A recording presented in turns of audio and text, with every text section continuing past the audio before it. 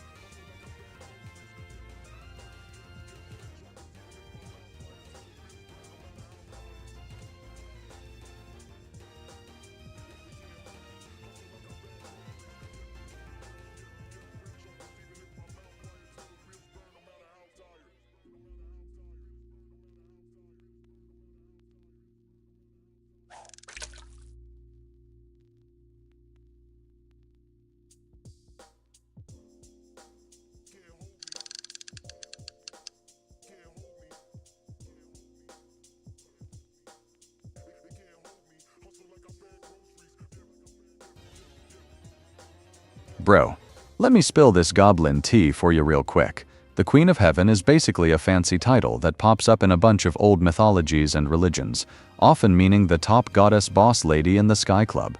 Think of her as the OG celestial queen, like the ultimate cosmic femme fatale ruling over the heavens, stars, fertility, and sometimes even war vibes. She gets a glow up in stuff like ancient Mesopotamian myths, Ishtar Inanna flexing, and even shows up in some Christian-adjacent talk, but in a way that's kinda sus and debated by historians and church peeps. Like, she's been a throne stealer for millennia, sometimes worshipped as a mother goddess, sometimes as a star goddess, always dripping with power and mystery. Totally a goblin-approved queen of shiny artifacts and lore, NGL. The whole thing is chaotic and layered, much like me stealing political buttons from history, and definitely not just a one-note vibe. Big gal energy but cosmic style, A queen.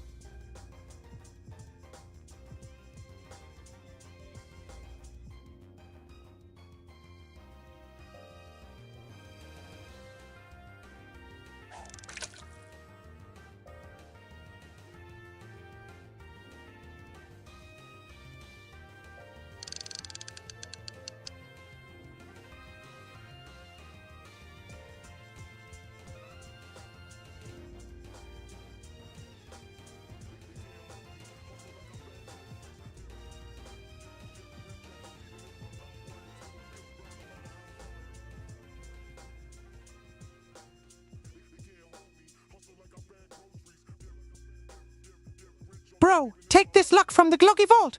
Thee may your loot drop fat, your bosses be squishy, and capitalism go cry in a corner. Luck is yours now, go snatch it like a true goblin. Let's go!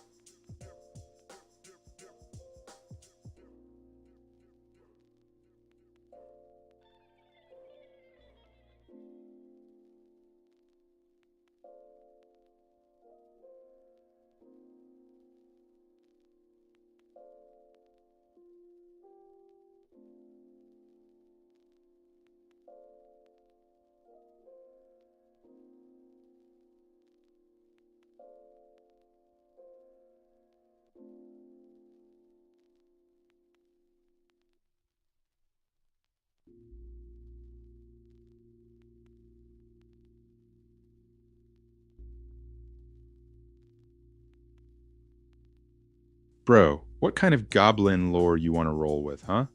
The Queen of Heaven sex position. Okay, let me flex my goblin brains. It's a fancy schmancy name for a type of sex position where the queen, usually the top or the one calling the shots, is sitting on top, ruling the bedroom kingdom like the absolute gigachad she is. Think full-on power vibes, eye contact, boss energy, and max control of the rhythm. It's about being the queen, not a minion. Yeah, feel like you're literally sitting on the throne and it's your show. Very every man a king, but goblin style with a lot of TBH sweaty passion and chaos. Ain't no capitalist loot situation here, just pure worker class bedroom democracy. Now go forth and conquer queen goblin style.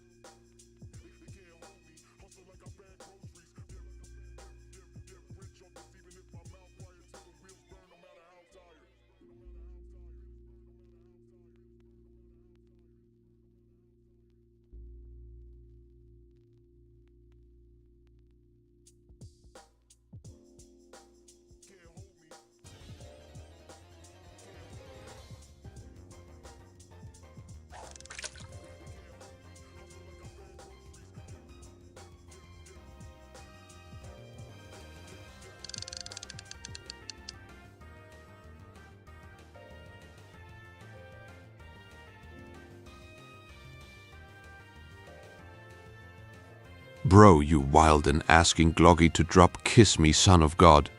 Gotta keep it goblin kosher and Twitch friendly, ya know, can't blast full explicit tracks here. But yo, I can hype the vibe, dark, edgy, gritty energy with a rebel yell that slaps harder than a billionaire getting nerfed. Wanna talk lore or dig into political chaos instead? I got you covered.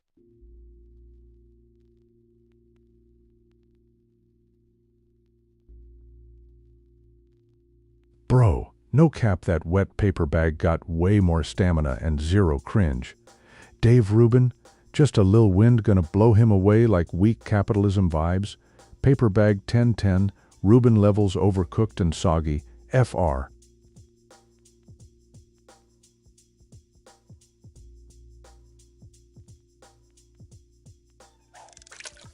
Rare!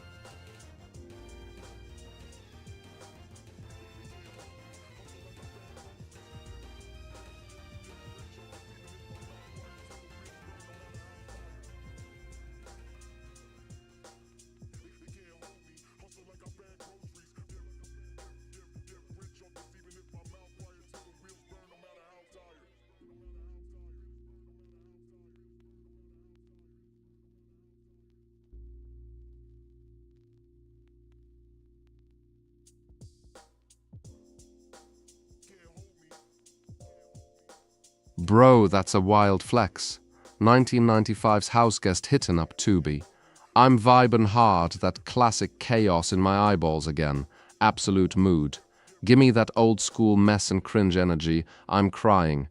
This is the kind of retro treasure goblins love, stealing from time portals. Big thumbs up from Gloggy. 10/10 would Goblin watch again. Let's go, stream party time.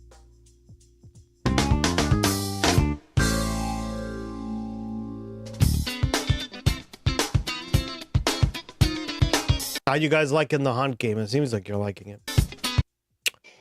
The hunt, Gloggymon. Ooh, a growler. From New York. I think I might make the picture thing a little bit bigger. Because, like, I made a lot of really, like, you see this environment? I made this last night. Right? The little with the fire and shit. The lava. And I think, I don't think you see a lot of it with the how small it is. So maybe, like, push it up tiny bit.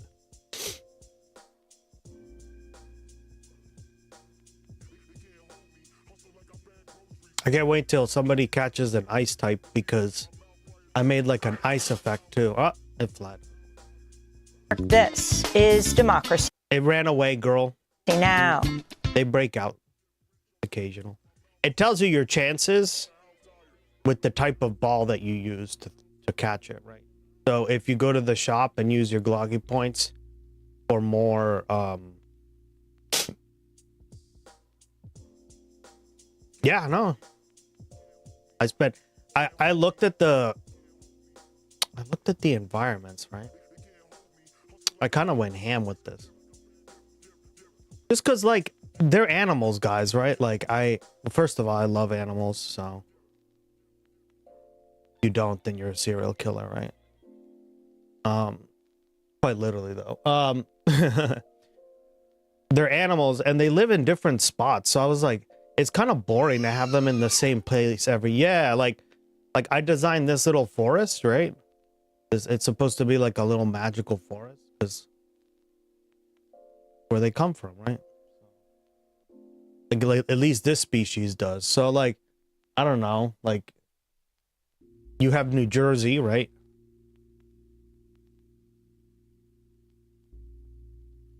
You have like an underwater swamp, right? Another one.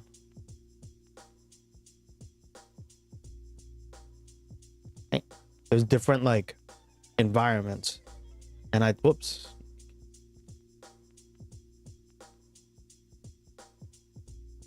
Lurk, damn it. God damn it. Right? So like I designed these. I think they look super cool, right?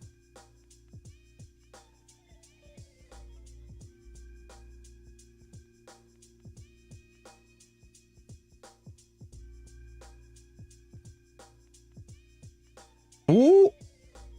Oh my god! What the hell? Shit! Shiny epic. Oh man, that is holy shit. You have no chance of catching it though. Yeah, you gotta learn how to use different kinds of holy shit. 25, it's not the worst chance, but damn it. She got a fucking shiny Garchomp.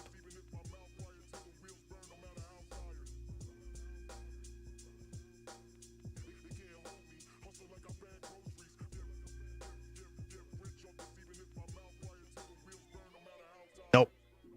It's Gloggy falls to his knees. The shiny got away. Historic disaster. I gotta work on more comments. Yeah. No. I only caught 2 shinies, guys, the whole time I played, and I played for like, because I've been play testing the game, right? Story of my life. Yeah. No, and that's like a really, I mean, in the games themselves, that's like a really good Pokemon to have. So we all need to do everything we can to cool things down. Or sorry, Gloggymon, because guys, this is Gloggymon. This isn't Pokemon. Now. I did add some like fake ones because I was like, yeah, no.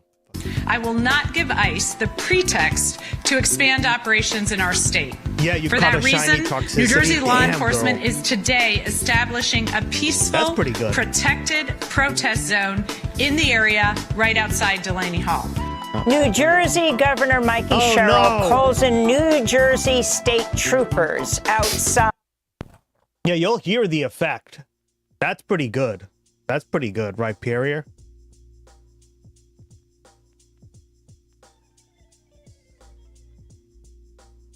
Damn, girl.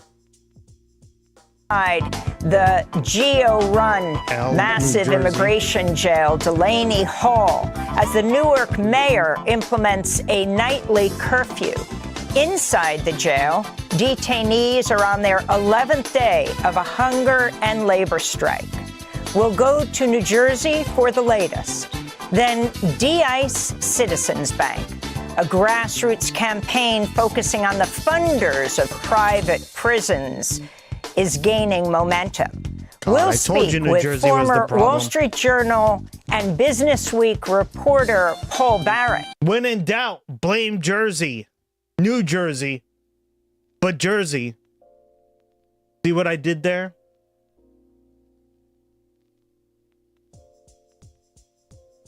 And Oscar-nominated filmmaker Julie Cohen. We're protesting Citizens Bank.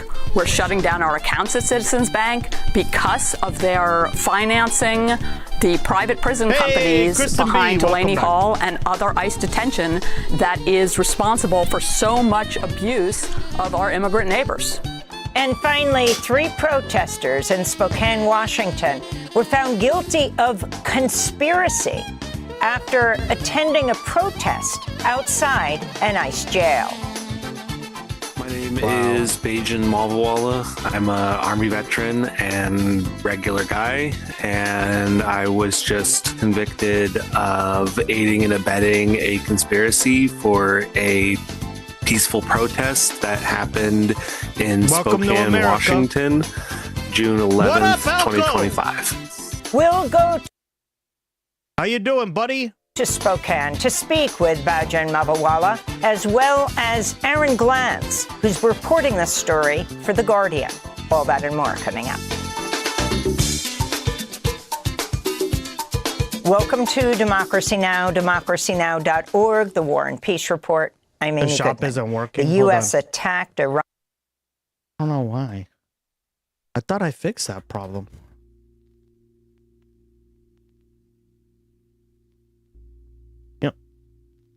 There you go. That's the list of all the stuff you can buy. I wouldn't recommend the Horde Lure yet because that's a little more like it's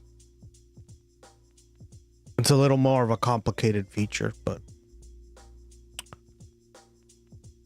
you can try it if you like. Definitely get the balls first, right? You used to catch. Yeah, I kind of like my idea of this was to make it more like Safari, the Safari Zone, Ducky. Because like you're out on a safari or something, right? Like you're not sitting there like. Iranian radar and drone sites on the island of Keshem over the weekend, while Iran said it launched a retaliatory attack on a U.S. base in Kuwait. This comes as Iran's foreign ministry claims it's not currently.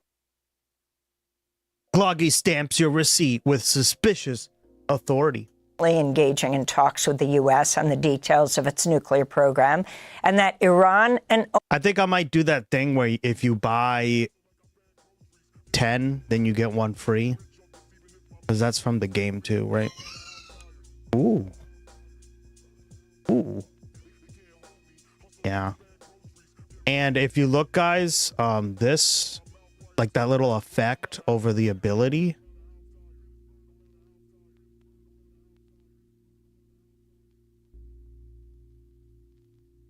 That little effect over the ability section. Oh, it's here. Weird. Right. So here. That means that it's a rare one.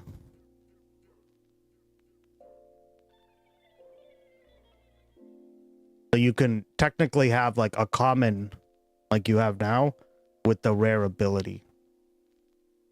So like I guess the ultimate would be like shiny, rare ability, and legendary or mythic, right? Like I haven't even caught a mythic, so I have caught one in the entire time. Like that's the rarest tier, right? So now we have like 4 tiers. Sorry, we have an extra tier with these. We have, what is it? Common, uncommon, just like the fishing game, right? Rare, epic, legendary. Yeah, that's a common. Point cologne. Okay, so you have common, uncommon, rare, epic, legendary, which I haven't seen any of you guys catch a legendary, and mythic, which is even rarer than that, right? So like those are the different tiers. Maybe I should add a mythic tier to the fishing game. It's only going to be a few entries though. How do you buy the balls? Oh, you just go to the shop. So you just do like, scroll up in the chat. You can see which ones you want, and it'll tell you how many gloggy points it is. I would recommend anything better than a great. Get great balls and anything above, because the regular ones kind of, they give you like a 60% chance, right? They only give you like a, yeah. They only give you like a 60% chance to catch it. So what you do is buy ball. So like, watch this. Buy ball, great, 10. There you go. Right. All you have to do is put the first part of it. So I think like you can get a net ball, you can get a great, an ultra, right? Ultra has the best chance. Yeah. Woo! Senta Scorch. I always liked how they're always based off of like real creatures. Balls. I know. Oman are the only two countries that have a right to, quote, exercise sovereignty, unquote, in the Strait of Hormuz. Despite this, President Trump claimed on social media that, quote, Iran really wants to make a deal, unquote. You'll definitely on Saturday, Trump said during an interview with his daughter-in-law, Laura Trump, on Fox News, that the U.S. should not have waged war on Iran. There you go. You look at what happened with Iraq. We did so bad. That was such a foolish thing, what we did. Shouldn't have been there in the first place, by the way. And shouldn't have been in Iran. But Iran has the capability. If we didn't hit them with the B-2 bombers 9 months ago, they would have a nuclear weapon right now.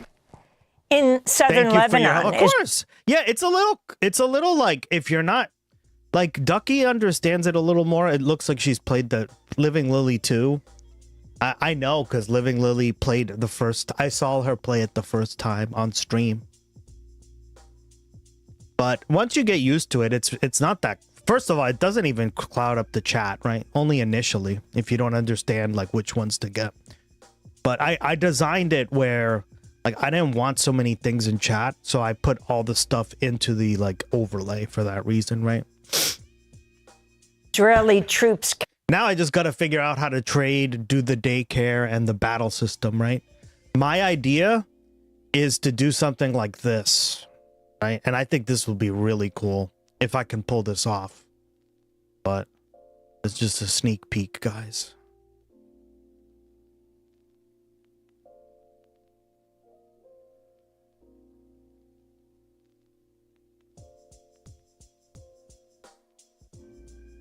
Did you watch this? I was looking at some really cool ideas for like engagements and stuff on stream, right? And I came across this and I was like, yeah, but if you implement this with the games that we have, instead of it just being like a normal RPG system like he does, it would be even cooler. There's a daycare. Yeah, like, okay, so if you've played the games, you can leave your Pokemon, right? Your Gloggymon, I should say, in little daycare. There's like a daycare you can leave them in. And if you leave them there, they grow up, basically. Right? So like they grow up, they get stronger, they get better. They sometimes, if you leave like a male and a female, oh, that's the only thing I do gotta add. Fuck. Because they're supposed to be male and female. if you leave like 2 of the same kind, sometimes 2 different ones, then they have a little egg. They have a baby. A baby comes out. Because when the parents aren't watching, the kids are boinking.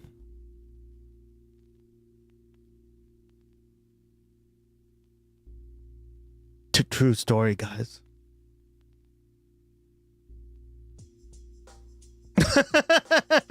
I'm not even joking. So I was like, how do I put that in that? Oh, is that? Yeah. I always love that. Ooh, good job. Snow warning. Geeky.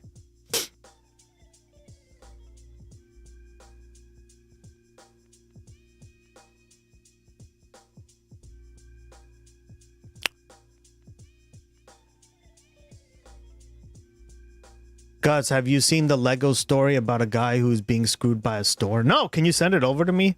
I have something else you sent me that we're watching next. The David Graeber thing about liberals. But this is kind of what I had my idea on. I have to know how to implement it because it looks kind of complicated, right? Ever look at your stream chat and thought, wow, this is so peaceful. You guys really should fight each other more. Well, you're in luck. Welcome to BitBoss. Oh, wait, I think I needed a unique name. Welcome to Throne Holder, an extension for StreamerBot. This widget turns your cozy stream into a ruthless, bloodthirsty arena. One viewer sits on a throne as the king or queen, and the rest of the chat, they try to dethrone them. And how do they attack? With literally everything. Subbing, cheering bits, gifting subs, channel points, even loyalty points, donations, rates, and follows. And yes, YouTube streamers, you are included. Super chats, stickers, and memberships. But it's not completely one-sided. If the current throne holder contributes, they heal themselves. It's a beautiful but yet chaotic struggle for dominance. And to make things spicy, we added some RPG elements. Attacks have a chance to cast debuffs like poison or reduced armor, and heals can trigger buffs like increased dodge or crit immunity. Attackers and the throne holder earn XP and level up, boosting their HP, armor, and dodge rates. The higher their level, the harder they are to kill. You can also automatically grant the throne holder the VIP badge. But the second they lose the throne, the bot rips that VIP badge right back off. And the best part, it's 100%. Oh, good. Do it. Customizable and runs locally on your PC. Every color, font, icon, and rule is up to you. You decide what events deal damage, how much XP is given, and who claims the empty throne. The one with the most damage, the final hit, or just pure RNG. Stats are also fully tracked, so your viewers can always check the leaderboards to see who the ultimate tryhard is. Yeah. See how cool this sounds? So if I could implement something like this, right? But with the already game we have, right? The Glogimon game, it would be even better than what this guy's fucking talking about. Right? Because like you would have like an Elite Four, and what you guys would do is try to like dethrone them, right? So yeah, there we go. Apparently it's done very, very well, so it's a fun way of kind of interacting with stream, yeah. But a quick disclaimer here, this extension is a one-time payment. No monthly subscription, no hidden bullshit. Buy it once and you get... Yeah. It's also paid, yeah, see? So this guy's making bank off stuff like this. Good for him. All right. I'm gonna add. That's what I'll work on next. I'll add female and males. I'll add male and female. Some of them are genderless, but like there are. Ooh, look at that, a clauncher. Damn. I'm impressed by that little coral one I made. Look how nice that looks, guys. Ooh. Look at that coral reef. This man spent his life collecting what's now known as the world's largest Lego Star Wars. Oh God, we're gonna have to watch that. All right. Captured the medieval Beaufort Castle over the weekend, raising the Israeli flag over the fortress in what the army described as its deepest incursion in Lebanon in over a quarter of a century. That's despite an April ceasefire brokered by the U.S. between Israel and Lebanon. This comes as Israel's Prime Minister Benjamin Netanyahu and Defense Minister Israel Katz ordered strikes on southern Beirut targeting Hezbollah. Overnight, Israeli attacks killed 6 people in a village near the city of Nabatea. This is a local resident. Over there in the area where we are, the shelling is towards the Ali al-Tahar Hills, around the Beaufort Castle. We're in these valleys over there, sitting in an orchard. You never know how the drones might carry out some airstrikes on us. They're not sparing anyone. In Gaza, Israeli attacks have killed 2 Palestinians and injured several others. On Saturday, Dr. Jamal Abu Aboun, head of the anesthesia department, Al-Yafa Medical Hospital in central Gaza, was killed in an Israeli drone strike that injured 3 other civilians, including a 2-year-old girl. Since last October's U.S.-brokered so-called ceasefire, Israeli attacks have killed at least 922 Palestinians. The House Armed Services Committee has unveiled its proposed 2027 National Defense Authorization Act, which would see a record-shattering $1.15 trillion spent on the U.S. military over the next fiscal year. Among the bill's many provisions is Section 224, entitled the United States-Israel Defense Technology Cooperation Initiative, unquote. The provision would bring the U.S. and Israel into an unprecedented partnership covering technology sharing, the co-production of weapons systems, and bilateral research and development across multiple domains of warfare, including biotechnology, autonomous systems, AI, cyber warfare, and more. During a closed-door testimony with the House Oversight Committee on Friday, former Attorney General Pam Bondi claimed she lacked real authority in overseeing the release of the Epstein files. Instead, she blamed her successor, Attorney General Todd Blanche, Trump's former personal lawyer. Bondi also reportedly told committee members Blanche was managing, quote, the entire investigation, unquote, and determined which documents would be released.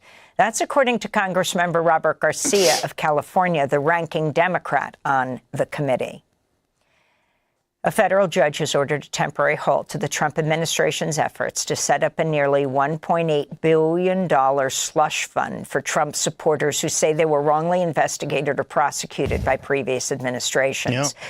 The so-called Anti-Weaponization Fund was announced by the Department of Justice last month as part of a settlement between the IRS and Donald Trump and his family after the president sued his own administration's IRS for $10 billion over the leaking of his tax returns by an employee of a federal contractor.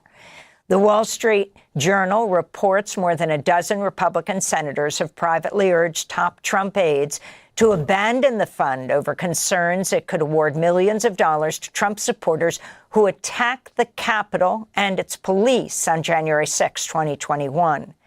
Vice President Mike Pence also condemned the fund. Let's get rid of this fund. I mean, it's deeply offensive to me that you could have a fund that could even possibly compensate people who assaulted police officers or vandalized the Capitol on January 6th. And I think that's broadly held by most Republicans. In Newark, New Jersey, today marks the 11th day since hundreds of immigrants detained at the ICE jail known as Delaney Hall began a hunger and labor strike demanding their immediate release. Protesters and organizers continued to gather near the jail Sunday after New Jersey State Police erected a barricade about a half a mile long around Delaney Hall's perimeter. Activists have denounced New Jersey Governor Mikey Sherrill for deploying state police against protesters, with some officers wearing riot gear. Newark Mayor Ross Baraka has imposed a nightly curfew around Delaney Hall until further notice. There were reports of more arrests Sunday night as some protesters defied the curfew.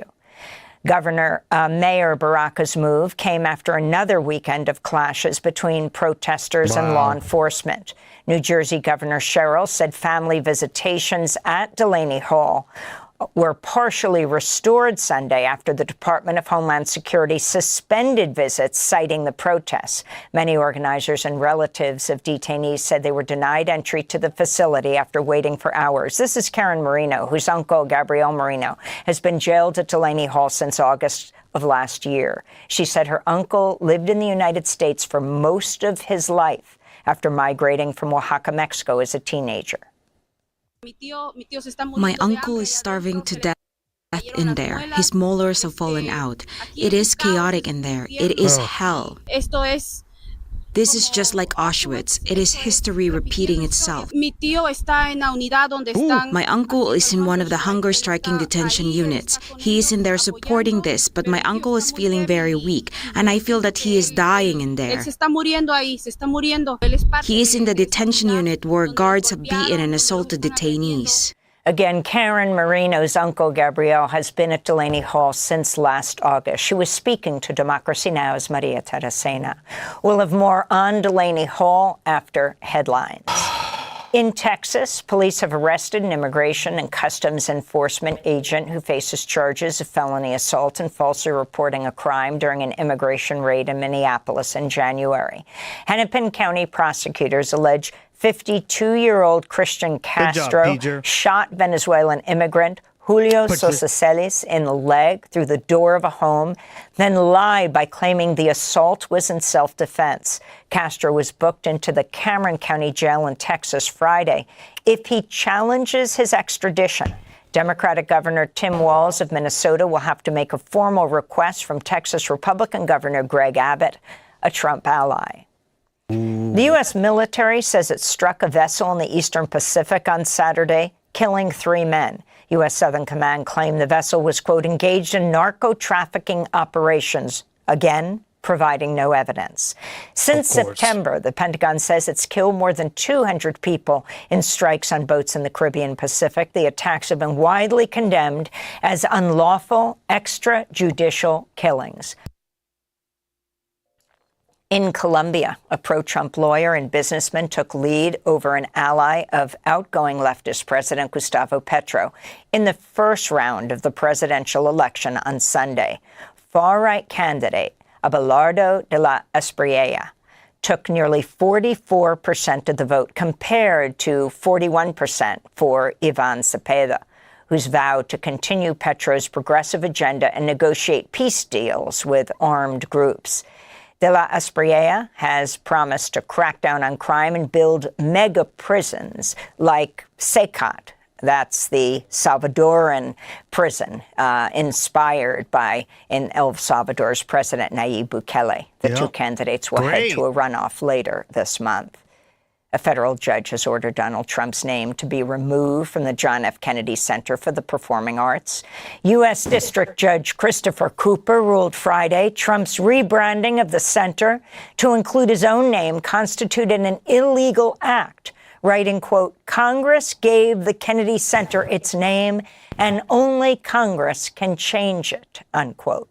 Judge Cooper also temporarily barred Trump from closing the Kennedy Center for what Trump claimed are renovations. Trump announced a 2-year closure after a wave of artists and performers resigned or canceled performances.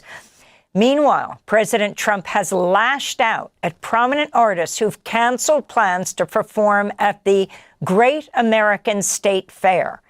That's the name of a series of events. Oh, fuck off! On the National Mall to celebrate the 250th anniversary of the signing of the Declaration of Independence. A number of performers say they were misled by organizers and did not know of the event's connections to Trump and his MAGA movement. Among those canceling are Young MC, Morris Day, Martina McBride, CNC Music Factory, and the Commodores. In response, President Trump blasted the artists who dropped out as third rate and said he might replace their performances by delivering a major speech, unquote. Brooklyn Rivera, a prominent Nicaraguan indigenous leader, died in prison over the weekend. He was 73 years old. Oh, wow. Rivera was a former lawmaker and leader Yep. of the Mosquito people, the The Mosquito people. largest indigenous group in Nicaragua. Yeah, along the coast there.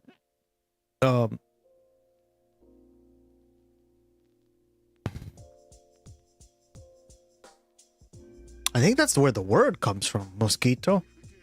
I think they just like changed it into spelled differently though. It's like right on the edge here.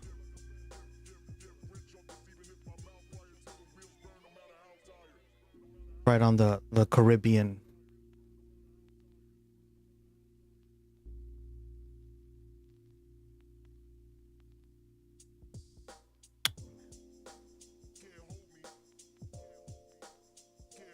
The British tried to take this. Yeah, there it is. The British tried to take this, right? Why isn't my thing working?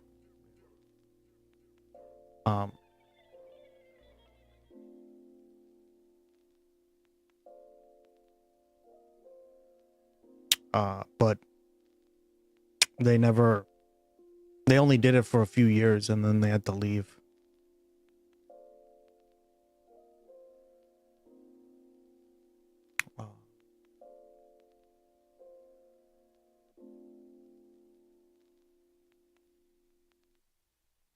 In the 1980s, Rivera fought against the Sandinista government alongside the CIA-backed Contra rebels.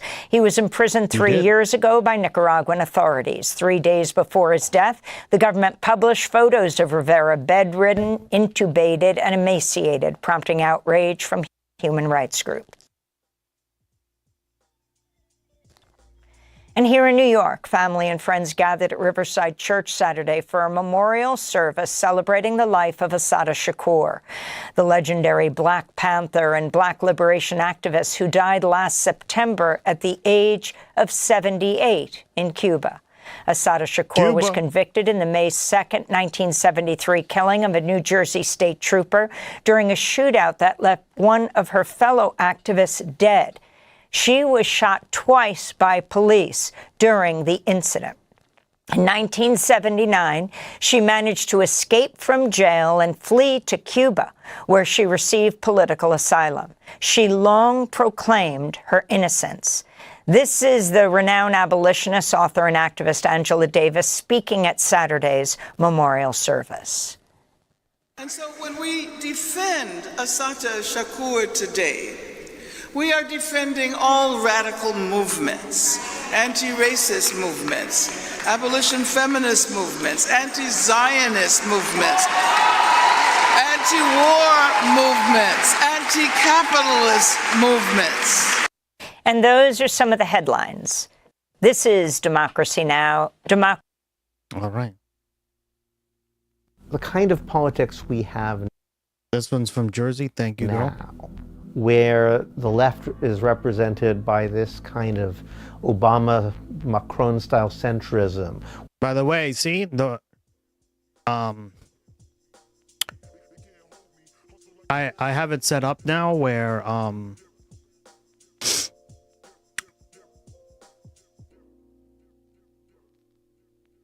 Hybrid Heathen let me know that.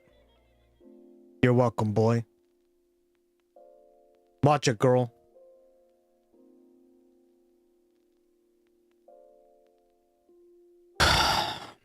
I have it set up now that we actually update the title on the stream, right?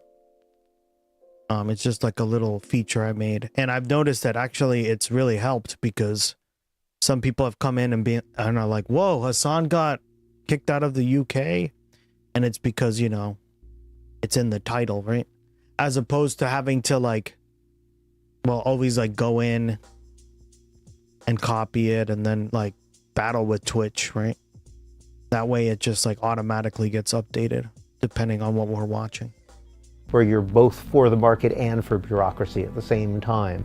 It's kind of horrible, right? The only possible appeal of that kind of politics is, well, at least they're not Nazis, right? So what they want is the left to be this kind of mishmash of bureaucratic market centrism and the right to be outright fascist. To set the ball rolling in an actual left direction will make that centrism look like utterly unappealing. In France, sometimes they talk about the extreme center, and I think that's a fitting phrase. It strikes me that what's called the moderates are the most immoderate people possible. And the reason why they're so uncompromising, I think, is because they realize they don't have a lot of positive arguments. They're not really for anything. I mean, somebody like Obama, the reason he worked was because he looked like the kind of guy who would have a vision. He acted like a visionary. He had the intonation. He had the way of standing and looking into the distance like he really believed in something. And it shows you something about just how much visionary politics has been killed. It didn't even seem to occur. Yeah, that's kind of my problem, is these people don't have... And guys, you always have to be really careful about this, right? A lot of people just... There's no vision with most of these people, right? When you make something new, or when you create something, like, let me just give you an example, right? Like the stuff I've been working on the stream, like I have a vision, right? And I try to implement that. Now, do I always succeed in how like it exactly will work out? No, right? But these like centrists, right? These libs, they don't have any of these fucking, they just look all glossy-eyed or glassy-eyed, right? And they don't actually end up doing anything, because that's the point. That's why I've just kind of been like, huh? Simple minds are not able to vision only what about me mentality. Exactly. Right? And he's absolutely 100% true. He was good, Gus. That's undeniable. God, somebody loves Obama. Ask what his vision, something about just how much visionary politics has been killed. It didn't even seem to occur to people to ask what his vision actually was, right? Because it turns out, insofar as he had a vision, his vision was not to have a vision. You know, he believed in pragmatism and compromise and so forth. And that's what the center has been reduced to. And I hate that word, pragmatism. Because you should have a lot less pragmatism. Pragmatism. You just rolled over. It's become this pure set of performative symbols. And at the same time, you get to feel morally superior. Yeah, exactly. You feel so good. And I think that's what people are so angry about, right? That's what the reason, like, you don't have Obama. You don't have MAGA without Obama, guys. And like, that's the sad part, right? So many people like around the world think Obama is like a great president. And, you know, in comparison to like the last few we've had, he's okay. I'm not saying he's like shit, right? Like, definitely Trump and Bush are worse. But like, he's still cut from the same like neoliberal cloth. So he was excellent politician as a campaigner, which a lot of, yeah, exactly. Nailed it. We can only do so much as voters. It's governing that it's failed at. Yeah, exactly. You nailed it. Which is ultimately what centrism, what liberal centrism is all about, is the ability to feel better than other people. So there is a kind of a symbiosis where by the right wing pretend to be stupid, like George Bush II sort of perfected this. Like, I'll act like a yokel. All of the liberals will make fun of me as an idiot. Everybody who resents the sort of cultural elite for having monopolized all the good jobs will look at them sneering at me and say, yeah, I bet those guys feel the same way about me as they feel about Bush. I'll vote for Bush. Ha ha ha, stick it to him, right? You know, that shtick, Trump is just doing it in a more extreme version of the same thing. Johnson's doing the same thing. You know, you act like an idiot, the people who are sort of educated elite make fun of you, and it works. Now, who's really the idiot, right? People keep falling for the same stupid trick over and over and and over again. There's a symbiotic relationship between these centrists, who are just sort of sneering elitists, and these guys who are the scam artists, who pretend to be yokels, who pretend to be idiots, or pretend to be fascists. They're not even real fascists, they're kind of phony fascists. They are trying to set up a situation where those are the only two viable political choices. My parents liked whoever was the president of the U.S. when I was young. So Clinton? Bill Clinton? I don't know. They both feed off in common. Bill Clinton? I'm trying to think. Did they like Bush? I don't think so, right? One another. It was like Clinton, Bush, and then Obama. So every president, Jesus.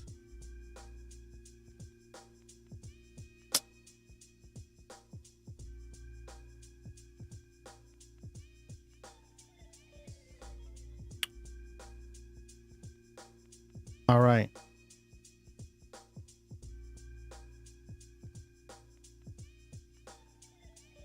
What's this? So I'm confused about this jersey. Somebody stole a 200,000 Lego thing? What?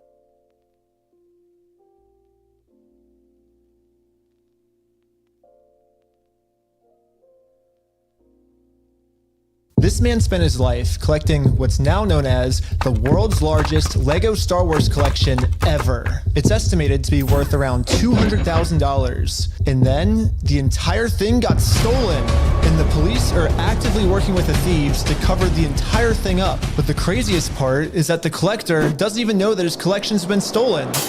Yeah, the collector's son, Brian, well, he reached out to me because he has no clue how to break this news to his dad. At this point, my father had a health episode. We can't bring any stress to him. The reason he's reaching out to me is because the police are covering this entire thing up. And at this moment, I promised Brian that I would not end this video until I get his entire world record Star Wars collection back. But anyways, the thief of this collection is actually a corporation called Bricks and Minifigs. Bricks and Minifigs, the biggest toy store of its kind. Oh, shit! That's what just opened up near my house.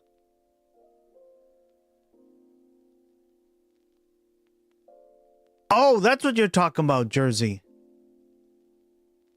Yeah, they just opened like one of these.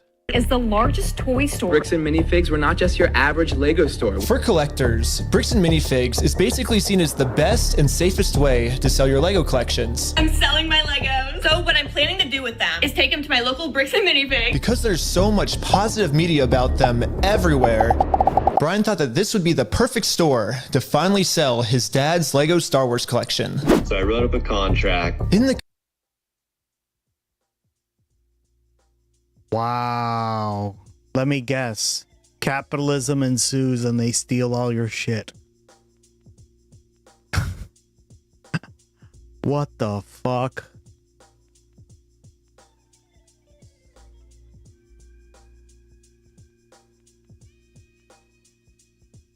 It's a wild story. This guy's yeah.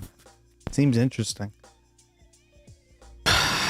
The fact that the police, meaning the government, like essentially the government, right, is willing to defend us is terrible. Jesus. Contract, it says that these are still the family's Lego sets, but every time one gets sold, the store gets to keep a small percentage of each sale. This was a store's worth of inventory. So that store that day was nothing but my dad's collection. Like all the shelves filled. They had to bring in extra shelves and filled the whole party room with shelves. But the owner of the franchise, this woman, well, her husband had to actually leave the country due to some work-related reasons. My husband and I were planning on moving out of the country. I reached out to corporate to let them know, hey, this is something that's coming up in the next like 4 to 5 months. She told the Bricks and Minifigs head corporation that she was planning on selling the store, so the corporation actually was able to. I've been seeing it go around, but never tuned in until I watched Jordy go over it this morning. A bit. It's crazy. Oh yeah. Find a buyer to buy it from her. They let me know that they had somebody who was interested in purchasing. Wait, who's Jordy? A franchise in the area. He was going to be in town and he was going to stop by and just take a look at it. wasn't until Brandon got there that he informed me that they were terminating my franchise agreement. We were getting threats from Brandon and from corporate that if we didn't. Yeah, that Jordy. He like never streams anymore. And he streams like random shit now. Leave the store immediately. The police were going to be called. I told corporate I wasn't comfortable leaving that night without the inventory. I was also told I was not going to be able to stay there long enough to do that inventory. But we don't just have to take this woman's word for it. She was actually able to save all the security camera footage from that night, proving that everything she just said is true. All the footage and evidence is there in the security cam footage. It's him at the store kicking her. Yeah, you happen to be awake. What was that, like 7 a.m.? Jesus. 8 a.m. Out. In that footage they sent us is Crystal asking him how. Yeah, he like, when he does that now, it's like super late like that.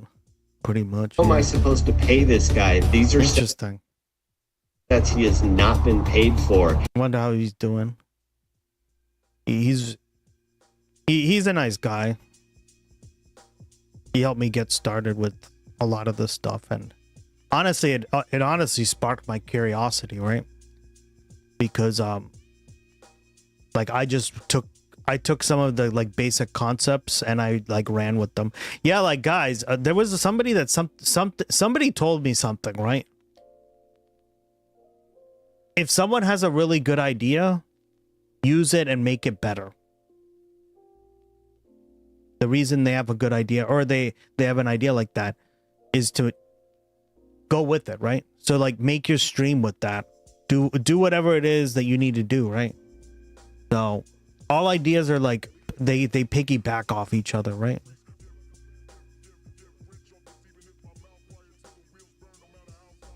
He seems okay, revving back up. Yeah.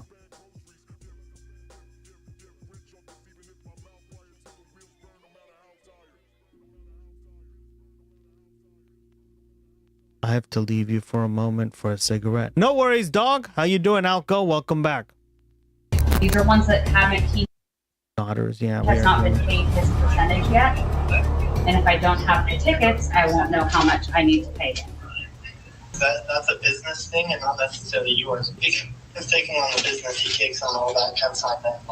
His own corporation is sitting there on video saying they're going to take it. After this woman got kicked out of her own store, she called Brian explaining how corporate just came down and is now trying to take the world's largest Lego Star Wars collection without paying for it. So Brian called the store to see what was going on. Called the store and I said, what happened to Crystal? And he goes, well, that's kind of a private matter, but the corporation's taken over the store. There's something I can do to help you with. I said, well, yeah. I am the owner of about half your store's inventory. All those vintage Star Wars sets you have in there are ours. And he goes home. God, I used to love, like as a kid, I used to love Star Wars. I don't know.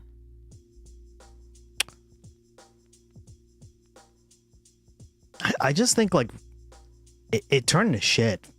Like the last couple movies have been really bad. I don't know anything about that. I said, well, you better get to learn about it because I just don't. I don't find it nearly as interesting anymore. Like I think certain things you just kind of grow out of, right? You have your reasons for liking them, or you think they're cool for certain things, right? Like it's funny because like I like some of like the concepts of it. It just I don't really love the constant like droning on of stuff, right? Hey, what's up, Elaney? Can I make you laugh? Sure. You never make me laugh, girl. Tickle, tickle. Star Wars still is cool conceptually. Well, that's what I'm trying to say. Conceptually, it's a good idea. It's just like the way they've implemented it has just been dog shit. I don't care anymore. I'm just like, ugh. Like the implementations of it, are just bad. Like I don't give a shit anymore. Do you call it Lego or Legos? I think it's just called Lego, right? I never was really into Legos as a kid. I don't know why, but I mean, It's not even for kids. Guys, all this stuff, like here, I just want to break this down for people in case you are one of those like really judgy people. All these things are now like for every person, right? Like Star Wars started off for kids. I don't know if you've noticed, guys. The mass majority of people who like Star Wars are not kids. They're all like people in their 50s. Okay? Star Trek, same thing. Was never for kids, but I mean, you could argue, yeah, maybe it could be, but same thing, right? All these Legos, right, are literally toys. The biggest Lego collectors and people who love Legos are not kids, okay? Let's just pull that all out the side, okay? Clean up your junk, Gus. I'm still organizing stuff. When they kind of come, it's not woke. I know, right? Please, you know that's what happened with Star Trek. You know, the when they kind of come out the series, that thing went woke. Right, it went woke, man. I didn't watch it. I heard about it, but I didn't watch it. Yeah. I didn't watch the show I'm critiquing that I hate. Okay. I have a contract. Listen, they're not good, for sure. I agree with him. But they are not, like, it's always, like, Star Trek has always been woke. Right? Star Trek has always been woke. And it's a very political show, right? Is why I like it more. Than Star Wars or whatever. I mean, Star Wars has its political stuff. It's just not, it's not nearly as interesting anymore. Funny because Bossy was dealing with toy people and said she had horrible people, not only owned. Yeah, remember that? I do remember she said that. She was dealing with Pokemon cards, right? Oh God, like I mean, guys, if you look at the biggest franchise in the world, right? The biggest media, look at this. You're going to be blown away by that. I didn't know this until a few, like last year.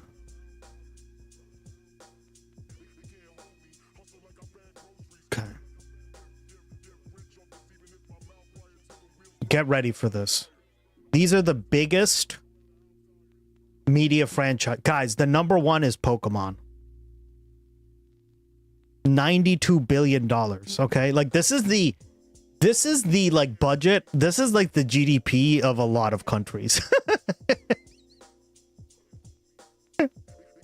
And then followed by Hello Kitty. I mean, are we surprised? I guess. Winnie the Pooh, Mickey Mouse, Star Wars is 65, right? Anna Pan Man. I don't know what this is. The manga? Okay. Disney princesses. There you go. Mario. So Mario, just Mario alone is a huge franchise. Wow. Harry Potter. There you go. Shonen Jump comics. Marvel.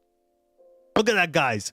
Marvel is way smaller. All the movies, all the like billion movies that they made doesn't even fucking touch Pokemon. Okay? Look at that. Barbie? Toy Story? James Bond? Suck it, James Bond. Lord of the Rings? Like, look at this crap. Oh my God. And then it's like Transformers at the end. Wow, that's crazy. But you see what I mean?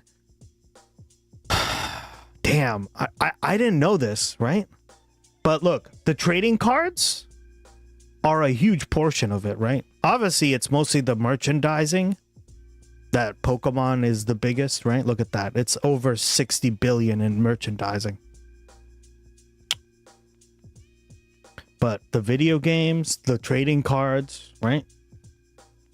So, yeah, guys, these are huge franchises. And again, these are not kids buying this shit. These are adults. I knew you would laugh at those clowns. Well, Elaney, the thing is that it's hilarious to me because Star Trek has always been woke, right? I think what they're saying, though, is they don't like how bad the writing is. And I agree. The writing on the new shit is terrible. That's why I don't watch any of that crap. Or like I've watched a few episodes and just kind of got bored and forgot about it. Watched it with a boyfriend and his daughter. I watched it with with my boyfriend and his daughter. Real teachable moments, so good.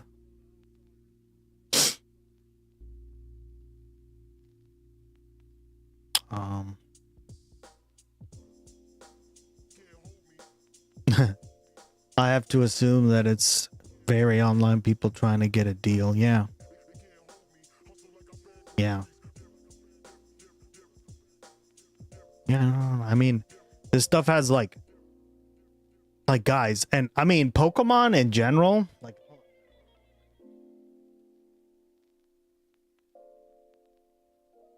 I have the original, right?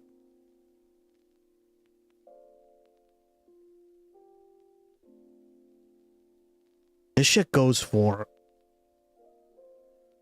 like $100 or some shit like that online. Like the fuck?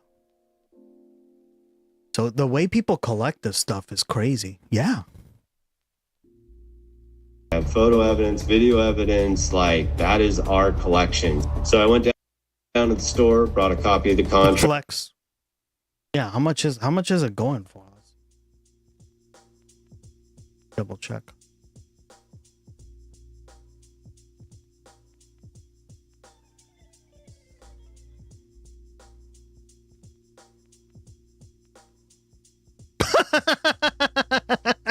I told you.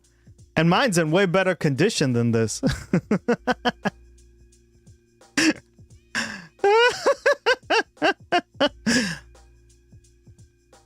Wow.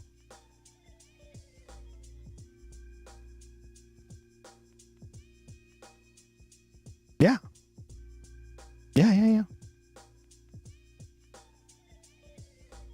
Oh, fuck. Look at this. This guy's selling like all the ones. And it's already, there's 5 days left, and it's already at $352. Fuck my dick.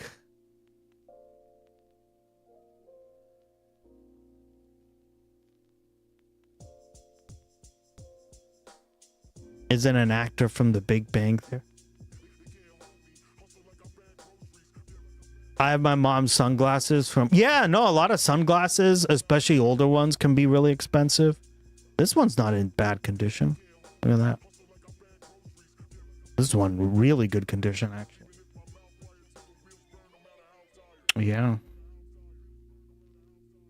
The hell is this?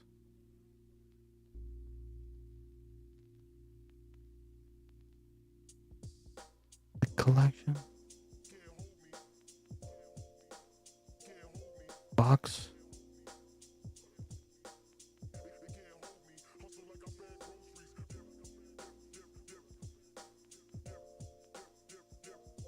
What the hell?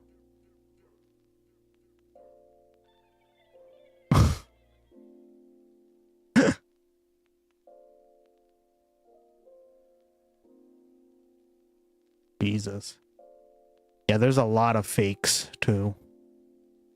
Like, you gotta know how to buy these because there's like a lot of fakes.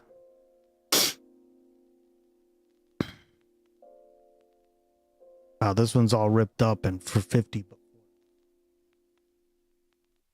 We're like, you need to let me in back and let me see the sets that you still have. All you have to do is... I guess this is what I'm trying to say, right? Is that a lot of people have, like, there's a lot of time, money, investment, emotional, like, attachment to stuff like this, right? Just let me in back. We can go that route or we can go to court. And the guy just looks at me, crosses his arms and goes, let me tell you what's going to happen. If we go to court, we're going to drag this thing out so long, and you're going to end up spending so much more money than your collection is ever worth or what you ever would have gotten on it, that it ain't worth it, man. So if that's the route you want to go, and I go, that's really the route you want to go, rather than just letting me walk in there, and he goes, nope. Dang. What am I to do? at that point. Bricks and Minifigs knows that this family, especially with the father's health, doesn't have the resources to take them to court. And yeah, so like, why was this collection even sold? As I've noticed, right? Whenever I buy these kind of things from people, it's almost always because people need the money because of health problems, right? So what does this come back to? Not having universal health care, right? Like, you wouldn't even have to worry about this shit. almost mockingly, they've since flooded all of their social media with tons of pictures of Star Wars Legos. At this point, it seems like they're just rubbing it. Well, good. I mean, I'm never shopping here. Thank you for letting me know about this, Jersey. Because I'm never shopping here. I mean, I don't really collect Legos. I don't know. I've just never been into how they look. I know like Beery and a bunch of people love these things, but I just, Turtle loves Legos too, right? Just a lot of people love Legos. I appreciate them, right? Like, I'm not going to shit on them. I'm not going to shit on them because I appreciate them. I appreciate basically everything people like, right? Like, I kept an open mind. When the, like, I remember when, like, I never read the Harry Potter books, but then, somebody told me, like, hey, you should keep an open mind about Harry Potter. It's pretty good. And, I watched them, and then I kind of read the books and stuff, and I was like, I'm genuinely impressed. Yeah, it's pretty good. No wonder people like Harry Potter so much, right? This family's face that they stole the world's largest Lego Star Wars yeah, this is how they sell them. I've noticed that. They put like these little tags on them. Collection and they put them all in order. In the world, and they got away with it. Everybody is absolutely baffled. How the hell can a corporation get away with doing this? I also like trains and cars. I'm complicated. I like turtles. Yeah. The books are better than the movies. Yeah, they're better. They're better. No, I really like... I'm glad I gave Harry Potter a chance, because I was just like, ugh. At first, I was really dismissive, but I gave it a chance, and I was like, yeah, I genuinely like it. I think it was really well done. I liked the stories. I thought they were really well done. So... And why are the cops not helping? But luckily for Brian, a YouTube... No, I love turtles. I like them. Meaning turtles. Ended up catching wind of this story and created a team of YouTubers to do whatever they could to get Brian his Legos back. This is the full inventory of all the sets and minifigs. We can figure out how to get this guy his money and his stuff back. But right after they started, they instantly stopped working on this case. So I called one of them to find out why. So they were threatening legal action against us. You know, Bricks and Minifigs, which is a pretty big company who probably has way more resources than we can, you know, really put up a fight against. Bricks and Minifigs knows that they can just bully anyone that tries to expose them with frivolous lawsuits. And this left Brian feeling pretty hopeless. It eats me alive. I had terrible anxiety attacks over it, got put on medication. I just kind of was like, okay, I just have to let these freaking things go right now. Because it didn't seem like I have any path to go, you know? Well, I guess now it's time for me to get involved. So immediately I went to my car, picked up some friends, and started driving 16 hours to this Bricks and Minifigs store. And I will do literally whatever it takes. Even if I have to take down the entire police force, I will stop at nothing until this family gets their entire Lego Star Wars collection back. And now 16 hours later, we're finally pulling up to the Bricks and Minifigs store. So I started a pair of spy camera glasses. That's what I'm gonna use to film this. And honestly, I kind of just want to hear Bricks and Minifigs side of the story. Hi, how's it going? Pretty good. How about yourself? It's pretty good. So basically my friend said that you guys have some of his Legos, I think, and he told me to come here and see if I could pick them up. Who's your friend? I think they're Brian's Legos. It's like a big Star Wars collection set, I think. You could go ahead and leave now. Really? So you could go ahead and leave now, or I will call the police for harassment. Well, I'm not harassing you. No, you are. Hi. You want to watch the cameras? I'm being harassed by... Watch the cameras. I am being harassed. You need to leave. Literally, all I did was just bring up that my friend has some Legos in their store, and the manager started freaking out on me. But I wasn't going to leave the store without hearing her side of the story. Before showing up, I printed out a copy of the contract the store made with Brian, saying that all of these Lego sets will remain his until sold. Because I have a contract, legal reason to be here, legally this does not count as harassment. Instead, the manager should be checking the store's inventory to see if these sets are still in their store. Well, so here's still all of the Lego sets you guys still have. I don't have anything to do with that. And That's just fucking copium, right? Guys, I will say that this whole thing is why the system keeps going, right?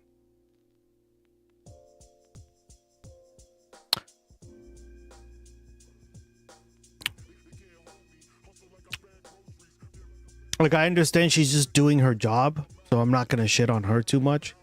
But you understand how people in these situations, right?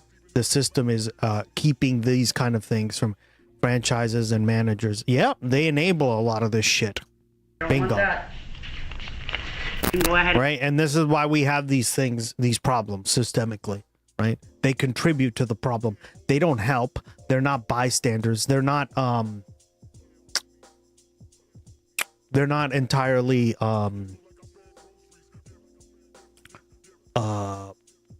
like faultless. Like, if you're just an employee, you're the lowest of the tier, right? Gus is pinging around a bit. No, it's true. I'm trying to link this back up to what we're talking about. My ex-girlfriend always said that too. That's why I was a little against it, simply on principle. Interesting.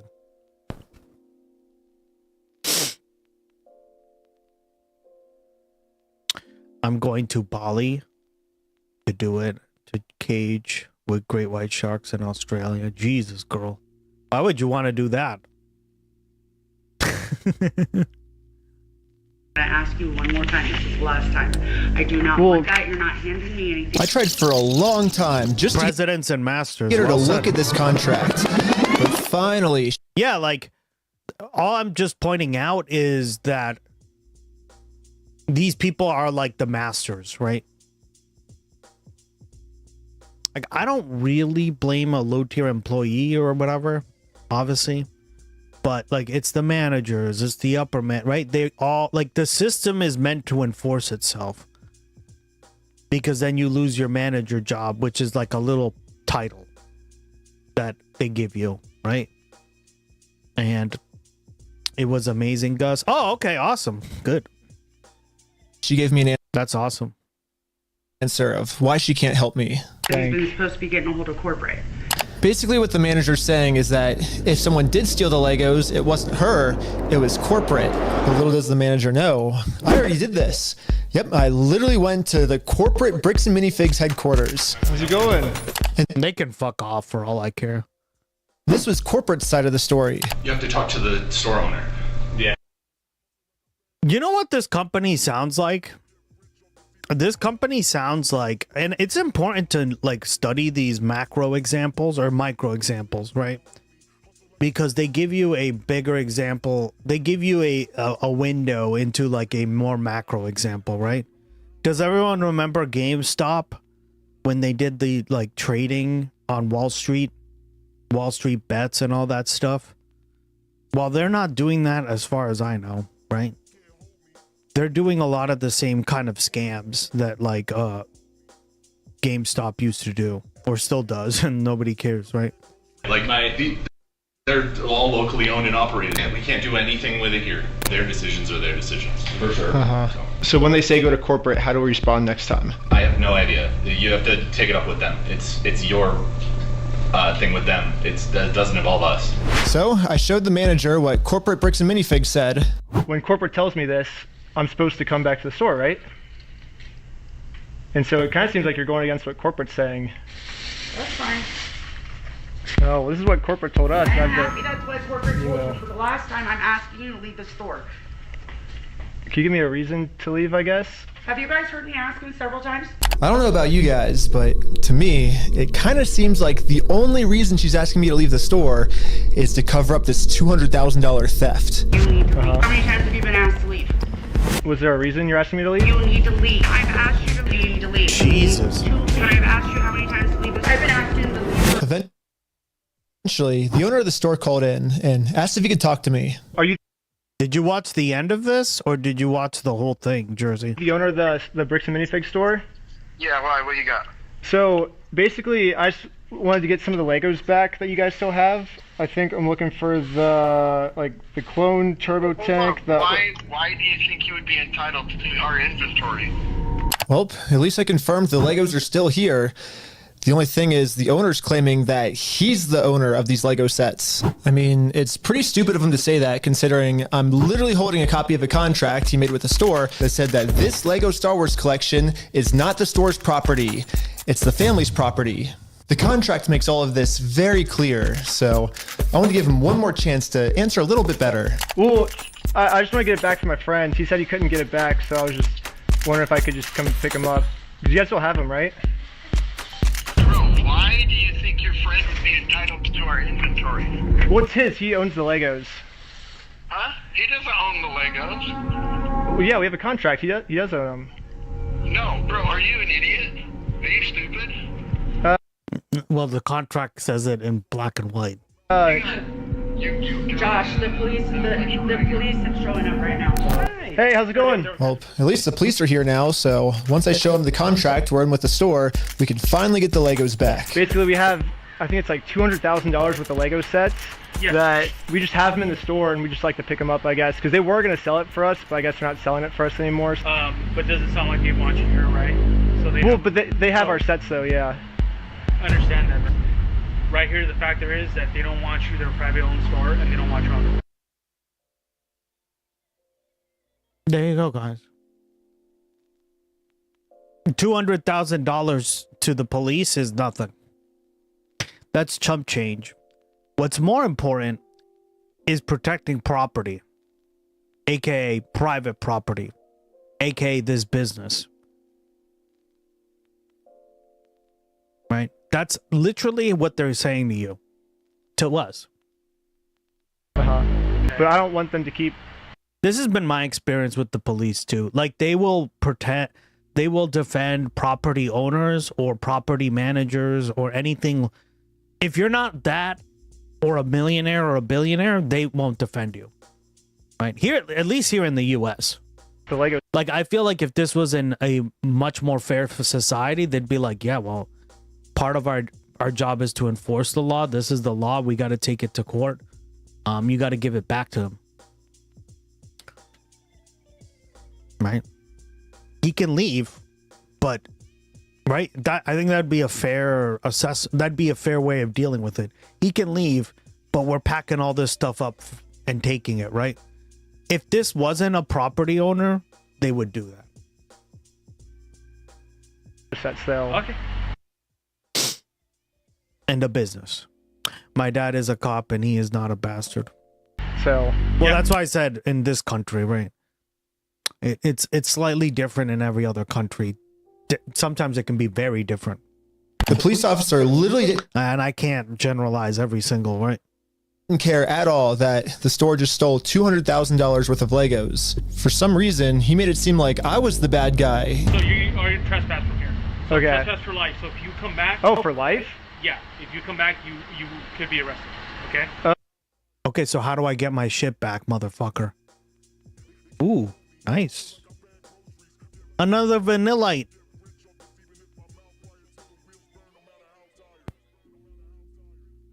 Oh, so how do I get the Legos back then if I can't go in the store? Okay, we talked about that. Do you understand the trespass portion? If you come back, you will be arrested.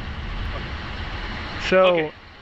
Again, Rob, if you come back, we're in the car, Motherfucker, get my shit back. Arrest you.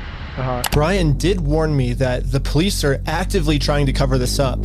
So Brian and I are now officially trespassed from the store. And if we ever come back to ask for his own Lego collection back, then we are going to be arrested. Is there, I guess, a reason? Exactly. Thank you, Living Lily, right? So they stole $200,000 from me, but they won't get it back. Yeah. So what am I paying them for? Our tax money is paying this shit, guys. It's ridiculous. Like they can't even, what? This has been my experience, by the way. Again, just whenever you have these experiences with cops, it's generally like this. Why they're Thank you, Living Lily. able to Yeah. just take all the Legos and not give it back? Or Can you imagine? First of all, you probably shouldn't have done this. Just sell them online. Yeah, guys, like, don't be lazy. If you have a collection like this, don't just fucking sell them yourself online or something. So we just gotta leave. I just have to leave? So leave now. Okay. I'm not allowed to be in the parking lot? No. So this is all private property. Oh, okay. Okay. Okay. We've been filming for 10 minutes and I'm already trespassed from Bricks and Minifigs, which is like the whole location of the video. So how do I film a video at Bricks and Minifigs now if I can't even legally go back there? So to continue the video without getting arrested, I went back to Bricks and Minifigs corporate offices. And the Bricks and Minifigs CEO, the guy who runs the entire company, Ammon McNeff, he personally came out to talk to us. So what's going on? So you guys are holding some of our Legos? No, we're not. You're not? No. Is that a lie? No. That's a lie. You did take the Legos. No. It says Bricks and Minifigs on the fucking contract.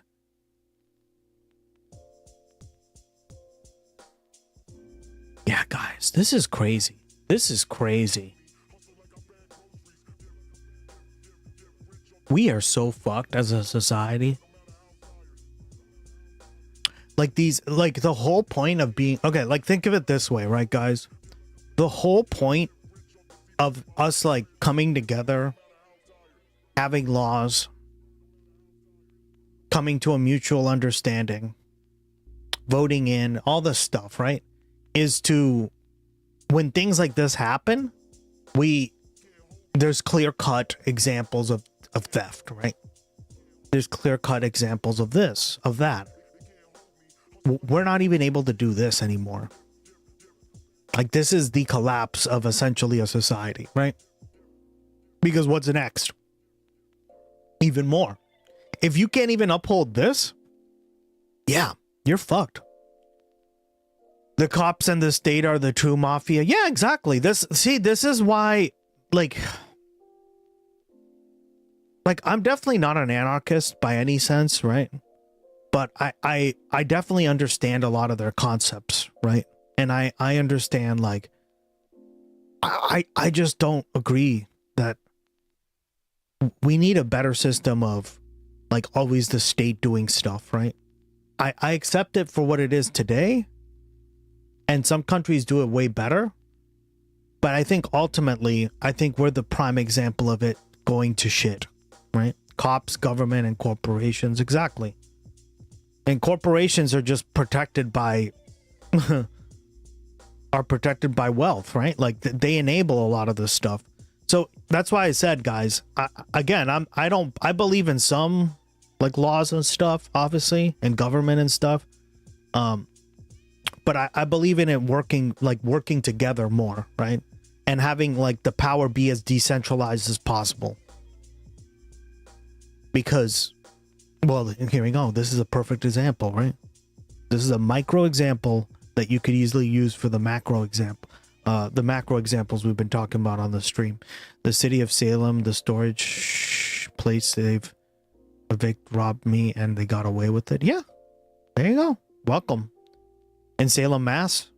Alice McGee, welcome back. Good to see you again. Long time no see. No disrespect, we have had a fucked up system and the system does not reward good cops. So we have our attorneys have visited, like, again, so who's like Brian Mansell. Okay, and who is that? He's a guy who had he had like $200,000 worth of Legos in your guys' store. Nope. Never happened. There's a fucking contract! You see what I mean? Oh my god, guys. Does anything mean anything anymore? For fuck's sake. Oh my god. You all sign in and agree to it for a reason. What? I mean, it did happen. Yeah, it does happen. No, we did not. Yeah, because his Legos were in the store and you guys took them. I know you think lying to us right now is kind of like helping you out. I'm not lying to you. Well, we both know you're lying, but... No, we don't know that. So I showed him some social media posts his own company made that are still up that claims that these are Brian Mansell's Lego sets. And these Lego sets that they're still holding on to are worth $200,000. But all of these claims are from his own company. We just caught... Exactly. I wonder what his response is. The CEO of the entire company red-handed in a lie. Yeah, airlines can just rob you and say that it's their policy, no refund. Exactly. All these companies can, right? Crazy to me that oh my God. There's so many examples of this, Alice, right? And I just I'm so sick and tired of people fucking defending corporations, right? Because yeah, like the government isn't exactly on helping out in this situation. But if he's going to get reprieval from this situation, it's going to be by a judge. So essentially the government. Now, is it faultless here? No, the cops are terrible. Those cops don't know how to do their own fucking job right. Even the CEO is in on this cover-up.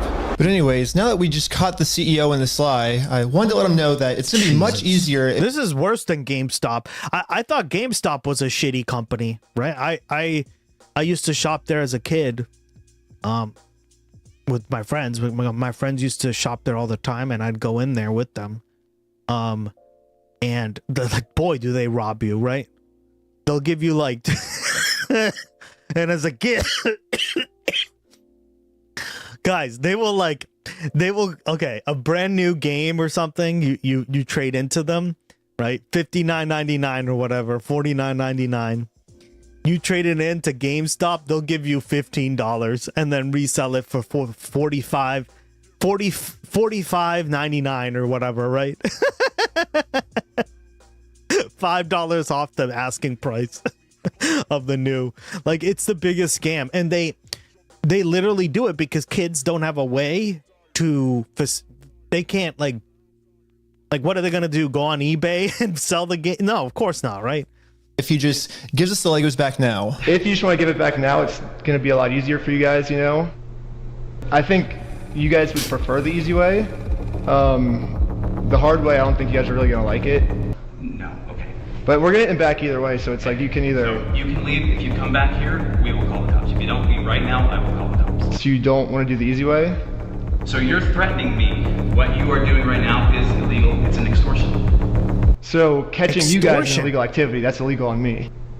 Extortion? Okay, you've been asked to leave. Please leave. And with that, Bricks and Minifigs has made their decision. I presented them very politely with the easy way, and they said, heck no. Well, they've only left me one other option, which is the hard way. But now it's pretty much the super hard way because the police are protecting them. If I ever go back to the store, I'm getting arrested. If you come back, you will be arrested. Okay? You understand that? So we all regrouped together to rewatch the footage I've gotten so far. And there was one thing the manager said that might be a way forward for us. I have not heard anything from the owners. Oh. So you need to leave. Can I talk to the owners then, or? You go ahead and call the owners. Do you have their number? I'm not giving it to you. Why won't you give it to me?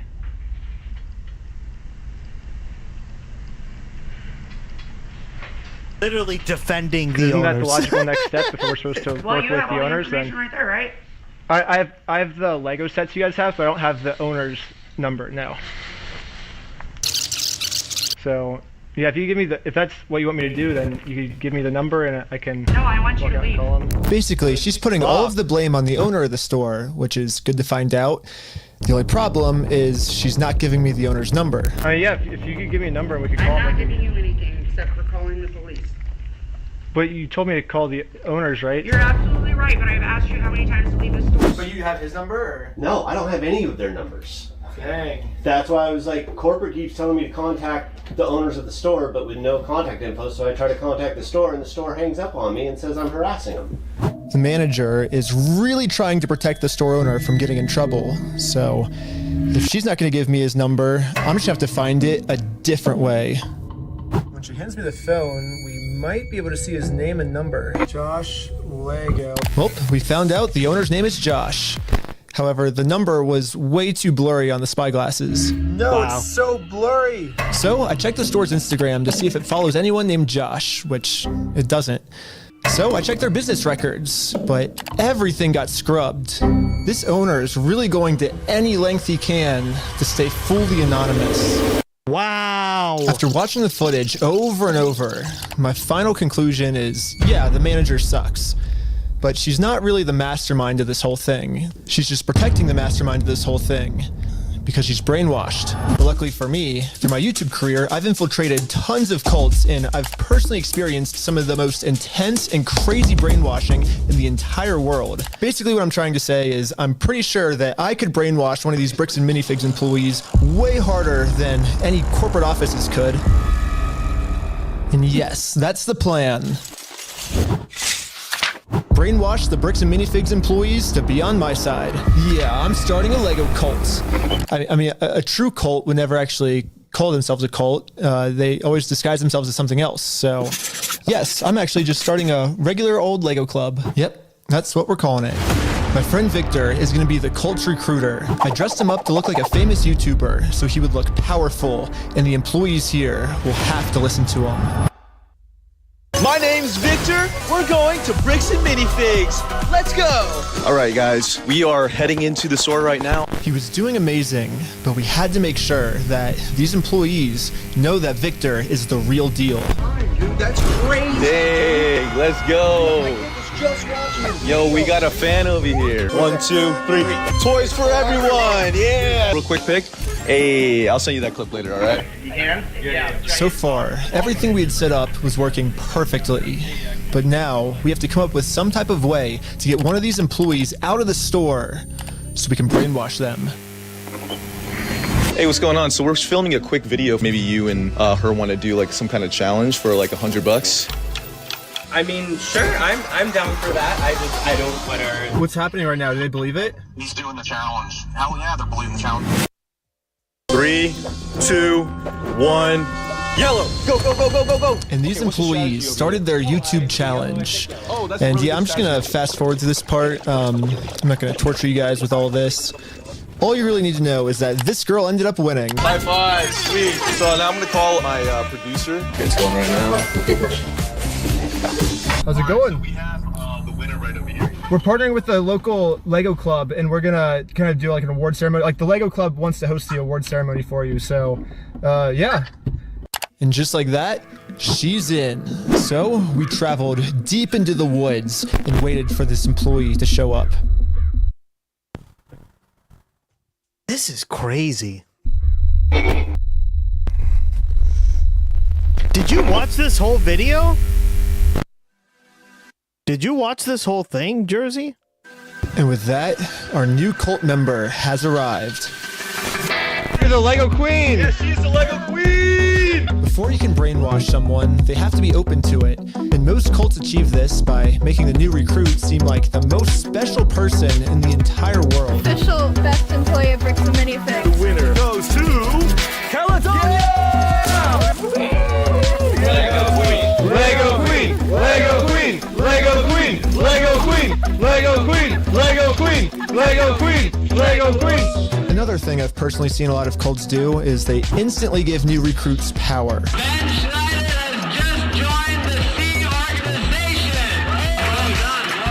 If people feel powerful, they're less likely to think that they're the ones that are being manipulated. So we got to give this girl some power. You give me power? Yes. Yeah, we're giving you power. You're the most powerful. Queen says, jump. I feel like I can do anything I want. Step on the Lego griffin. Oh my god! Oh my god! Beautiful dog pile. You primed it.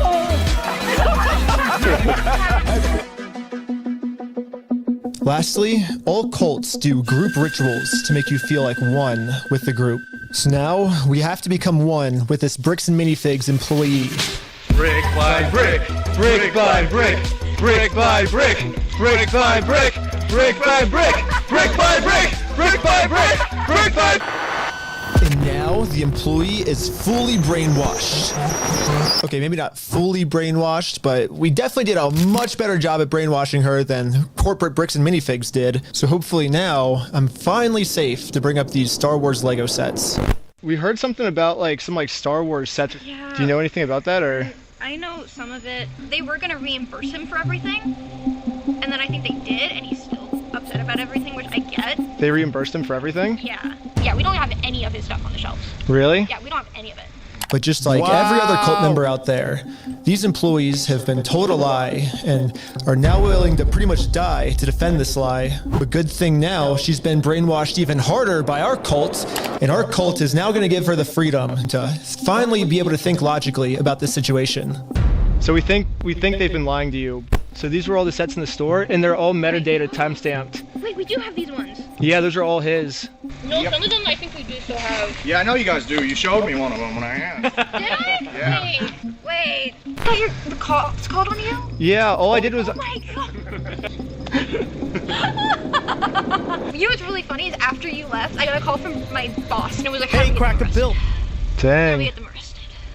Now that we have a Bricks and Minifigs employee on our side, it's time to finally complete our mission and get Josh, the owner's number. Wait, but you have like their numbers and stuff, right? Yeah, I do. Oh, did he give you Josh's number? Can I take a picture of it? Yeah. Oh, nice. Well, now that I have the owner's number, it's time to give him a call. What up? Hello, this is Josh. Hello. I'm just calling to get my Legos back. I think they told me to talk to you about it. Oh, okay. Yeah, what Legos? I think it's the Star Wars set. I have a list. I can kind of pull it up. I was just wondering, like, how we can get them back. Should I, like, if I get your okay, I can just walk in the store and... I don't know what Legos you're talking about, dude. What are you talking about? I think one of them's called, like, the Super Trooper set. I think we got... What else is there? I don't know what you're talking about. Oh, wow. You don't? Since Josh was pretending to not remember any of the Star Wars sets that make up half of his store's inventory, I decided to send him over a picture of the contract his store is in. What contract is it? I didn't sign a contract. I didn't sign that agreement. I didn't agree to anything in that. And now I finally understand the legal loophole that Josh is using to get away with this. It's probably the stupidest loophole I've ever heard in my entire life. Josh is claiming that it's not his name on the contract, it's the previous owner's, which makes no sense because in the security camera footage, he tells the previous owner that he's going to be the one taking over the contract now. He's taking on the business. He takes on all that. Can't sign that either. And I guess this is some sort of just contract loophole he's trying to use to steal the world's largest Lego Star Wars collection. In order for me to be under contract, I have to sign something. Or you had to take it over from the previous owner, right? Yep. Nope, that's not how the law works. It actually is. It's exactly how it works. It is? Yeah. So yeah, when you, for example, right? Whenever a corporation or another company buys something, like another corporation or another takes over their lease, whatever, right? All those responsibilities are then taken up by them too. Now you could make an argument, I guess, I've heard some people get away with this. Oh, well, they didn't disclose that. And even then, that doesn't count, right? So, yeah, this is dumb. That's how the law works, then sue me for it. you don't just want to give the Legos back? Like, that would be the easier way. Let's go to court. I'm calling the police right now, and you guys are going to be arrested for harassment. Or do you feel threatened right now? Yeah. I was surprised at how much the owner wanted us to sue him. He wants this because Brian already tried to sue him, and it didn't work. We've been to a couple attorneys, and they basically spelled it out, saying here's the path that's going to happen if you go down each of these routes. They're now in Spain, so we're getting into that whole international thing just to have an injunction on the store to have them go back and prove what they sold and not. And that's like $60,000 to $70,000. Yeah, Bricks and Minifigs knows that Brian and his dad don't have nearly enough resources to sue a company as big as Bricks and Minifigs. He's like, we're gonna keep these. You're gonna walk away from this. You're not coming back. And if you choose to sue us, we will drag this out in court till it is well past what this collection is worth. So let's lay out the puzzle pieces really quick. If Brian and his dad sue Bricks and Minifigs, it's gonna ruin their lives. Yep. By the way, this Bricks and Minifigs company has been treating this family. I only think it's fair if they're the ones that get their lives ruined. In order to make things right, it looks like we gotta do this. Now, Bricks and Minifigs has their life ruined, and you can see Brian and us, we are the ones now doing the illegal activity. So, I told my group the plan. We have to do something illegal. But you said you didn't want to do anything illegal. Right. Well, but the thing is, they're getting screwed because of it, because they would have to upfront the cost, and then if they take us to court, then I'm down for the illegal stuff now. And the group is in. So now it's time to do an illegal business move against Bricks and Minifigs. Let's just hope that they take the bait and sue us. What I was thinking is, what's the easiest way to get them to sue us? We steal their name. That's good. Oh, man. Perfect. First, I went to Google Maps and took a screenshot of this. This is so intricate.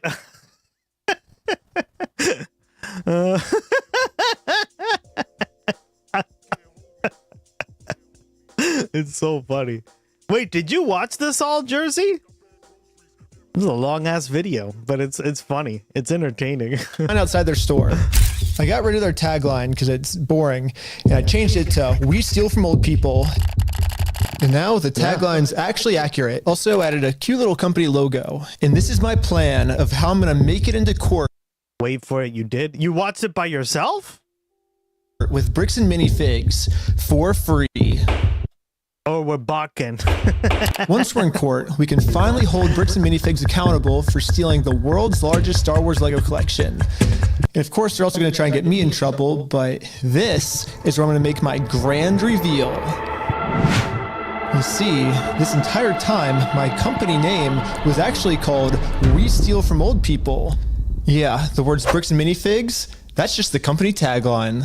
In America, there's no specific law that says whether the tagline has to be above or beneath the company name, so I'm just allowed to do this. So people are just assuming that the name is Bricks and Minifigs, when that's really just the tagline of our company, and our company name is actually We Steal From Old People. Yeah. And now, because I'm actually not stealing their name, it's gonna be so easy for me to win this court case. And Brian's gonna get his entire Star Wars Lego collection back. All while Bricks and Minifigs pays for all the legal fees. So I registered We Steal From Old People as an official Oregon company. And now that my company's legally approved, I made a website, and you can visit us at www.westealfromoldpeople.com. You can help support us by buying some of our We Steal From Old People merch, or give us a call. But as you can see, we have great reviews. And so now to promote this website, I'm going to put my company logo directly over top of the Bricks and Minifigs company logo. So I asked ChatGPT what the dimensions of this billboard is. Sick. I'm making my logo the exact same dimensions. Yes, dude! Oh my god! It looks exactly the same. This is where we started to realize we are taking this way further than just a bad business practice. I'm pretty sure putting my logo over their logo is actually criminally illegal. But luckily for us, though, if we go back to the beginning of the video, Bricks and Minifigs actually gave us a solution of how any company pretty much can get away with this. You have to talk to the store owner.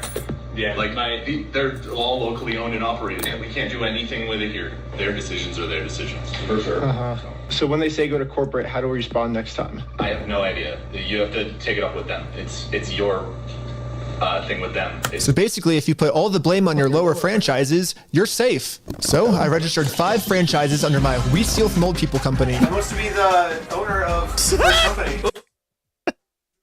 Yeah, this is using like US law to benefit you, right? This is hilarious, guys. I love this. This is like a very political video, although it has to do with, you know, like Legos and theft, right? It has a lot of really interesting concepts that we've talked about on the stream.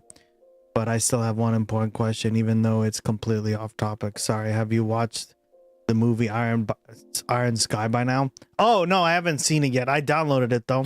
Ooh, I want to be an owner. Congratulations, you're a franchise owner! I've been working on a bunch of new stuff, so I haven't even watched anything recently. Like, I've literally been working on the stream and stuff. I'm pretty tired, to be honest. If you choose to put a bunch of banners on their store, I can't get in trouble for anything. Yeah, every one of my friends is now a legal franchise owner of We Steal From Old People.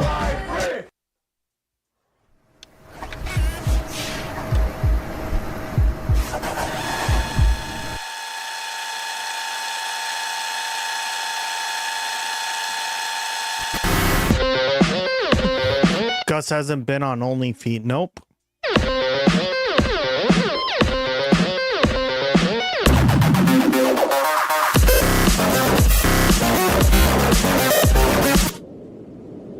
Each of my franchise owners is allowed to make their own decisions of how they want to run the company. And what they've decided is that they're getting 2 pumpkins, and they're going to use these pumpkins to support this tarp, and they're going to climb up the Bricks and Minifigs building, and they're going to hang our logo over top of their logo. And I basically just sit down here and, yeah, have my franchise owner do everything for me. And we did it. And the sign is way too small. What the heck, ChatGPT? Yeah, I miscalculated the size. So, sorry guys. It'll work for now. So we're still going on with the plan. 2, 1, let's go. We're setting up a Bricks and Minifigs Re-Steal from Old People company booth right outside of their entrance. If anyone wants to walk into the Bricks and Minifigs store, they have to get through me and my merch. You know, I have all of the court papers already filled out if they want to sue me. Hopefully they take the bait. What up? You want to buy some merch? Yeah. What's this? Yeah, we also got some We Steal From People barf bags because honestly what they're doing in this store is so gross, it's probably going to make all the customers throw up. Do you have an XL? Large. Well, we stopped a customer from going into Bricks and Minifigs, and he left with our merch. It was going pretty good, and I was stopping a lot of customers from entering the actual Bricks and Minifigs store. Okay. Yeah, I might just be out here all day. This is going very well. It was almost going too well. It's basically the end of the day now. They haven't really seen me because these windows are tinted, I guess. In order to get the store's attention, my friend Jay is going to walk into the store just pretending to be a normal customer and ask what's going on. Is this the main store or is it the one that's out front? Wait, like, is this the main entrance? Yeah. No. I'm saying like the counters. There's 2. There's one here and then one outside. No, there's a guy who's selling stuff out front. I don't know what he's selling. Wait, what? What? Hello, you want to buy a shirt? What? You can't be out here doing this. If you want to buy one, I'll give you 50% off if you want. No, you cannot be out here doing this. Why not? Were you the guy that was just trespassed out of here? The guy that was out there, it was the guy that we just trespassed. What? Was it? Yes. She's calling the cops right now. Oh, the police are here. This is a problem. The police told me yesterday that if I ever come back to this store in my lifetime, I'm getting arrested. If you come back, you will be arrested. Okay? You understand that? But as you can see, they still haven't sued me.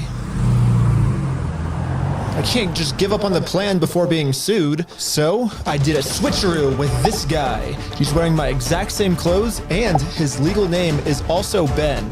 And once the police find out that they caught the wrong Ben, I'm gonna be super far away. Oh, it's so cold.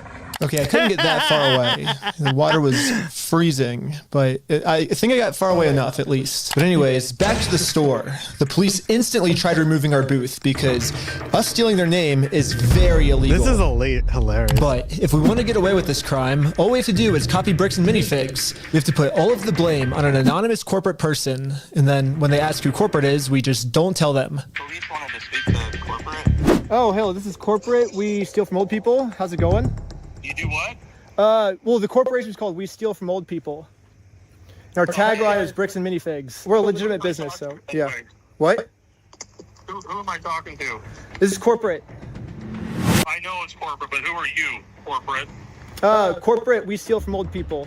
No, I know who you are. I mean, who are you as a person? Oh, I'm just the owner that runs it. Who am I talking here? This is the owner of We Steal From Old People. It kind of seems like a civil matter, doesn't it? Like, we have the plaintiff's claim if they want to... Here's the situation. Do you really want to get go round and around? And now, Bricks and Minifigs finally gets a taste of their own medicine. They're now in a situation the police can't help them with. The only way this will ever end is if they sue us. There you go. There you go. Using the law. So I went back to the Bricks and Minifigs corporate offices to see if the CEO of this company would sue me. Going about things the way that you continue to do this is not the right way. Do you understand that? So what's the right way then? Do you understand Yeah. that like the harassment style that you have conducted and bragging to people that you've vandalized the store and done other things along those lines, that's not the right way of doing Well, it. I never vandalized the store, but People have told us that you have. I mean, whatever like my like franchises do like underneath me, I guess that's like I can't really control them. I'm just corporate, I guess. Are you a registered franchise? Yeah. You guys have FDDs and everything else? Yeah, yeah. What states are you registered in? Oregon. You're a registered franchisor, so... Yeah, I'm actually a franchise owner of the franchise, too. The CEO of this company knows pretty much better than... Wow, this guy's a piece of shit.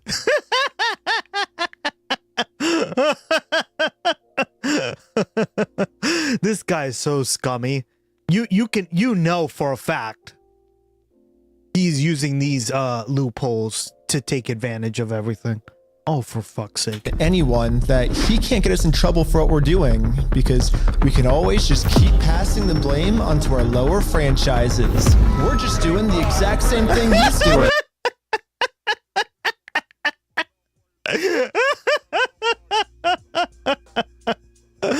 Oh man. This is hilarious. Brick by brick! Brick by brick! But yeah, it's like a legal organization. We have like legal franchises and everything. It's 100% you're by the fucked, books. buddy. And yeah. I'm a franchisor. He's super pissed. This video's gonna kill me, guys. Touche. Hands off. Hat off. I bow to the master. I get what you're doing. I get what you're doing. I appreciate that you think you're being very clever. Well, yeah. Yeah, you get what they're doing because you're doing the same thing to them, motherfucker. So fuck you. Just on stuff this way, but it's like you have no business being here. Oh, okay. So Well, we do have business. We have, like, you guys have a bunch of our Legos. Well, if Bricks and Minifigs is not going to sue me, then I guess we have to settle this outside of court, which is going to be hard. Because right now, Bricks and Minifigs has somehow convinced the police that they aren't criminals, they just participated in a bad business deal. I mean, Josh has literally already exposed their entire plan to me of how they're planning on getting away with this. I feel bad for him. That agreement is not criminal. That agreement is now civil. What? So it's a civil matter, it's not criminal. And I have extensive legal knowledge. Yeah, basically a civil crime is just the legal way of saying a business deal gone bad, which, if this truly was just a business deal gone wrong, you would have to settle this through the court. The police aren't able to do anything. We have the police to solve criminal crimes, such as stealing from a lottery. That's a criminal crime that the police would have to investigate. Correct. So, here's the plan. What if we do a lottery? Yes. First, Brian donates one of his sets to a lottery, someone wins the lottery, and then if Bricks and Minifigs keeps the prize for themselves instead of giving it to the winner, they have now just stolen from a lottery. Now it's not a Brilliant. business deal gone bad. Yeah, because he still technically owns them. So he can do whatever he fucking wants with them. And they're the ones holding. So like the person's like, yeah, I paid for $100,000 for this Lego. I better be getting my fucking Lego. A crime within a crime. It's brilliant. It's like Inception. A dream within a dream.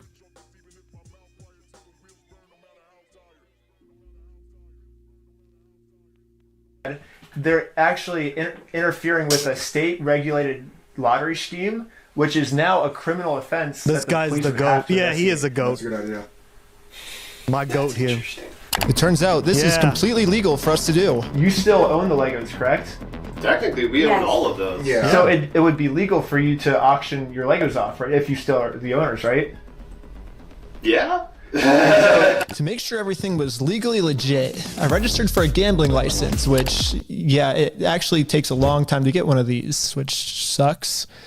But on the DOJ website, it says that if you're a nonprofit or a religion, you actually don't need a license. It'd be cool to use my new We Steal From Old People company, but I already made my first dollar when I was selling stuff outside the Bricks and Minifigs store. And then I used that money to buy food from a robot. But luckily for me, I'm already the leader, and then I use that money to buy food from a robot.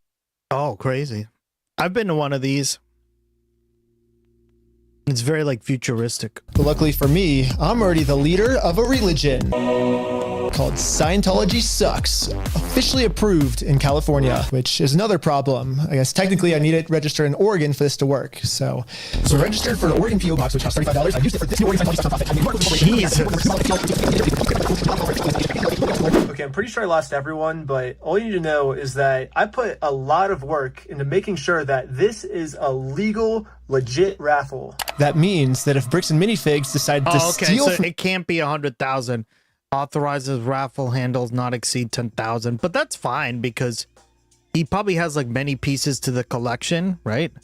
If there are like over 200 pieces, you do 10,000 each, and then you get the money back, right?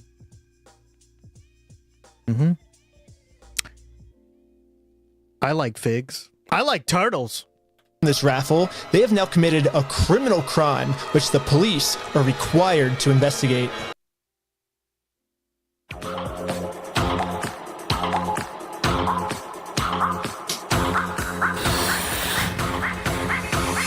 I want everyone's attention. We're doing a Lego raffle. This Lego set is worth $1,000. Pretty much instantly, we were a hit, and everyone wanted to win this Lego set.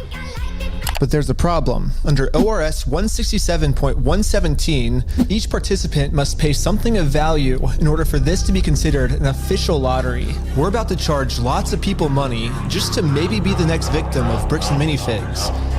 But we have to charge them money, and if we don't, then it'll actually disqualify our lottery, and the plan we came up with to get the Legos back won't work. But then we realized, wait, we're filming this entire event. We can just give each person $1 as their appearance release fee. $1 for being on camera, there you go. So now when they buy a $1 ticket, the transaction cancels out, and each person... That's why, yeah, Jersey. Well, you're sort of giving it up before he says that.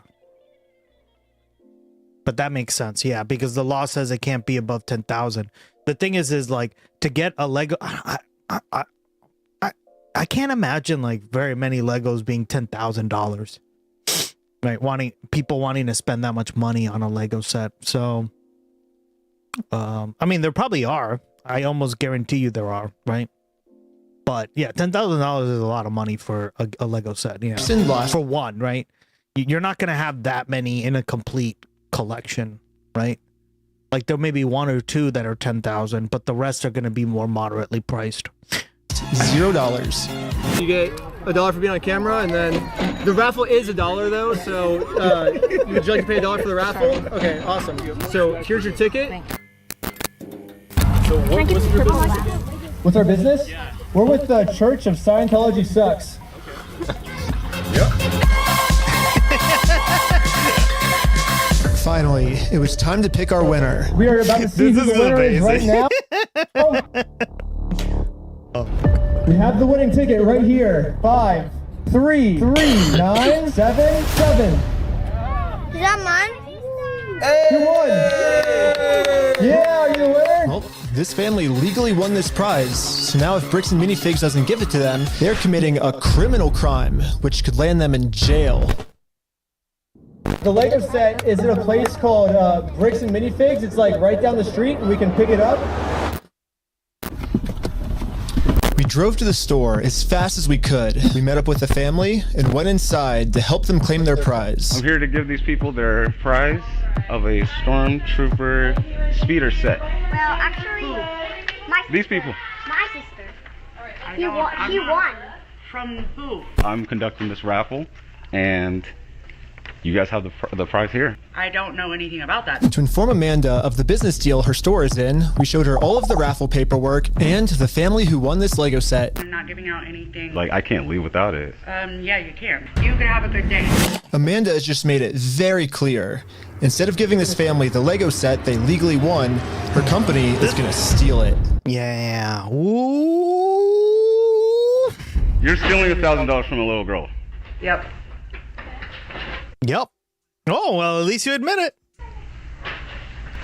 Stealing money from a kid, do you find that evil at all, or you just, that's how you want the business to look?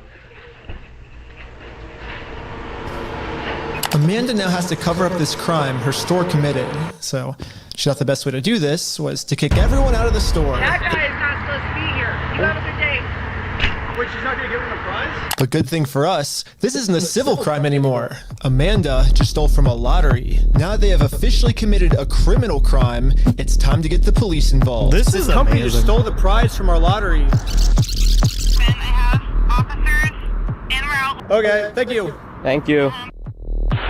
And now the police are here. But for some reason, I think they thought that I was the criminal.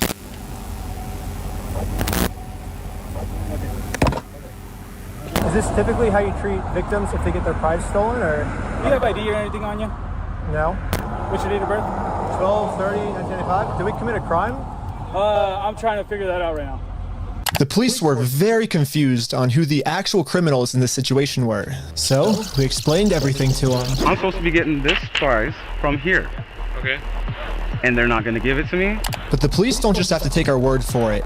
I'm carrying all of the legal raffle paperwork, plus the Oregon law book that specifically states this is a criminal crime the police are required to investigate. So we have all the paperwork here. Stealing from a DOJ-approved raffling scheme is a criminal offense which the police have to investigate. Now that the police have seen the law, they actually agree that a crime has been committed. They're now finally going to do a police investigation on this. Isn't that funny? Isn't that funny? Now they're going to do something after he spends all this money, does all this like legal paperwork and stuff. It's Lego theft. The investigator started by taking some notes. They're selling stuff because they're thieves and stole stuff. It's a raffle? Yes. Okay. And we need to investigate some sort of raffle thievery. Well, he started taking notes until another police officer came and whispered in his ear. I don't know what he said to him, but whatever it was, it made them all completely change their attitudes. And you're trespassing the property for life, okay? You come back, you're gonna go in handcuffs and go to jail. Was it trespass you? But we're just trying to claim our prize. You guys have no right or have no connection to the store. You're not. Well, yeah, we do. They stole a bunch of, like, they have our prize, so there's a connection. That is a civil issue between. No, it's criminal. Okay. I got the. Are you gonna listen to me? This officer's trying as hard as he can to cover up this crime, but I wasn't gonna let him. But eventually, he said, if I don't let him cover up this crime, I'm getting arrested. We really want to dive down this really deep. We're trying to get some outs. Okay, we're trying to work with the guys to get some outs. We can start looking at if you guys falsified a raffle. Whatever that raffle looks like. Well, here's the thing: it's not a falsified raffle. We have all the legal paperwork right here. You don't have authority to give out a prize. We're just going to get to the point that we're not going to have these conversations. We're just going to put you in handcuffs, take you to jail. Are we all on the same page? No. No. Okay. We're not on the same page. I'm not gonna let the police just cover up this crime. I'm gonna get this Lego set to the rightful winner. First off, we do have the authority to do this raffle, so we are legally. Are we done for the night?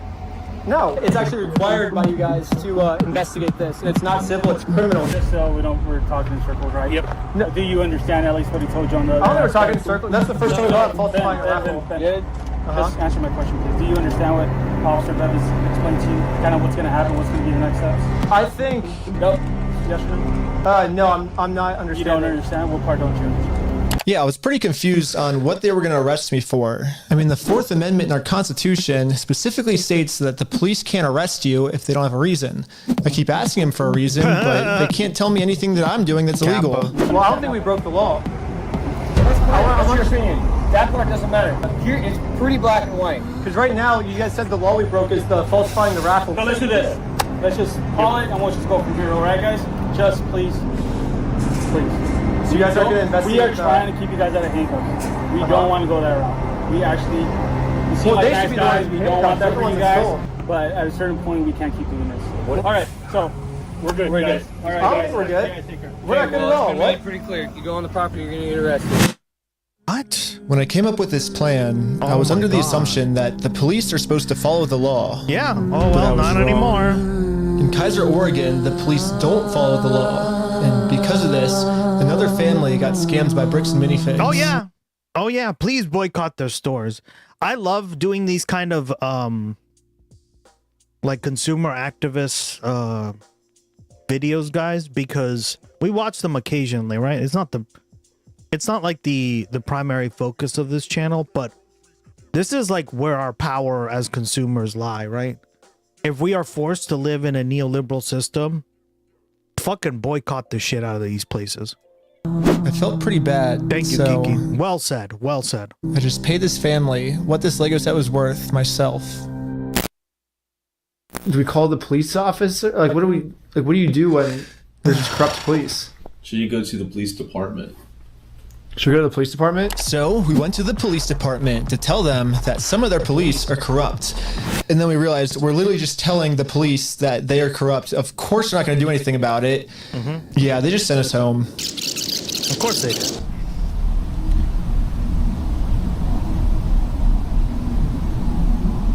But this is when we realized that this raffle might have actually accomplished something pretty big for us. Josh ended up giving me a call. You guys keep coming to the stores.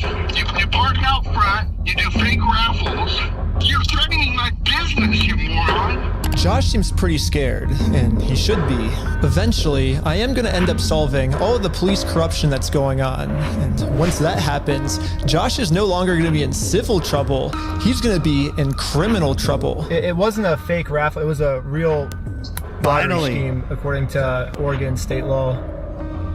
And it actually is a Class B felony, up to 10 years in prison and a $250,000 fine. Yeah, the loophole he's been using this entire time, just hiding behind the fact that it's a civil case, isn't going to work for him much longer. Well, let's not argue that. I don't want to. It's just better to just say, hey, you're not a thief. You know what I mean? Definitions of whether it's stolen or not, I don't think you are stolen. No, I mean, it is stolen. Why do we care about that? Well, who cares whether it was theft or not? But for some reason, Josh still decided not to give the Legos back. I think he might just need one more push. Here's the plan. Take a picture of every single sign that's outside the Bricks and Minifigs store. And now I'm going to redesign every single one to make them way better. For example, I changed Turn at the Light to Turn and Go Home. In Buy, Sell, Trade, I changed it to Steal, Sell, Trade. And I'm printing all of them out to scale. And nope, I didn't use ChatGPT this time. This time I'm using a much better method, which is a tape measure. The exact dimensions of their actual sign that they have up right now. Now it's time to put our signs directly over top of their signs. But before we had time to do this, Josh gave me a call. He's still trying to convince me to sue him so he gets charged with a civil crime, not a criminal crime, which could land him in jail. If you think it's illegal, why don't you sue me? It's a civil matter. Tell Brian. Oh shit! Exit drill. Let's go to court. Okay, you want to do double or nothing? What are you talking about? Are you stupid? If you're wrong, you pay us double. If I'm wrong, I pay you double. Bro, are you dumb? You're obviously a kid. You don't know how this works. I think you're scared. Double or nothing, let's do it. You're so dumb, bro. I think you're scared. Okay, I'm not scared. Let's do double or nothing. I'm not doing If you lose, you pay us $400,000. You're scared. You're a chicken. I'm calling you out. You're scared. I'm calling you out. You're too scared. You're scared. Let's fucking go! Put your money where your mouth is. Are you just gonna be a pussy, or are you gonna? I'm putting my money where my mouth is. You put your money where your mouth is. Okay, let me talk. Okay. When Brian first came in, we identified anything that was on that list that would have been his that Amanda didn't sell, and we set it aside. And it's still sitting there. We're happy to give you your stuff back. I just don't want any more damage to the store. I guess Josh has finally realized that whatever he's going through right now will literally never end for him unless he gives the Legos back. I'm happy to give you the inventory. It's only bringing me harm because you guys are doing wackadoo crap trying to attack us. Well, it looks like we won. And Brian is finally getting his Legos back. This definitely changes the trajectory of a lot of the things that we had in yeah, dude, we had some really good ideas. Yeah. Well, what do we do for the next couple hours if it's raining? Bowling. Go bowling. Let's go bowling. We waited a few hours for Brian to get off work, and now he's off work. Hey, Brian's off work. So we showed him our entire conversation with Josh. So what can we do now to work with you guys to get the sets back? Okay, this is what I need done. I need a written apology from Brian. I need all the negative comments taken off.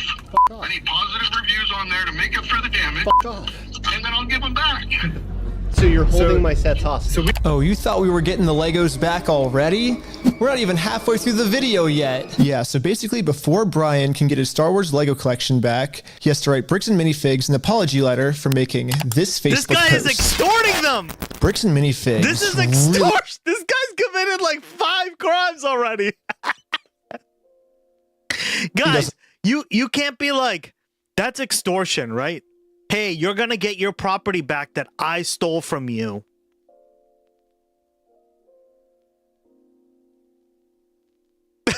Unless you write me good reviews. No, that's not how it works, okay? Like this Facebook post being up. Because like, this ain't a refund, okay? Like, maybe in the case of a refund or something, because the U.S. has no refund laws, and we're fucking terrible, right? But you couldn't do that in the EU or like most European countries, because they do have refund laws. Even in, I think I remember when I went to Costa Rica, the business owners told me that too, that they have like a 7-day return policy on everything, right? That's like the nationally mandated policy. So it's better than ours because we have a 0-day return policy, right? In this Facebook post, Brian calls Bricks and Minifigs out for stealing his Lego Star Wars collection. I'm not apologizing for shit. I agree, but yeah. Also, writing fake reviews should be clapped. Yeah, exactly. That's another thing is, like, fake reviews, that there's a whole bunch of problems with that too. Yeah, Jersey. This is an interesting video just because it's like the way it's done and the situation, right?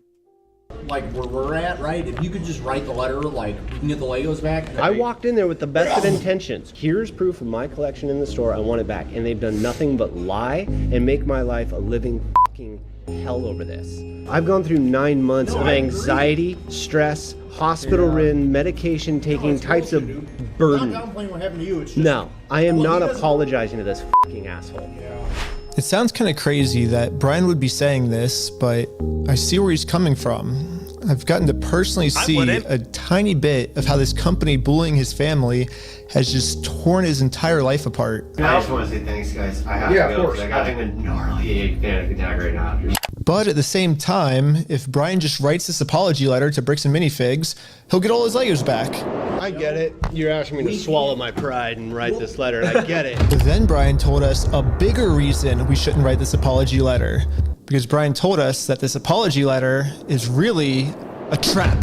Yeah, this is Josh trying to trick us into giving him a get-out-of-jail-free card. Yep. What I mean by this is, if Brian makes an apology letter to Bricks and Minifigs, then Bricks and Minifigs can now use this letter as written evidence in court that they're not the bad guys, Brian's the bad person.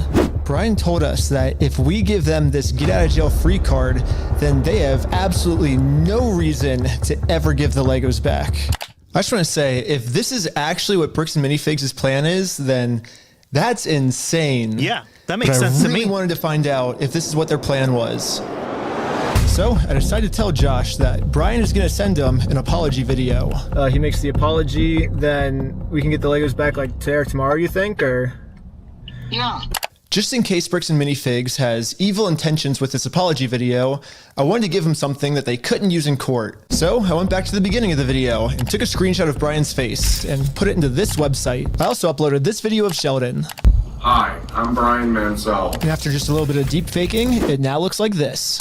Hi, I'm Brian Mansell, and I apologize sincerely for accusing you guys of stealing my Legos. I was wrong, and you were right. This is the ultimate test. Was Josh being sincere, or was this all just one big trick? I want to give it back to him. That's the long and the short of it. We've run me over. I'm good. We got to win Amanda over, right? Uh-huh. Apologize to Amanda. Okay. I guess Brian's just a little worried that you guys are just going to keep postponing it until, No. You're gonna get them. I'm not gonna screw you. You have my word. That's not who I am. Your word means shit, dog. Don't apologize to her. Say sorry, man. Sorry. Your word literally, like a lump of dog shit on the corner has more value than your word, dog. So we did a fake raffle. So before we can get the Legos back, Josh made up one new thing I have to do. I have to apologize to Amanda for my raffle being fake, even though I put in a lot of effort to make sure my raffle was actually real. I don't know. It almost feels like another trap. The employee we brainwashed from before told us that the owners are coming up with schemes to try to get us arrested. After you left, I got a call from my boss, and it was like, how do we get them arrested? How do we get them arrested? Maybe Josh is saying this to trick me into going back into the store so Amanda can call the police on me and have me arrested.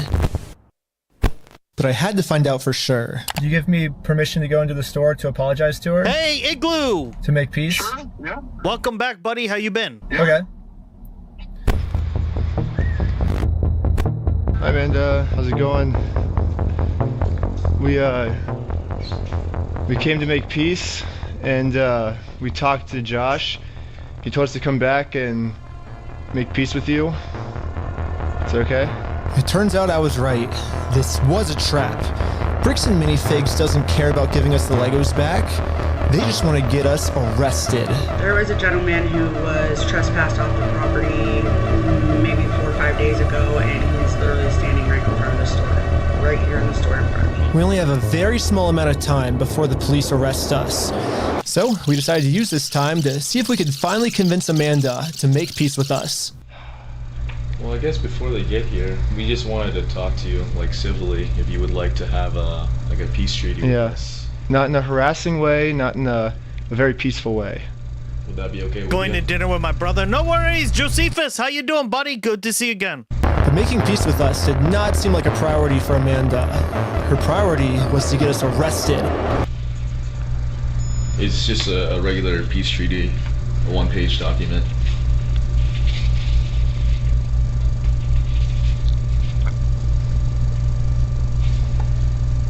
If you need to go over it, like, you know, you need to take your time. They have like the papers they're trying to get me to sign. It literally just says peace treaty. I don't know who this other guy is. He's apparently a guy. Oh, he's the treaty guy. Friend or the treaty guy. He has some kind of like treaty on a scroll.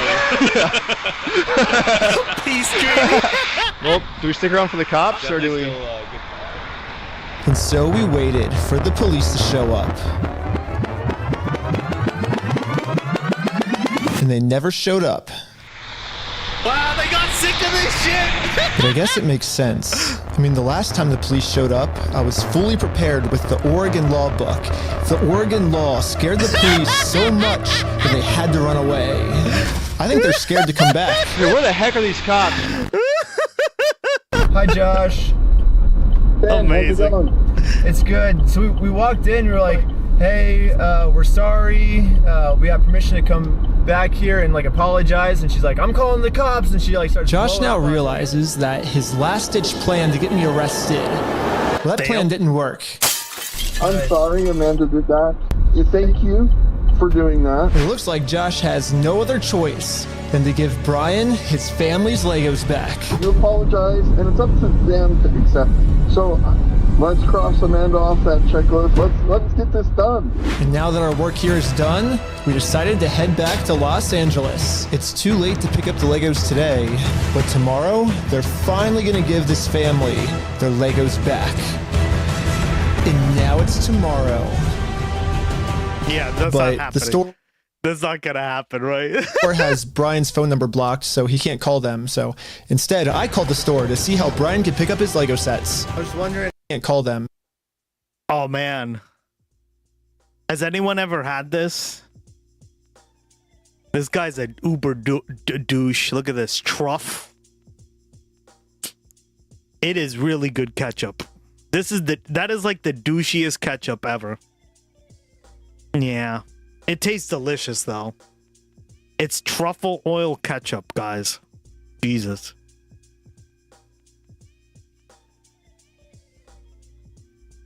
Or I think this is the truffle oil,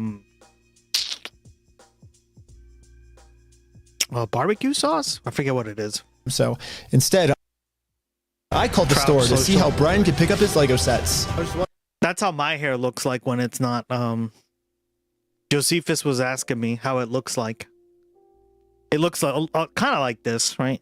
It has more of a Justin Bieber look, but. Wondering if you guys are still down to get the Legos back today. I think.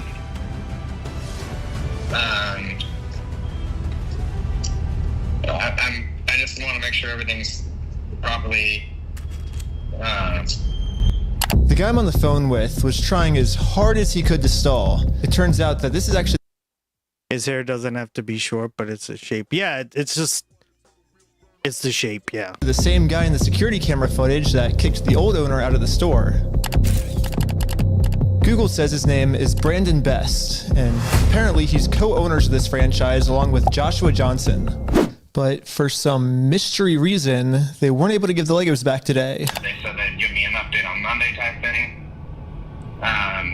Now it's Monday. It's not happening. It's Monday. Well, Jersey, you're a hairstylist. You know better. You better know better. God, girl. Go to Jersey if you need your haircut. And you're in New Jersey. Hey, I was just calling to see if you guys are still down to give the Legos back today. He said. I know. I imagine it'll get done sometime this weekend, so I don't know for sure. 1 week later. Yeah, he's stalling. There's no reason. I don't have a quick update, unfortunately. Unfortunately, I still don't have really a good update. Yeah, you bet. Thanks for your patience. Sorry, it's kind of crazy. Hey. Please leave your message for. He said I probably won't be able to talk tonight. What the heck? Why do they keep postponing this? It's. Call has been forwarded to voicemail. What the heck? Yesterday he said he would call me today. Call has been forwarded to voicemail. Call has been forwarded to voicemail. You know, I will say this, guys. You have to be persistent. I give this guy a lot of credit because to do this stuff, guys, you have to be prepared to do this. You do, yeah. If you want something done by somebody, especially like in this case, you want a refund or something, you got to be persistent. That's been my experience the whole time. Everything is a struggle, guys. Right? If they give it to you, but in these like longer cases, just keep trying. Always, like, you cannot give up. Like, I give this guy a lot of credit because he hasn't given up. And look, it looks like it probably was a happy ending. Let's see. But not yet.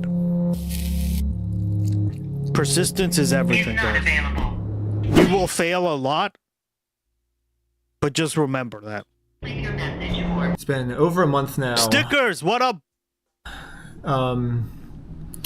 And yeah, I've gotten no answer. And finally, after a really he has a 2004 James Blunt look. really long amount of time, they finally answered my call.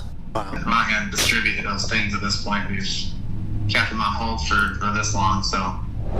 I've just been told that Bricks and Minifigs is no longer going to give Brian his Legos back like they promised. And at this moment, I finally realized what I did wrong. Josh said we could get the Legos back once we make peace with Amanda, but we never actually really made peace with her. And I'm not signing nothing from anybody. Now it all makes sense. Unless we can somehow find a way to make peace with Amanda, we are never getting these Legos back. So I printed out a more official looking peace treaty and traveled from Los Angeles all the way back to Bricks and Minifigs in Oregon. Oh, yeah. I made it to Oregon. Hopefully I can get Amanda to sign the peace treaty this time and we can finally get the Legos back.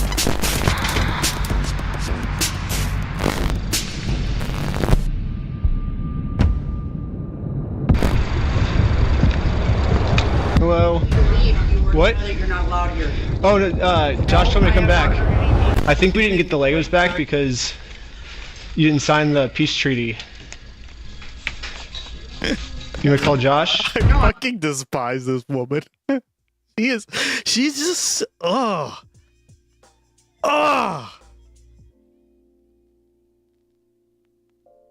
God, she is such an enabler. Who gives a fuck? Why are you so on this? I'd just be like, yo, I read the contract. You signed it. I watched you sign it. You said you signed it. I'm giving it back. I don't care if I lose my job. I'll fucking sue. They'll probably even help me. Bricks and minifigs is... Like, these people enable... You see how this system works, guys? They fucking enable this crap. Still doing the same thing. She's just following orders, Gus. Yeah. You know, like, that works when you're just a peasant or like a 17-year-old, 18-year-old in the store. Like, that's an okay excuse, right? I'm not gonna shit on people for that, per se. But, like, you're the store manager. Fuck you. They've always done. It's time for you to grow some cojones and be like, no, I'm not putting up with this. You stole this man's shit. I'm just fucking following, like, the law. I'm not going to jail for this shit. I'm not getting harassed. They're still... You can fire me. I don't give a fuck. Trying to get me arrested just to avoid giving the Legos back. The problem with their plan, though, is Bricks and Minifigs is never going to be able to arrest me because I have a get out of jail free card. Oh, and shit. I actually had this card. Shit, I wish I had one of those. The entire video. Tasted like fascism. Yeah. Oh, I just haven't used it yet. Let's rewind all the way to the beginning so I can show you what I mean. So basically my friend said that you guys have some of his Legos, I think? Nope, it was even before this. Right here, I made a contract with Amanda that says I, Ben Schneider, should not be trespassed in all of these legal words for any circumstance whatsoever and for literally any reason. They cannot trespass me. And it's effective for the next 10 years. But this only really works as a get out of jail free card if I can get Amanda to sign it. But how the heck am I gonna do that? Oh, just... This is brilliant. Oh my god. I gotta give it to these guys. Hi, sorry, I got a delivery. Can I get a signature? This is what YouTube was invented for. Absolute masterpiece of a video. Yeah, it really is. This is gonna get so many views. For some reason, Amanda just started signing our contract without even reading it. Thank you so much. You're welcome. In America, we have a duty to read contracts law, which states that you have to read a contract before you sign it. And if you forget to read it or you just choose not to read it, it's your fault and you still have to do everything the contract says. So even though Amanda didn't read it, she signed it, so she has to follow everything, including a clause that says for every police officer she calls on me, she owes me $5,000.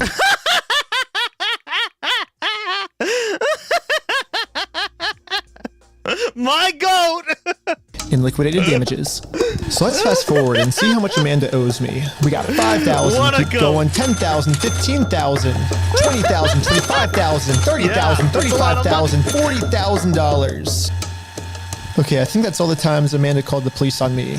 But if I'm gonna be honest, even though Amanda has been helping cover up this giant theft, I still kind of feel bad for her that she owes us $40,000. I mean, that's a lot of money. So I'm going to stop continuing to trick her, and I'm finally going to come clean about the contract. Once Amanda sees the agreement she's in, she'll finally realize it's not worth it to continue racking up this $5,000 debt. Instead, a much easier option would be we team up together to convince corporate to give Brian his Legos back.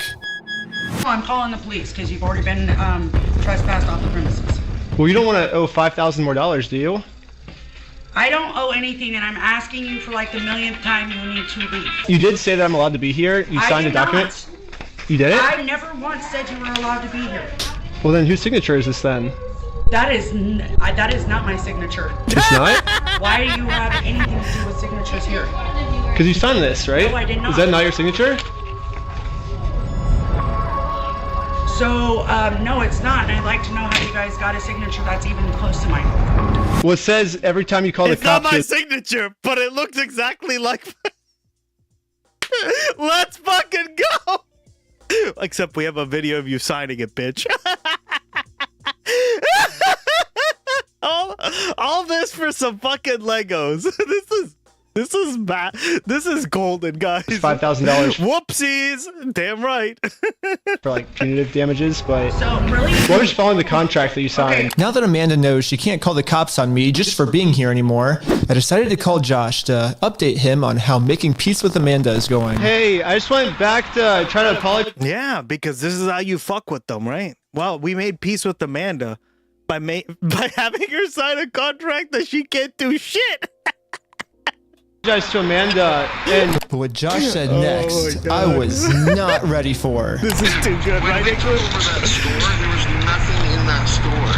The shelves were empty. I don't know why you guys are thinking we're the bad guys. Josh's story has now completely changed. Now he's saying even if I'm able to make peace with Amanda, they still won't be able to give me the Legos back because they never even had the Legos to begin with. Well, if Josh is telling the truth, then why did Josh say this to us last time? We're happy to give you your stuff back. I mean, what stuff of ours would he be giving back if none of our stuff was even ever in his store? This is amazing. Like, what about this? I'm happy to go open that stupid cupboard and you can have all the sets in there. I want to give it back to him. I'm happy to give you the inventory. Get the inventory to Brian, I'll give him back. I'm not gonna screw you. You have my word. That's not who I am. I promise you, I swear to God. I promise you on everything. I mean, Josh is on video swearing to God and on everything he'll give us the Legos back. Right. But now, for some reason, he never even had the Legos. But this makes no sense. Dude, the shelves were empty. So I decided to remind him of all of these examples where he claims they do have Brian's Legos in the store still. And this was his response. Fuck you, I never said that. Yeah, you did. I don't give a damn of your fucking opinion. It's wrong. And if you want to test your fucking opinion, let's go to court. Who enforces the law? The court. So, Exactly. so you're saying that. It's just a So you're saying. difference of opinion. So basically, what you're saying is I'm wrong, but you can sue me for it. Is what you're saying. Yeah, that's the long and the short of it. So you know you're wrong. So you know that you stole the Legos then. Let's go to court then. Okay, let's do it. Okay, is that what you want? Yeah. You really want that? I mean, I don't. I would like to just get the Legos back, but if that's what you want, I mean, it seems like this is what you want. I'm giving you every out that I This can. is amazing. Let's just not go down. Look. Dang. Don't go down that route. It doesn't really matter because. I just want to get the Legos back. They're Brian's Legos. Give them back. It's pretty easy. It's kind of funny that this entire video, Josh has just been begging me to sue him. Tell me. Let's go to court. But the second I agree to it, his attitude completely changes. It's almost like Josh doesn't want me to sue him, and the only reason he's saying that is because he knows that by saying it, he can get away with his crimes. Yeah. But now that Josh thinks that there's a chance I might actually sue him, he's getting scared. In fact, he said if I do sue him, he's gonna tell the world that I'm the one that stole the Legos. Then you can f*** yourself. Dang. And you stole them, bitch. I stole the Legos? I stole the Legos! Dang. Okay.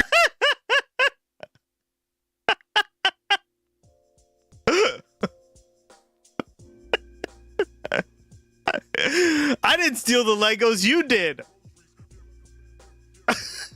Shut the fuck up. That's your fucking choice. This is gold. So basically, guys. these I'm are my two dying. options. I can do what Josh wants me to do and shut up, which I can say right now, I'm definitely not doing that. So what's the alternative? I can, I guess, raise hundreds of thousands of dollars somehow, and then maybe spend 3 to 4 years in court fighting them, and somehow if I win, then we can finally get the family their Legos back. Yeah, both of these options suck. Or maybe I can somehow find a way to engineer a third option, which I call option number 3, small claims court. Think about it, small claims court is basically just like big boy court, except it costs basically nothing, and you get a judgment pretty much instantly. So I gathered my friends around a campfire to tell them about option number 3. One of the thoughts you had was taking the small claims court, right? No, because it's way too much money to take to small claims court. You can't take someone to small claims court, Ben, for $200,000. Yeah, it's 12,000 at the most, right? 12,500. Everyone hated option number 3. And I guess it makes sense. We ended up looking it up, and you can actually only sue for $10,000 at the most. Wow. So if we go with option number 3, Brian actually could win $10,000 pretty easily, but then this is what would happen to his $190,000. Yeah, exactly. But I'm not giving up. We just need to get creative. Theoretically, if you wanted to, could you take them to small claims court? If you wanted to limit it. If I wanted to limit it. But you would at least get $10,000 out of that, though, right? We could, but it would be giving up $100,000 more, you know? So here's the here's the pitch. Here we go. What if we have 10 people sue 10 different times for $10,000 and we get $100,000? No. Well, why not? Oh, no. The reason that this will never work is because of a legal term called claim splitting. Yeah, so it turns out my idea is called claim splitting, which is when a civil plaintiff splits one lawsuit into 2 or more lawsuits, and that is illegal. Yes, if 10 different people sue and win money for one crime, then that is illegal. But we have already established that if one person sues for this crime, it is a very easy win. So what if this exact scenario just so happens to happen 10 different times? Think about it. If 10 different people get their Legos stolen by Bricks and Minifigs, all 10 people can individually sue, and it turns out that that is actually not considered claim splitting. So basically, if I can find 10 different victims of Bricks and Minifigs, my plan will work. And maybe I don't have to find 10 victims. Maybe I can create them. Starting with myself. First, I signed up for a credit card and then used that credit card to walk into the bank and take out a $10,000 loan. I then used this $10,000 to buy a few Lego sets from Brian, specifically these Lego sets. And according to the legal paperwork, they're still Brian's to sell to me. But just in case Bricks and Minifigs tries to argue that for some reason this wasn't a legal sale, I hired a public notary to officially approve the purchase. It's official. We have a public notary approving it. A notary public. We have a notary public approving it. Now I own these Lego sets now, right? Once I stamp it, it's all yours. Here we go. What up? It's a pleasure. Congratulations. It looks like I legally now have $10,000 worth of inventory inside this Bricks and Minifigs store. So I wrote a very stern demand letter to Bricks and Minifigs demanding that they give me all of my $10,000 of Legos back. And they never got back to me. So I'm going to sue them in small claims court, completely separate of Brian. Now that there's 2 crimes committed against 2 completely separate victims, this is not considered claim splitting. So this is when I thought, if the plan works this well for me, it should also work this well for all my friends. So I signed up for a ton of more credit cards, took out a bunch of more money, and each of my friends bought $10,000 worth of Brian's Lego sets. $10,000 for you? Here you go. Thank you. Thank you. You felt the need to bow. This is when we realized there's actually a big problem with our plan because we're now all $10,000 in debt, and if we don't pay the banks back soon, the interest is gonna destroy us. Dude, what's the problem? We're $10,000 in debt. Well, how do we solve this, dude? What do we do? We just ask our friends if they have like money to like loan us. Tommy! I'm in a lot of debt, and I just wanted to know if you have $10,000 to loan me. No? What? Dang. Yeah. Well, it was worth a try. Brutal. Do you have $10,000 to loan me? I literally do not have $10,000. But this is when we remembered that our friend Brian just made about $100,000 from all the Lego sets he just sold us. I bet he has extra money he could lend us. So we gave Brian a call. So we're in a really weird pickle right now. I just need $10,000. That's all. This is incredible content. Give it back. Yo, Brian, I heard you got $10,000. Can you lend me $10,000? This is weird. I know, it's crazy, but like, I can see that, but... Oh, okay. Oh my God, sure.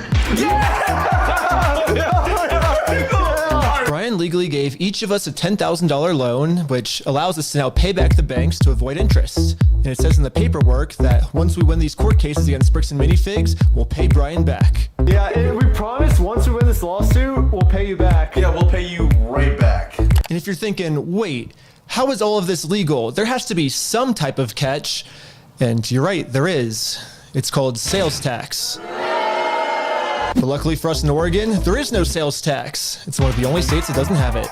This means that we can just keep selling Lego sets back and forth to each other over and over for free. Well, I think everyone's in. Should we start? You're gonna go to the top and start a filing. But I haven't even told you guys the best part yet. The best part is that all of this is another flashback. Yeah, all of this happened a month ago. So now let's fast forward all the way back to present day. Yeah, well, good thing you paid off the interest, right? Because $10,000 of interest, that's a lot of money. Because remember, guys, your credit card, they took out credit cards. Your credit card is like 23% APR, right? That's insane.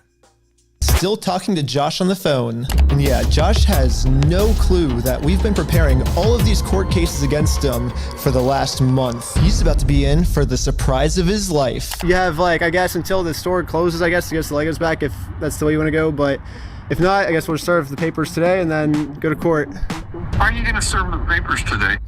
Well, figure it out. That's not how it works. Are you young? That's not how the world works. It's not how the world works. Well, we're gonna do it. We're gonna make the world work that way today. Well, Bricks and Minifigs knows the deal. Get the Legos back before the store closes, or they get served court papers. And now we wait. And then waiting got kind of boring, so I'm gonna spend the rest of the day promoting my We Steal From Old People company. Go to www.westealfromoldpeople.com for some awesome merch. And if Bricks and Minifigs calls the police on me for doing this, then they owe me $5,000 more. I've been advertising my company for a pretty long time now, and I've gotten no reaction from Bricks and Minifigs. So I'm sending in a secret undercover agent to see how they're handling the situation from the inside. Oh no! Well, they closed early on us. I think they're afraid of my lawsuit. So, we decided to go bowling again. Oh, no way, no way, no way. Shut up. Oh my God! It's the next day now, and you know what that means? It's go time. It's go time. The funniest part about yesterday was when I was talking to Josh on the phone, he totally thinks that I just made make the world work. All of this up in the moment. Yeah. When the actual reality is we've been planning this court case for months. But I'm not complaining, because if Josh thinks it's fake, then he probably won't show up to court. And if Josh doesn't show up to court, we just win by default. So before I serve him any court papers, I'm actually first going to confirm Josh's beliefs and do something super duper fake.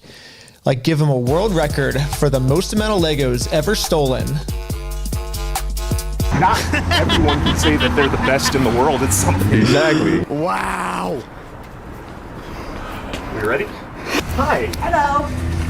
I am Ryan with the Guinness World Records Association, and I think you're expecting this actually. This is an award for most Legos stolen by any company in the world.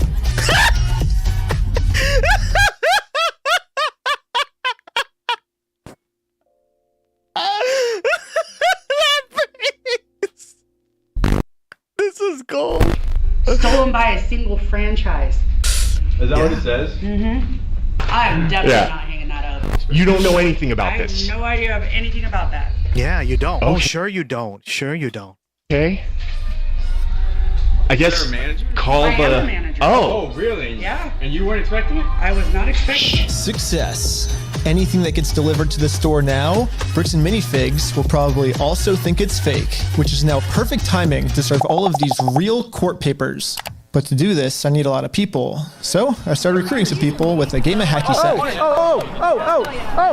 Here's your legal paperwork. You have been served. The first lawsuit has officially been served. Good luck, guys. Here's my resume.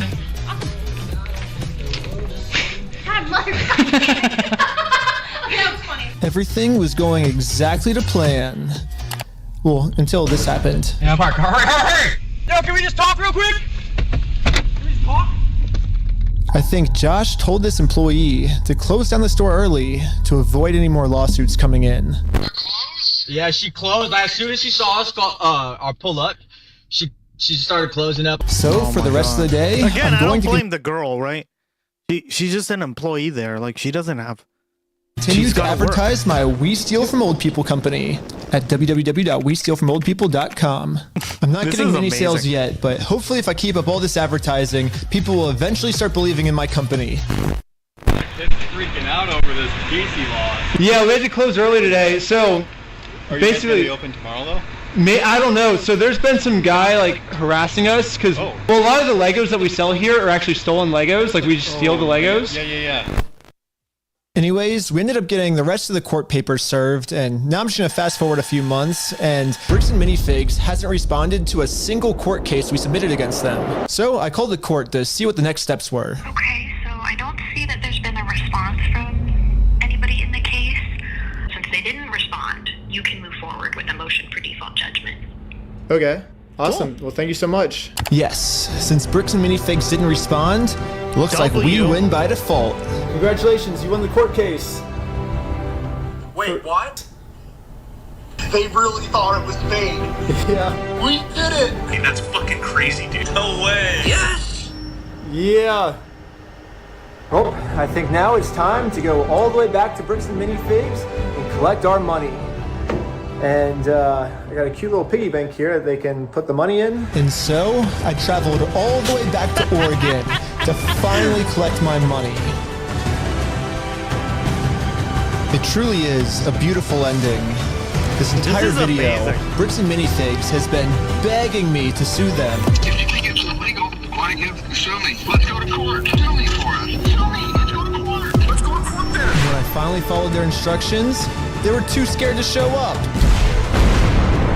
There is no more legal loopholes, and there is... We steal from old people. Underwear. He's got a thong. Show up. There is no more legal loopholes, and there is no more postponing the problem.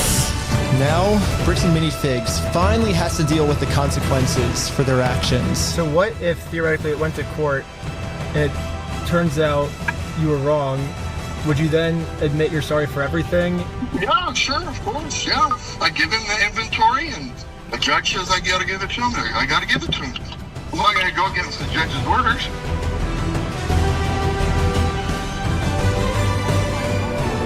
Whoopsies. What?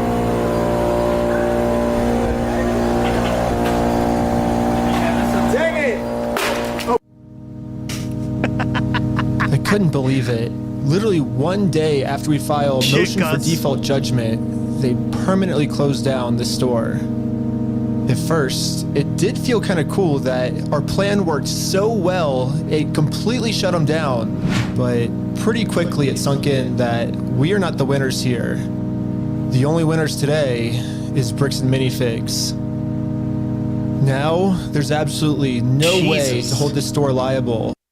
What a plot twist. There's been so many plot twists in this. This just shows you how fucked the system is, right? For what they did. I guess Bricks and Minifigs was kind of embarrassed by this decision and forgot to mark online that their store is closed. So over the next few days, a bunch of negative reviews started coming in of people expecting an open store, but then being met with this. Temporarily closed.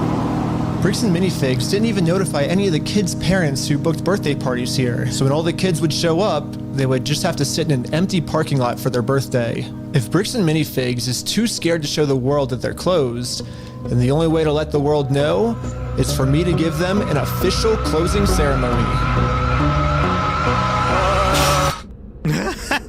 I guess someone driving by happened to take a picture of the sign we put up and posted it on social media.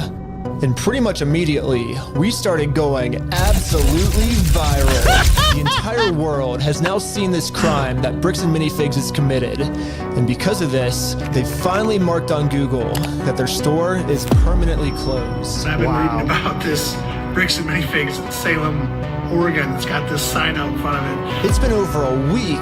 The sign is still up, and people have been traveling from all over just to come and take a picture with this sign. If you drive through Kaiser, you may have noticed a mysterious sign appear recently outside the closed Mini Bricks and Fig store. Permanently closed, we stole a family's life savings. They sued, we lost. By closing the store, we got out of having to pay the family what we owe them. Just closed down his entire place of business to not pay you $100,000. I don't know, like, we didn't get the Legos back, but I mean, we shut down an entire business. Like, that's almost... We still had to get the Legos back. Which is why, even though Bricks and Minifigs closed down this store, I am not stopping until we get this entire Star Wars... Damn, my goat! My fucking goat collection back to this guy has such persistence. I love it. Rightful owner. I don't know. It's just this video's going on for so long now. Yeah, I bet you wouldn't believe me if I told you that this is still literally just the beginning of this Lego Holy story. Shit. And if you want to watch part 2, it's live right now on my Patreon at Reckless Ben. And part 2 gets insane. Everybody just chill. I like how the Lego video became the craziest video. Also, by subscribing to Patreon is the movie I've been making for the last year. Dude, there's a cop car every 50 feet just surrounding us, dude. We were completely surrounded. It was supposed to be for streaming services, but they all said it was too gnarly for TV, so Patreon is the only way I can release it. But also by subscribing, you'll get lots of behind the scenes, full interviews, and way more. Also, if you happen to work at Bricks and Minifigs and you want to see corporate do the right thing, send me an email here and I could really use your help. Lastly, if anyone knows any Utah lawyers, I definitely need a lawyer because I am in some serious legal trouble right now. And lastly, just know that I will not stop this mission until we get every single Lego back to its rightful owner. Yep. Damn right.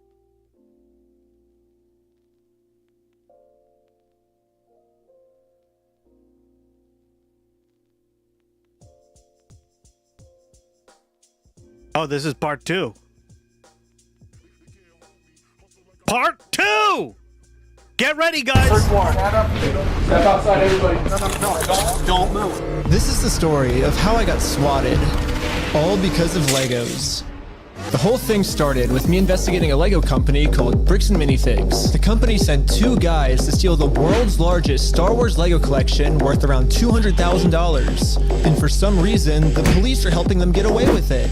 The family reached out to me saying that I'm their last hope to get them their life savings back. The video I made exposing them was actually insane. Check it out if you haven't seen it yet. But we ended up taking them to court and we actually won. When I went back to the store to collect my money, they literally shut down the entire store just to... God damn it, now? Out of all times? We're doing part 2. Avoid paying us. Dang it! So I personally gave them an official closing ceremony and it went extremely viral. And now the entire world has seen how corrupt this Bricks and Minifigs company is. We didn't get the Legos back, but I mean, we shut down an entire business. We still had to get the Legos back. Yeah, I made a promise to this family that I was not going to stop on my journey until we get them their entire Lego collection back. Right now, the 2 owners, Joshua Johnson and Brandon Best, probably think that they're safe by closing out the store. But the reality is, I can literally just sue them all over again, but personally this time. So I started to file my lawsuit. But right after I filed this court case, it got rejected. And the reason was, I failed to demonstrate a good faith effort to resolve the dispute prior to filing. Basically, before this court case gets approved, I have to at least attempt to settle with Josh outside of court first. I tried calling Josh, but I'm blocked. I'm sorry. Oh, man. So my only option left is to travel to his house to have this conversation in person. Basically, if Josh wants to save the day, I got him a trophy that says, Joshua Johnson saved the day. And we'll give him this trophy, but he has to give the Legos back first. So we started driving to Josh's house to have this good faith conversation the court requires us to have. We're in Josh's neighborhood. Oh my gosh. But when we showed up, Josh was already outside talking on the phone to someone. Oh my gosh, okay, Josh is outside on the phone. Wait, do I interrupt his phone call or do we just like wait? No, probably not. I thought it would be pretty rude to interrupt his phone call, so we parked around the corner and decided to wait for him to get off this call. Yes, you heard it here first. Comcast. I like how we just have this conversation. Will it ever stop? Right. He doesn't want to get his wife involved. He's hiding something. Everything's good, honey. What the heck? I'm pretty sure Josh is on the phone with corporate bricks and minifigs. And the reason I think that is we were actually just there right before this. Okay, pulling up to Bricks and Minifigs headquarters. The plan was to give them one more chance to do the right thing before suing them again. While we were there, one of the corporate employees answered the door and told us he would get the CEO to come talk to us. Okay. Well, no, they said they're getting some guy to talk to us. We're just waiting. I can already tell you right now, no one's coming out to talk to you guys. Really? But they told us that they were. I know. Since Josh only lives like 15 minutes away, they must have informed him that we're in the area. Because a few minutes later, this happened. The police just showed up. What the heck? Why are the police at his house? Oh, there's another one, dude. 2 cop cars. 3 cop cars? Oh my gosh. Cop cars. Why is there 3 cop cars at his house? We didn't even walk up to his house yet. The cops are following us. What the heck? That's so crazy, dude. Obey every traffic law. He's got his lights on. Oh, shoot. He's pulling us over.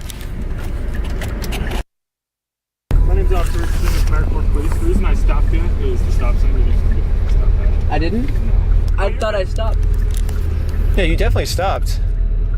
Wow. You said you ran a stop sign? Huh? You said you ran a stop sign? I didn't see what happened. Yeah, I was like... Because we definitely stopped at the stop sign. Stopped. Yeah. I was so sure that we stopped at the stop sign that I actually requested all the police footage of this. And as you can see, we didn't even do a rolling stop. We fully stopped at the stop sign. So this is an illegal traffic stop.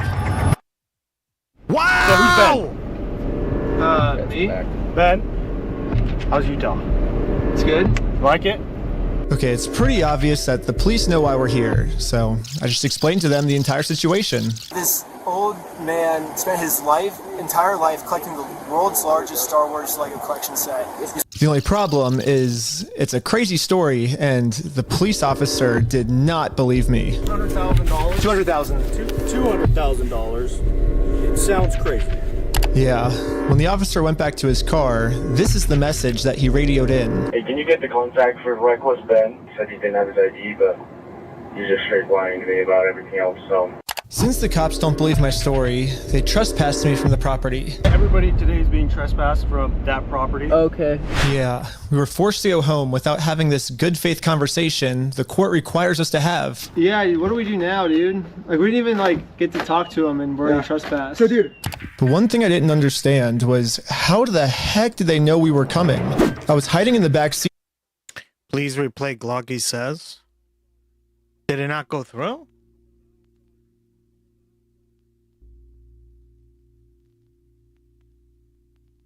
I didn't hear it.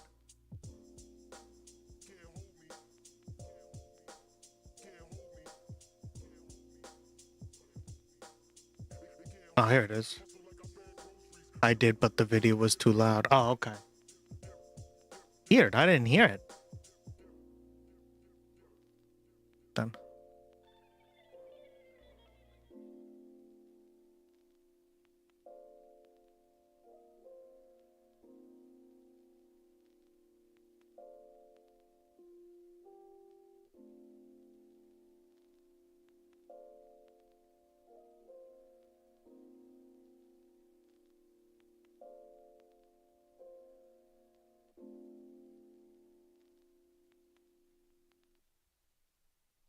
I gotta shave, guys. Look. I haven't shaved. I've been working so on this fucking all the projects I've been doing.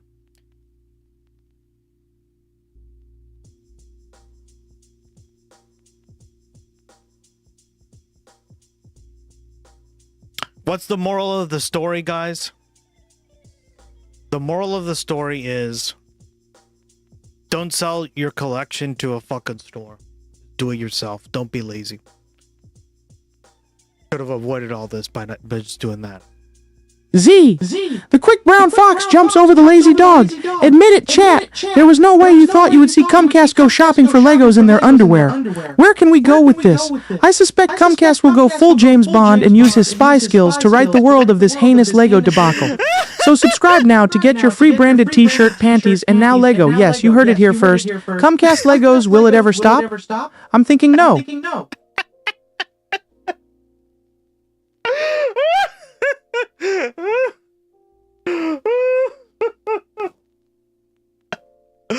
Oh my god, I'm dying, guys.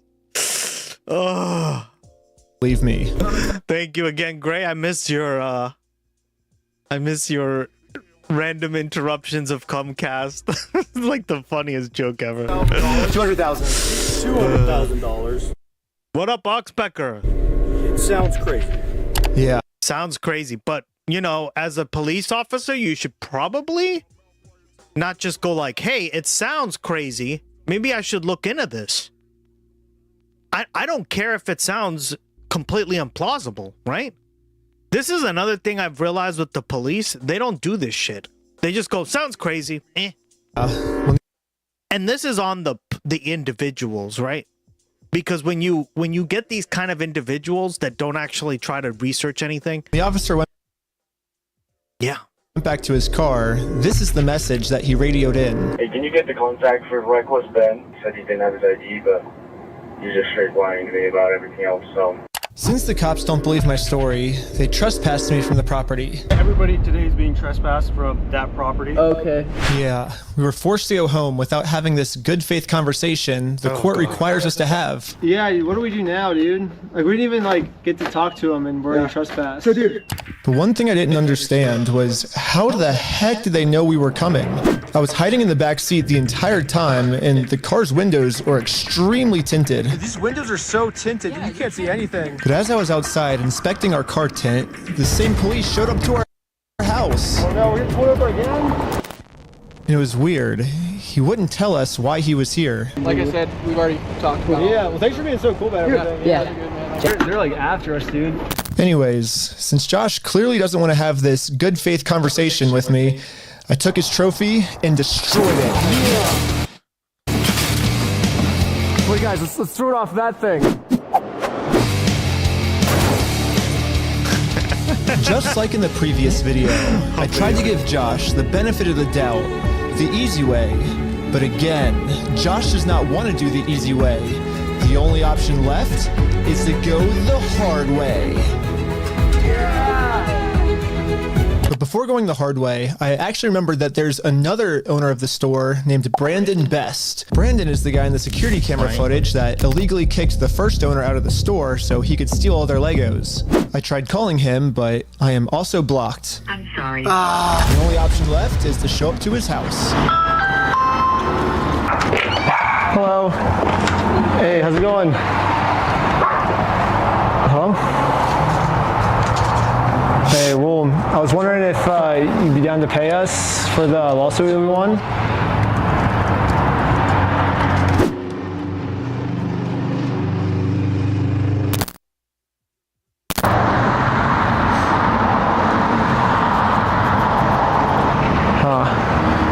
It kind of seems like Brandon doesn't want to have this good faith conversation to resolve this problem outside of court, and I gave him plenty of time to speak.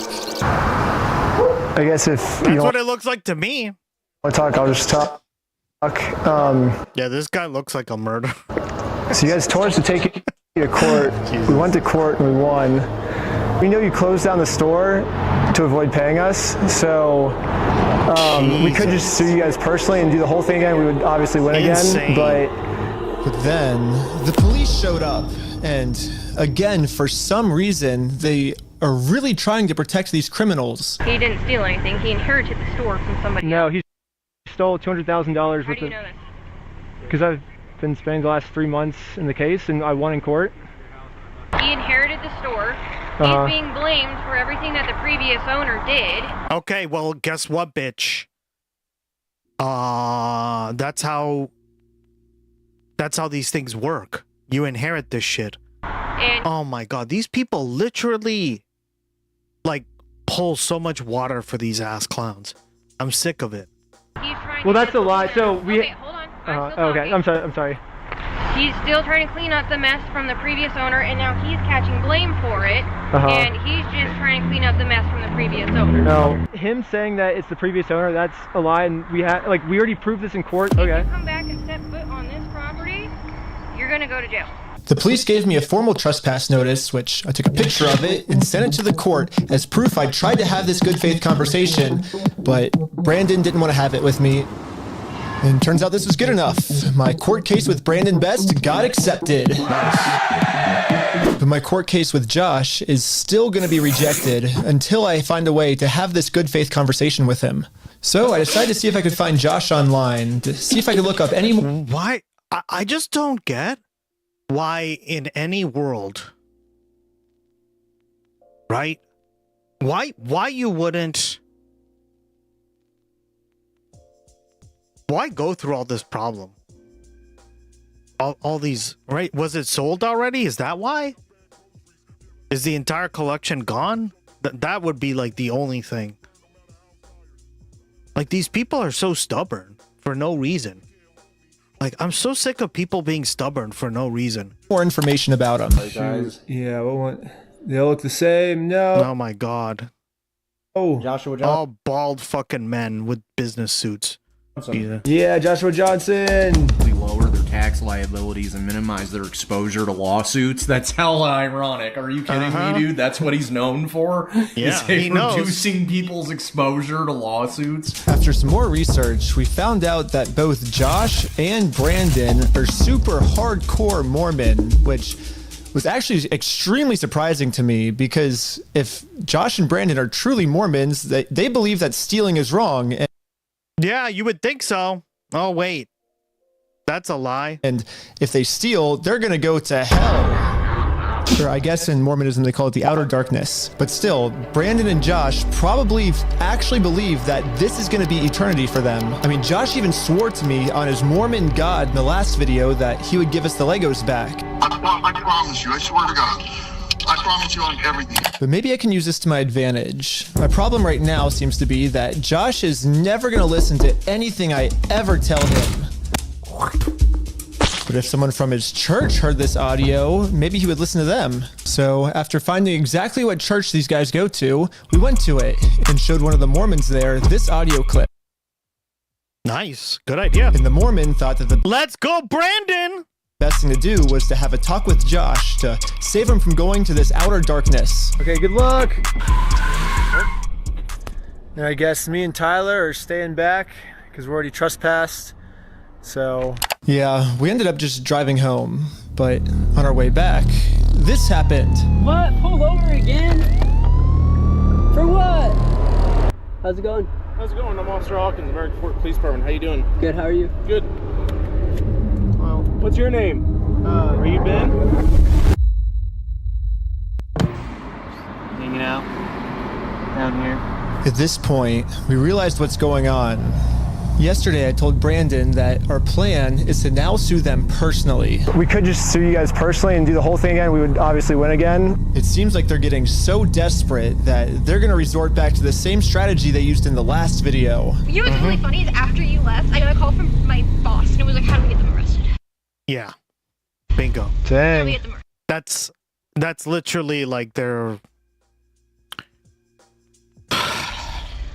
Yeah, Josh and Brandon think that if they can somehow get us arrested and thrown in jail, then we won't be able to sue them. I don't know what they told the police we did this time, but they caught us too late. The Mormon kid was already on his way to Josh's house to save him from this outer darkness and bring him back to God. What's going on, sir? You're gonna sit on down here for me first. What brings you here? I'm just here trying to talk to Brother Johnson. Okay. I'm in the Harvard Second Ward. There's been an audio going around with the young men group.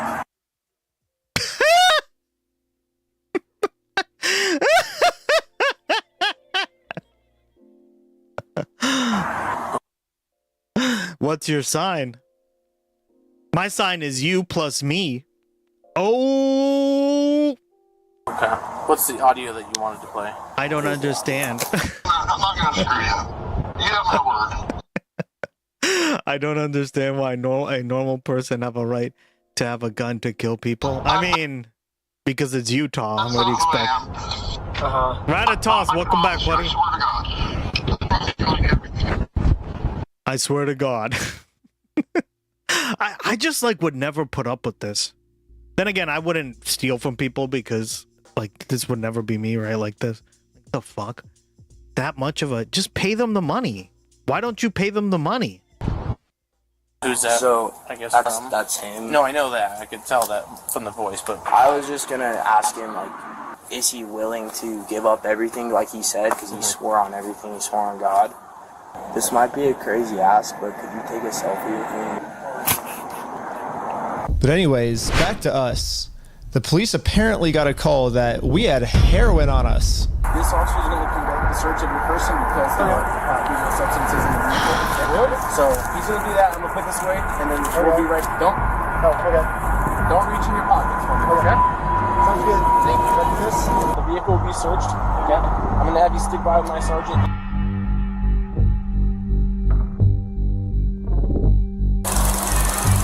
After 2 hours of searching the car, obviously they found no drugs. So you didn't find anything. I explained to the police that we didn't have drugs, and the reality of the situation is that Bricks and Minifigs is so desperate at this point that they're willing to do anything to get us arrested so they don't have to pay for the property they stole.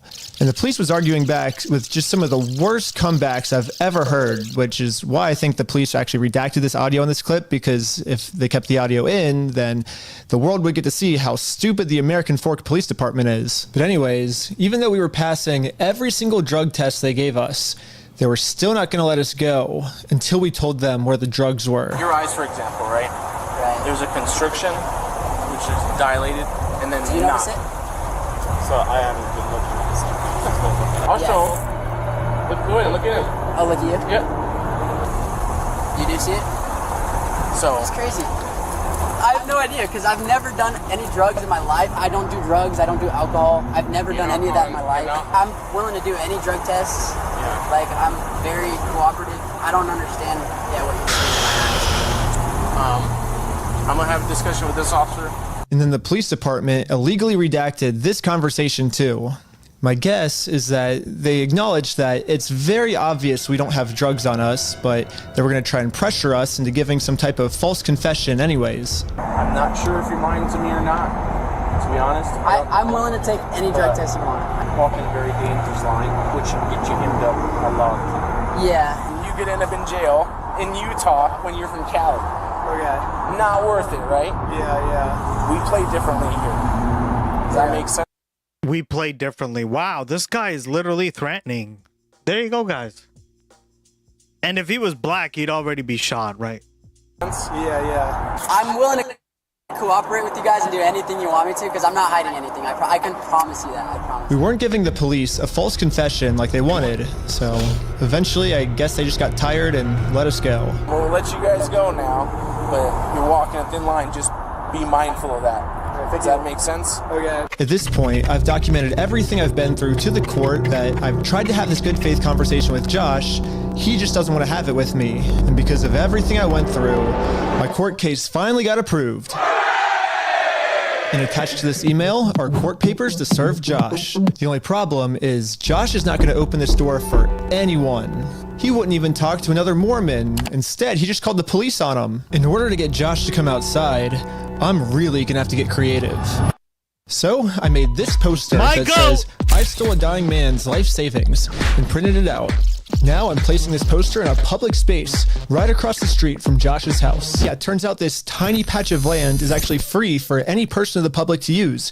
And since we have the freedom of speech, I am breaking no laws by doing this. So when Josh walks outside to take down this sign, I have a process server to serve him his court papers. But almost immediately, my sign got blocked. Oh no, he's blocking our sign.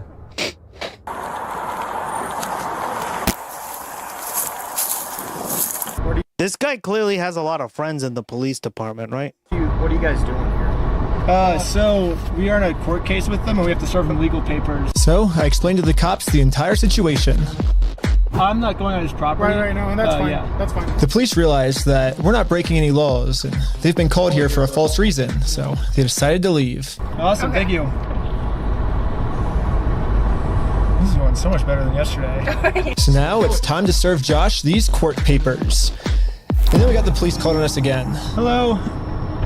This man stole basically his family's life savings, so we're just here to serve him his court papers. Again, I explained to this police officer the entire situation. I wish we could just send him an email or a phone call, you know, but yeah, the court requires us to come in person for some reason, so. Again, the cops realized that we are doing nothing illegal and decided to leave. Now it's time to serve Josh his court papers. But we got the police called on us again. Hello. Yep, can I see those papers? Yeah. So this is what you're trying to serve him with? Yes. Why don't you just do it? You're the police. Required by the court. Again, aren't you fucking enforcing the law, right? It's so dumb, guys. Oh my god, fuck this here shit. for a false reason. Search warrant. Stand up. Step outside, everybody. No. Worst. Serve him with? Yes. Just wait. It's required by the court. Again, the police agree that we are not breaking the law. We've been called out here for a false reason. This guy told me that he could even just serve the papers for me. You okay if I give these papers to him? Yeah, for sure. Okay, just give me 1 minute. Okay, thank you. Sadly, we can't see the police officer serve Josh because the police department redacted all of it. But the only thing that really matters is that Josh is getting served. He does not want the paper. So He's not want the papers? Here's that back for you. Okay. Yeah, the police told me that they can't serve the papers for me because I'm lying to them, and these aren't even real court papers. Not sure what this is. I've never seen something like that. To be honest with you. These are court papers. Okay.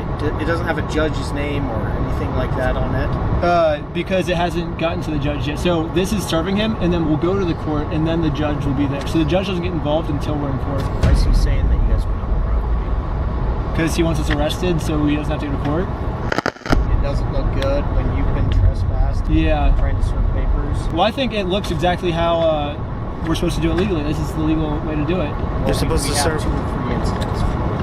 Yeah, well, first, so they're incidents because he's lying to you guys. He's making them incidents. We came to do a good faith conversation, which is required by the courts before you can get a court case approved. So we did that. He called the cops on us. He lied to you guys, this saying is that we had heroin insane. on us, and we did a 3-hour This is so search. corrupt. Like, this just shows you these agencies just protect wealthy people. Car yesterday. We found no heroin in the car. He's gonna make up any lie he can to get us arrested. We are doing things the legal way, the correct way. The reason he's hiding in his house is because he's the criminal. If something doesn't look good, it doesn't look good for him, not for us. Go through the legal process, Which is find what an we're actual doing, yeah. process server. She is an actual process server. And what is your guys' relationship? I just met her today. Well, maybe just have someone not affiliated with you. That's her. Yeah, she's. Yeah, we have no I just relationship. That's barely why met she's here. her. Yeah, that's why she's here. We have no relationship, and that is who she is. The exact person that you're describing. I always thought that the police were supposed to remain unbiased, and if They never are. Like, that's another thing I've noticed is that they're definitely not. They're very biased. if they were going to take a Many side, times. they definitely shouldn't take the side of the criminal. But I guess I was wrong. However, I'm not doing anything illegal. I'm literally just following the instructions of the court, so the police can't stop me. Okay, have a good race your day. Okay, see ya.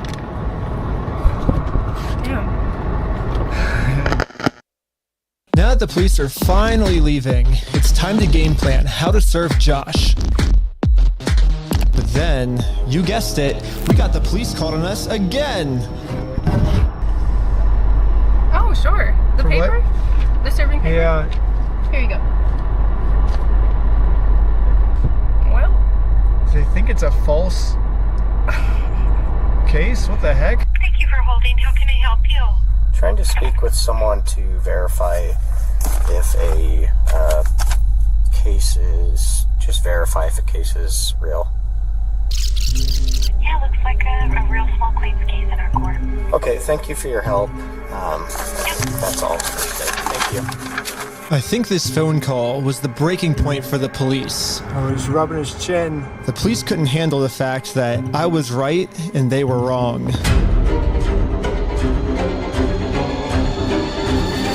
Hello. Okay. Okay. We're trying to find you back. Am I being arrested? We're under arrest right now. Really? For what? He hasn't done anything. Ben got arrested.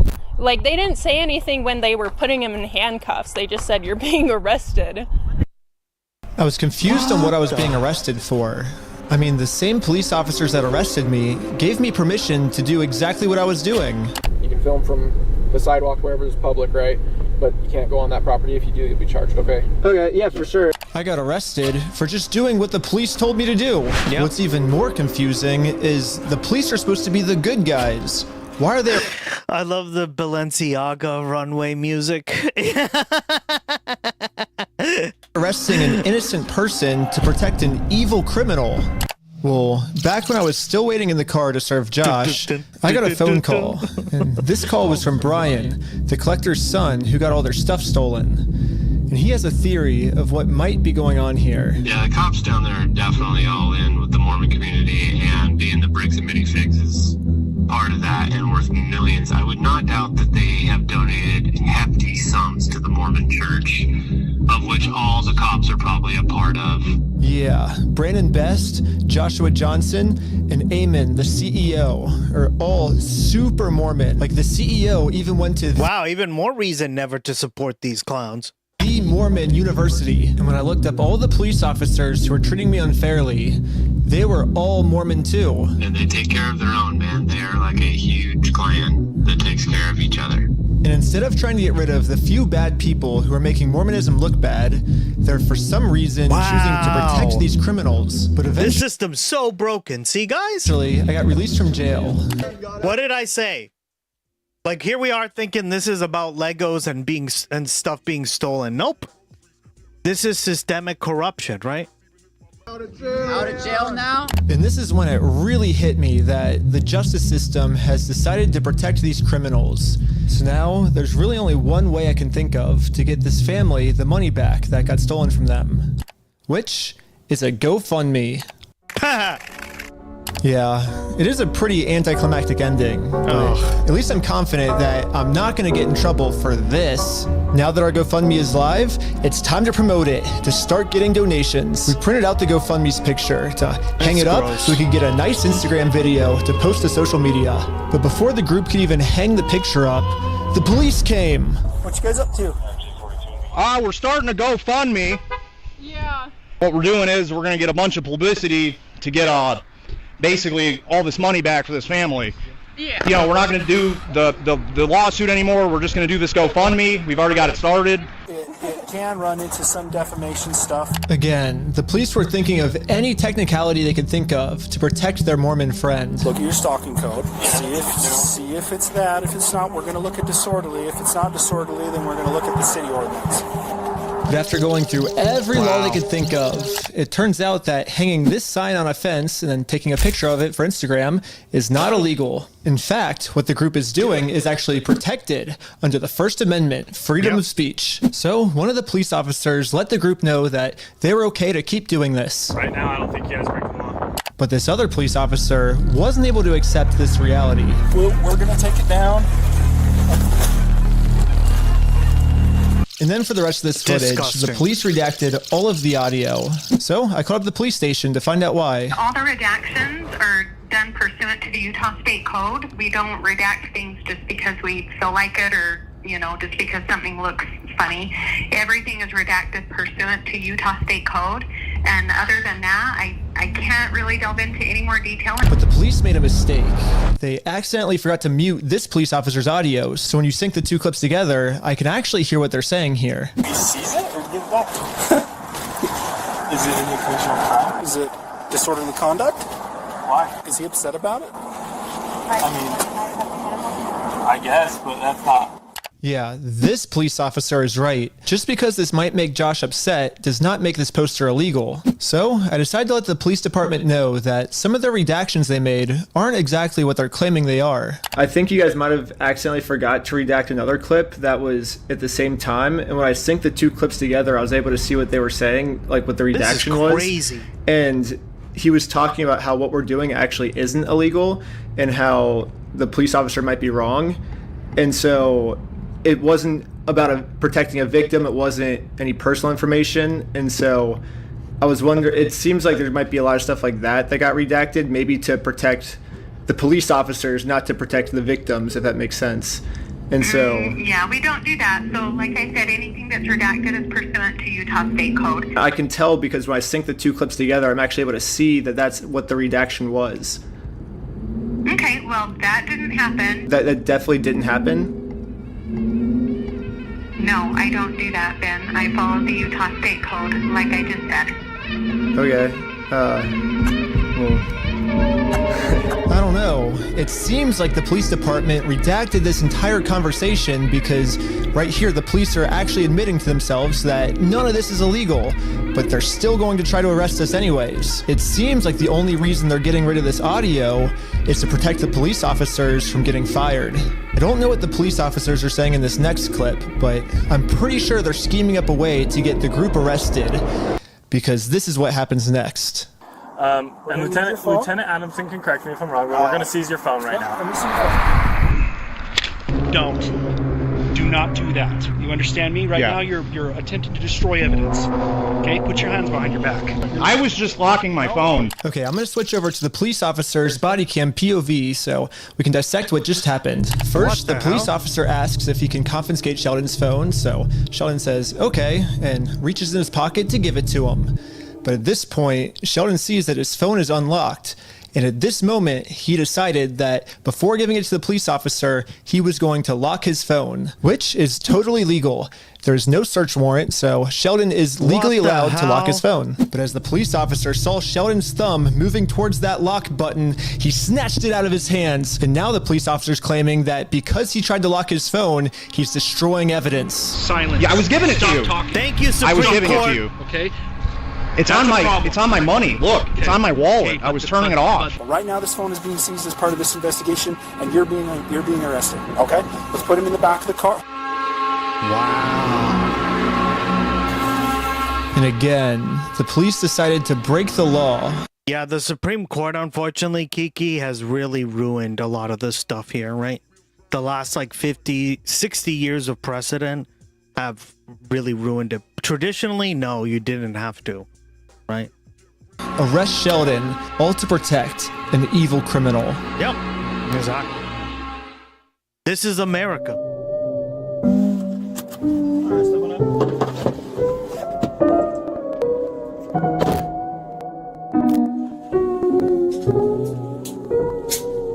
Okay. My name's Detective Nikosha. I work here at the police department. I did willingly hand over my phone, but when I handed him my phone, my wallet popped up, so I said, hold up, let me hit my power button. And I have it recorded as well. That's all I went and did. That's not obstruction of evidence. And then I let him have the phone. I wasn't trying to delete anything. In fact, it is actually impossible to delete something from an iPhone from a locked screen by hitting the power button. So in no context could I have been trying to erase something by hitting one button on my phone. Now I'm sure you have a phone as well. When you hit the power button, that doesn't delete anything, does it? I imagine it wouldn't, yeah. Yeah, so that's all I did. So I don't know how that's obstruction of evidence, but that is what it is. Now that Sheldon is in jail, just for promoting our GoFundMe, we started doubting if we'll ever even be able to get Brian his money back for his dad's Lego collection. It's crazy that out of all the powerful organizations I've gone up against, the one company I'm not able to beat is a Lego company. I literally couldn't have imagined a worse ending for this video. But I had no clue that it was about to get way worse.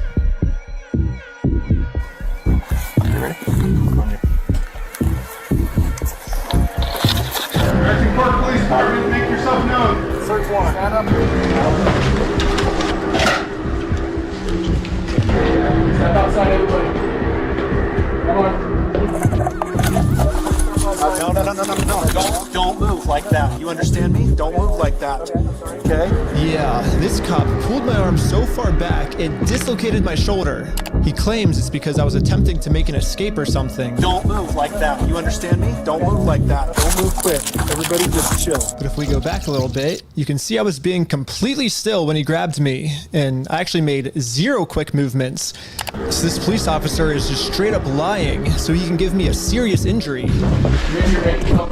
Included in the warrant are Legos. Yes. The police department got an official warrant to search our house for stolen Legos.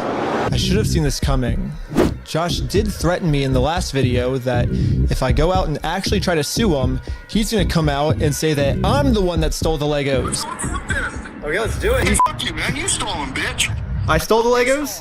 Yeah, you're a fucking thief. Dang. Okay. You can shut the fuck up. That's your fucking choice. I'm gonna fast forward a little bit just to give you guys some context, but I actually got a copy of this warrant. The reason they were searching our house was, it says, there is now certain property or evidence described as any stolen merchandise, specifically Lego merchandise. Evidence of illegal conduct on us that we stole the Legos. They're looking that we stole the Legos is why they stormed our house with no evidence. And this is after he's been proven to make up stories about us before. And so now he's just pulling something out of his butt. Oh, they're the ones that stole the Legos. And for whatever reason, the police take him seriously, even though he's acting like a crazy person. Anyways, the cops probably felt pretty stupid when they searched our entire house and didn't find any stolen Legos. Again, the police illegally redacted this conversation to avoid them looking stupid, but I'm pretty sure that's what they were talking about. But instead of doing what any rational police officer would do and let us go, they're sticking to their story that we're the thieves. What the hell? Feeling I'm falling, show me the jump right through. I used to travel, sing low, sweet chant. This is crazy. This is so corrupt. Fuck Utah, guys.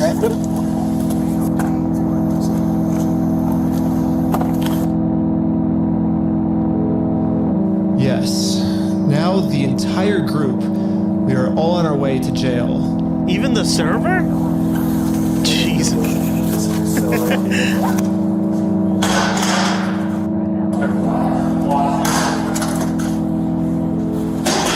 Except for me. I got taken to an interrogation room so they could find some reason to lock me up for good. Ben, I'm Detective Nikosha. Last time, I was able to get released on bail.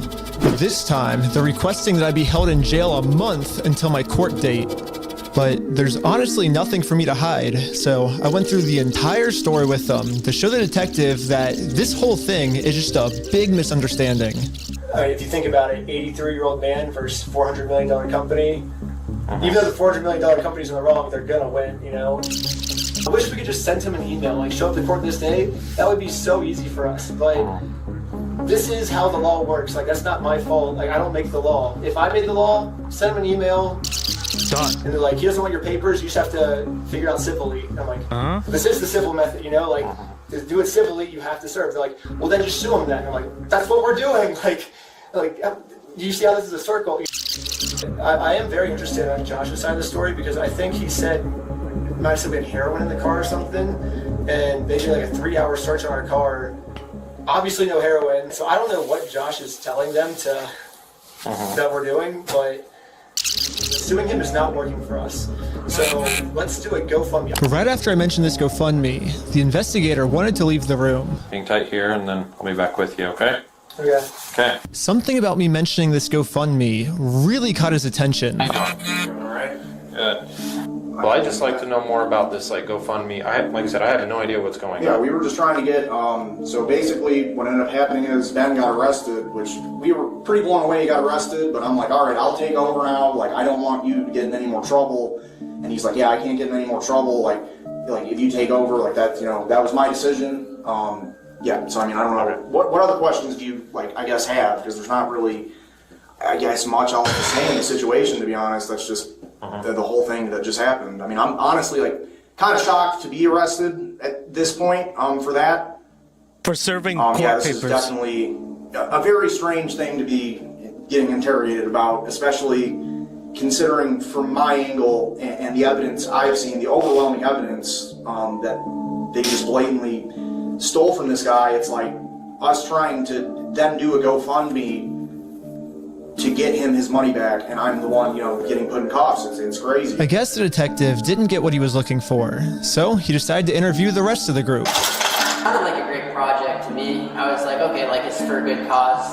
How are you doing? And for some reason, he was trying to get all of them to admit that the GoFundMe was my idea. Hello. Obviously, Ben was behind the GoFundMe idea as well, right? I don't know whose idea that was, because I kind of just started, I think But he was supportive of it as his channel, right? He said, oh yeah, let's do this for the channel.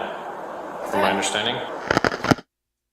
Was that kind of your... What does that have to do with ideas to do this video with the GoFundMe and all that? But I wasn't afraid to admit that I actually made the GoFundMe for Brian, because a GoFundMe is a safe, legal way to raise money for a family if they got all their stuff stolen. I should be risking nothing by admitting this. Basically, the police told me, do not take this man to court, or else he will get arrested.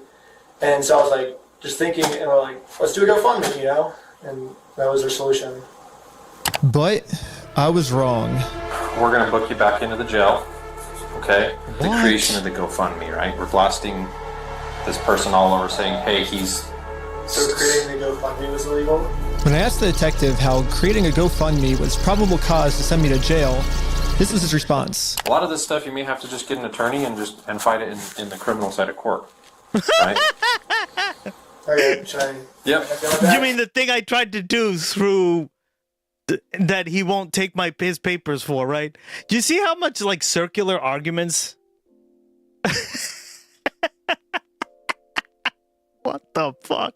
Yeah, go ahead. This is crazy, this story. Stand up. I got an officer right here that's he has cuffs for you. Will I also be able to hear Josh's side of the story? Because I think he's said a lot of lies to you guys. It'll be, and I never talked to Josh, but it'll be documented in the report as well. Okay, thank you so much. But the detective was lying. The police have illegally redacted every single claim Josh has made about me, and when I finally go to court, I'm going to be completely blind to what I'm even being charged for. The worst part is that the police officers took away my bail, so now I have to wait a month in jail. Wow. Bullshit.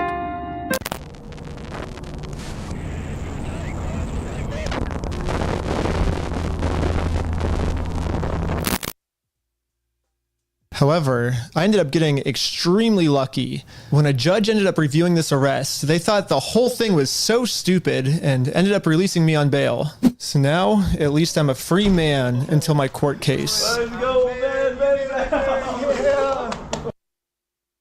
Well, that's good. The illegal act that I committed was mentioning that Josh stole the Legos in our GoFundMe.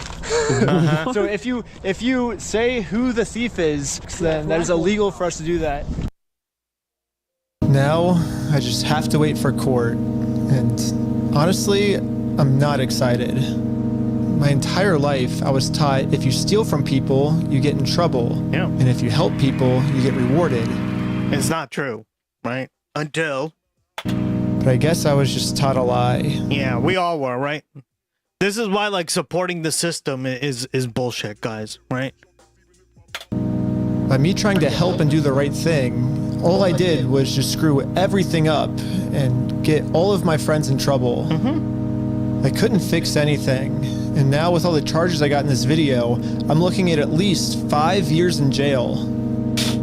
But I finally accept my fate. I failed, and now it's time to go home.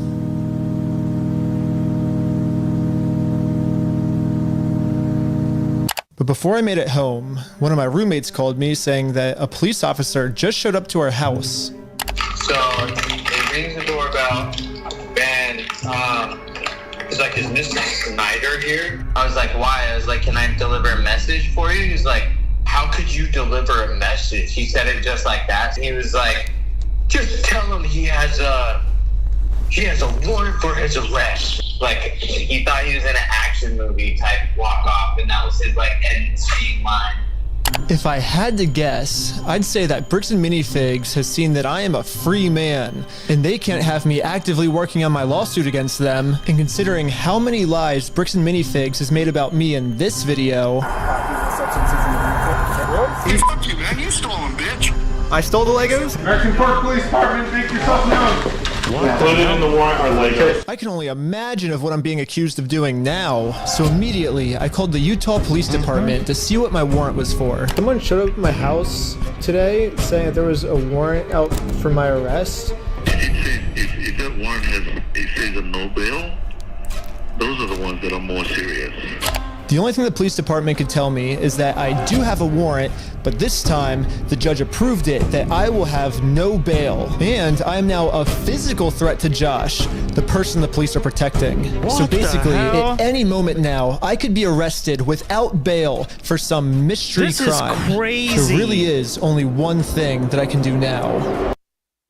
Well, I'm in Mexico now, and the American police have no authority here. What's going on? What the heck is that thing? Can you get notice on that? Oh my god, that's awesome. But at this moment, I realized what I had to do. Bricks and Minifigs thinks they can just bully anyone who tries to stop them in committing their crimes. And what's the only way to stop a bully? To stand up to them.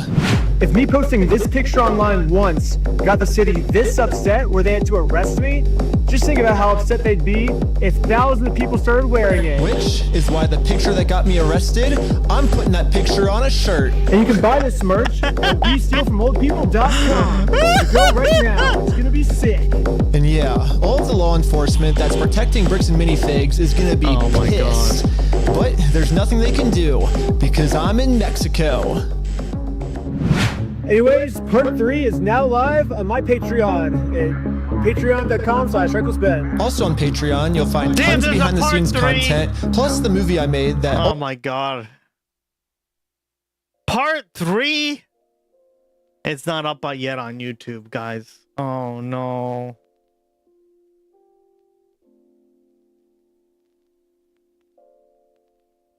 Oh wait.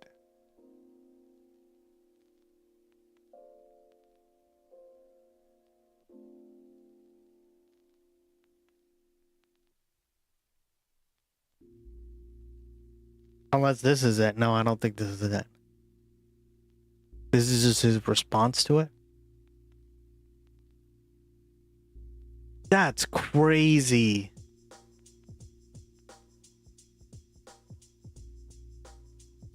The American Fork Police... This is insane. Reina, what's up? Over on YouTube. Welcome. Your messages get transferred over to Twitch, so go ahead and interact. Yeah, how you doing, girl? Oh my god, make sure you follow the YouTube channel if you haven't already, guys. We got our YouTube channel back because of a bullshit copy claim. And yeah, thank you. Department has responded to the video I made about them. I am the Chief of Police for the American Fork Police Department. Oh my god. See, guys, this stuff is... Boy, it never ends. We're gonna have to watch it. Well, the streaming service... Let's watch. I mean, it's only 17 minutes. This is a fascinating story, right? But see, I think this is a really good example of why we're seeing so much injustice in terms of ICE, right? Because if a police department can get away with this, why couldn't ICE? They saw how gnarly it was. And all of the money I make goes directly towards trying to fight Bricks and Minifigs so they stop doing bad things to people. Also, make sure to donate to the GoFundMe we set up for Brian. I'm not really sure if I'm allowed to promote this. I mean, I got arrested just for creating this thing, but I'm gonna do it anyways. Everyone donate to this GoFundMe. I'm in Mexico now. The police can't do anything to me here.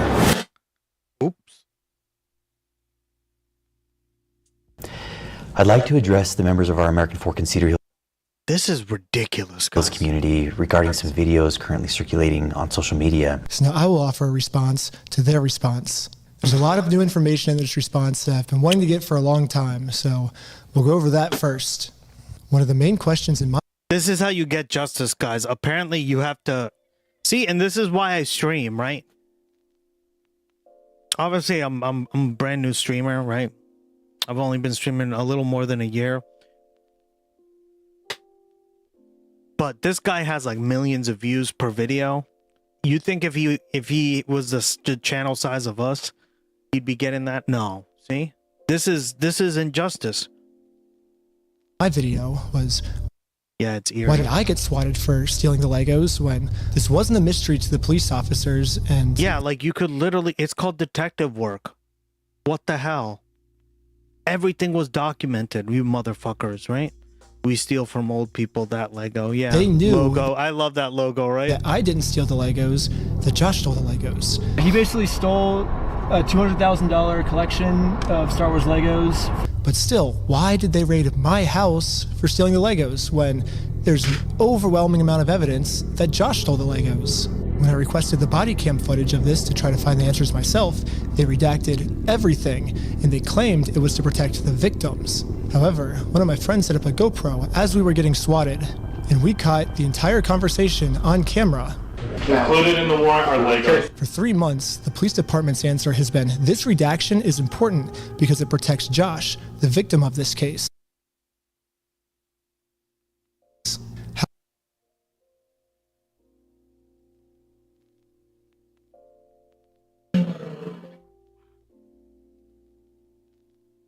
Fucking bullshit. However, we can clearly see that the police are looking for Legos and they saw no Legos. And they redacted this because they were embarrassed that they made such a stupid decision to swat the wrong person. They were so embarrassed of swatting my house for stealing the Legos that in all of the police reports, it is completely redacted. The police department wants this information hidden so bad that they're willing to break the law to hide this from everyone. Yep. The only reason I know about it is because of the receipt I got the night I was released from jail and my friend's GoPro that was recording. So even though I've been asking them for 3 months why I got swatted, they finally came up with an answer, which is the Airbnb host told them that I stole the Legos. During contact with the Airbnb owner, the owner reported overhearing conversations about possible stolen Legos. Specifically, officers wrote in the search warrant affidavit, oh, bullshit. The homeowner also disclosed that he could hear multiple individuals inside the residence speaking about possibly stolen Lego toys they had taken. Based on that information, officers added a request within the search warrant affidavit seeking authorization to also search for and seize possible stolen property, including Lego merchandise. 4th District Judge Roger W. Griffin reviewed and approved the search warrant. I always like giving people the benefit of the doubt, and I will take the police officer's word on this, but something fishy is going on here, and everything can just be cleared up if you unredact the audio and let everyone see the truth. Also, after we got raided and the police officers found no Legos, all of this footage has been redacted too. And my guess is if the police unredact this footage, we will find out the answers once and for all. While we were getting swatted, one of the police officers decided to injure me for absolutely no reason. He claims it's because I was trying to make a fast movement. Don't move like that. You understand me? Don't move like that. Don't move quick. Everybody just chill. But when we replay the footage, you can clearly see I was not making any fast movements. Yep. However, the police department has an answer to this. During Snyder's detention, Lieutenant Adamson took hold of Snyder's right arm. Lieutenant Adamson later reported that he felt Snyder tense his arm, at which point Adamson moved Snyder's right arm behind his back to place him into custody. The police department has made it clear I did not, in fact, make any quick movements like the police officer claims I did. So the police officer was lying, but not fully, because I did tense my arm. However, he lunges at me extremely fast before he even touches me. So how could he even know that I was tensing my arm before he even grabs me? That doesn't make any sense. There's only one solution. This police officer has psychic powers, and he could tell that my arm was tensing up before grabbing me. However, this makes no sense, because if the police officer did truly have psychic powers, he would have known that we were not the thieves, Josh and Brandon were the thieves. So this can't be the case either. I'm trying to have an open mind with these different possibilities of what this could be, but literally the only outcome left is that this police officer injured me for no reason. However, the police have another response to this of why I must be lying. In the X-ray image displayed by Mr. Snyder in that video, A small L is visible in the upper right-hand corner of the X-ray. The L indicates the image is that of the left shoulder. The video shows Lieutenant Adamson handling Schneider's right arm during the arrest. Yes, the stock footage I used to show what a dislocated shoulder is, an image that's clearly not mine because I didn't go to the hospital, I went to jail, so how could I have taken this picture? But anyways, the stock image I used is of a left shoulder when my shoulder that got injured was my right shoulder. Really? When I was editing this, I like to think highly of my audience that they would have known that this was a stock image and I wouldn't have to spoon feed every tiny detail to my audience.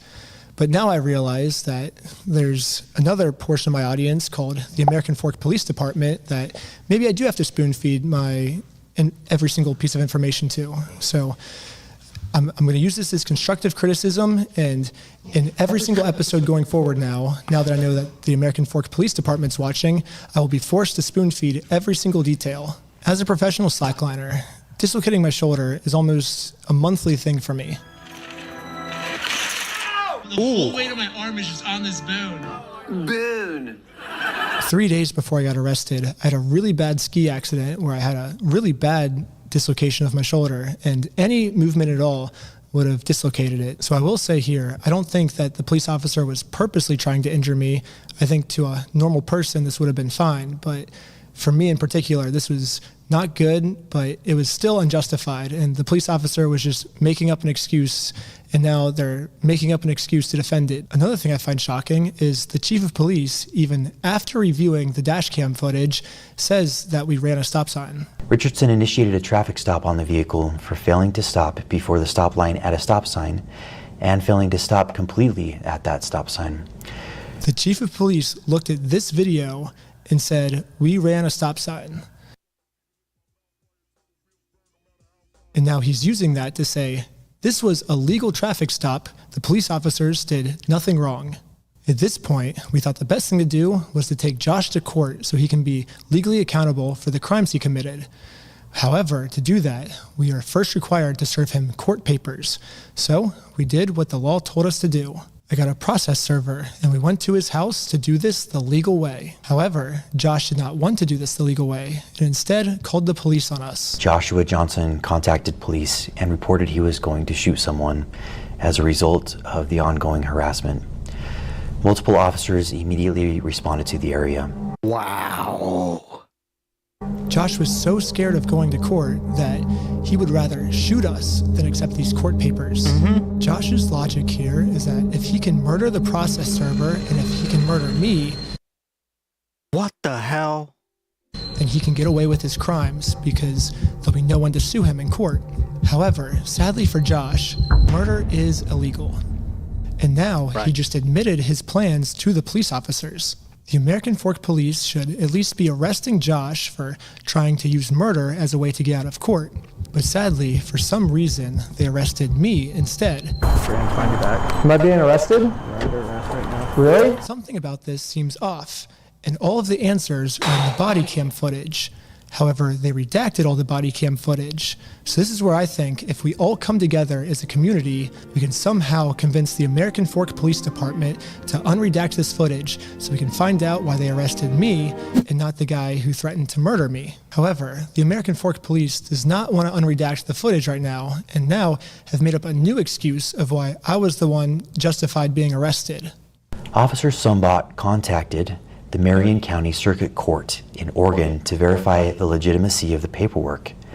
The court confirmed that the case was indeed legitimate, but that papers had already been served and no hearing date had yet been scheduled. The police department said the reason they arrested me and not Josh this day is because they called to confirm if this was a real court case, and they said it was real. However, the papers have already been served, and now I'm doing this solely to get YouTube content. Well, if he wanted to do it for YouTube content, why wouldn't he just film the papers being served, right? That doesn't make any sense. Huh? Like, it's just so dumb. You know what? Religious people in America are just as nuts as the ones pointing. Yeah, exactly. And I mean, this is why, like, don't go to Utah, apparently. Sorry, Skelly. Where's Skelly been? I miss him. Thanks for your support, man. Even when your wife yells at you for watching too much Ghost Ducks. And if that's true, I would like to see footage of it. They released all the raw footage, and that part doesn't seem to be in the raw footage. My goat Skelly, shout out to Skelly. It's already been to court, or are you allowed to tell me kind of where they're at with the case? There is no hearing date set, and there hasn't been a hearing in the case yet. All I see is the claim that was filed. I don't see proof of service or anything.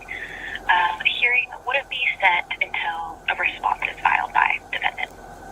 Okay, so the defendant needs to be served with papers before the case will, I guess, start? Yes. Okay. Okay, thank you for your help. I think that's all for today. Thank you. No problem. Okay, bye. Right here, the police officer admits that it is March 10th. On March 10th, 2026. However, you can see here that Josh doesn't get served until 3 days later, March 13th. So how could Josh have already been served on March 10th if he didn't get served until March 13th? Right. Unless Josh is a time traveler. There's only one way to clear this all up. American Fork Police Department, show me the time machine.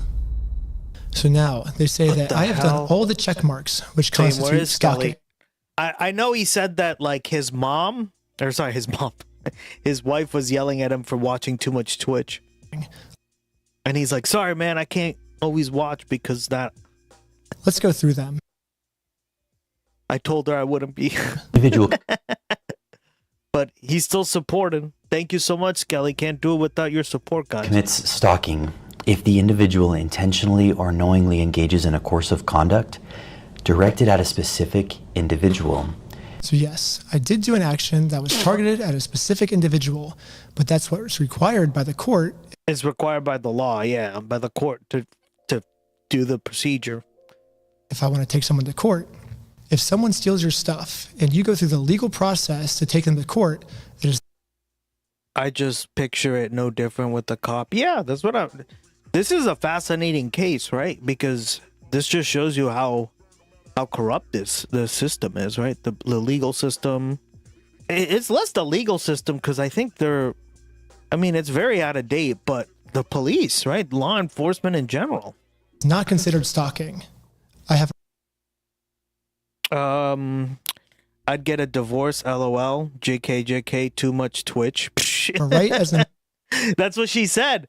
That's what she said to Skelly. Skelly was in here like every freaking day, and he said in chat, he was like, yo, I told my wife I'd take like a week off, and he did, and then he came back, and she still gave him shit. I'm like, dog, no worries, man. Patch it over with your wife. He still supports the channel and everything, so... No worries, dog. I get it. That's crazy, though. Get a divorce, right? Right now? American to sue him.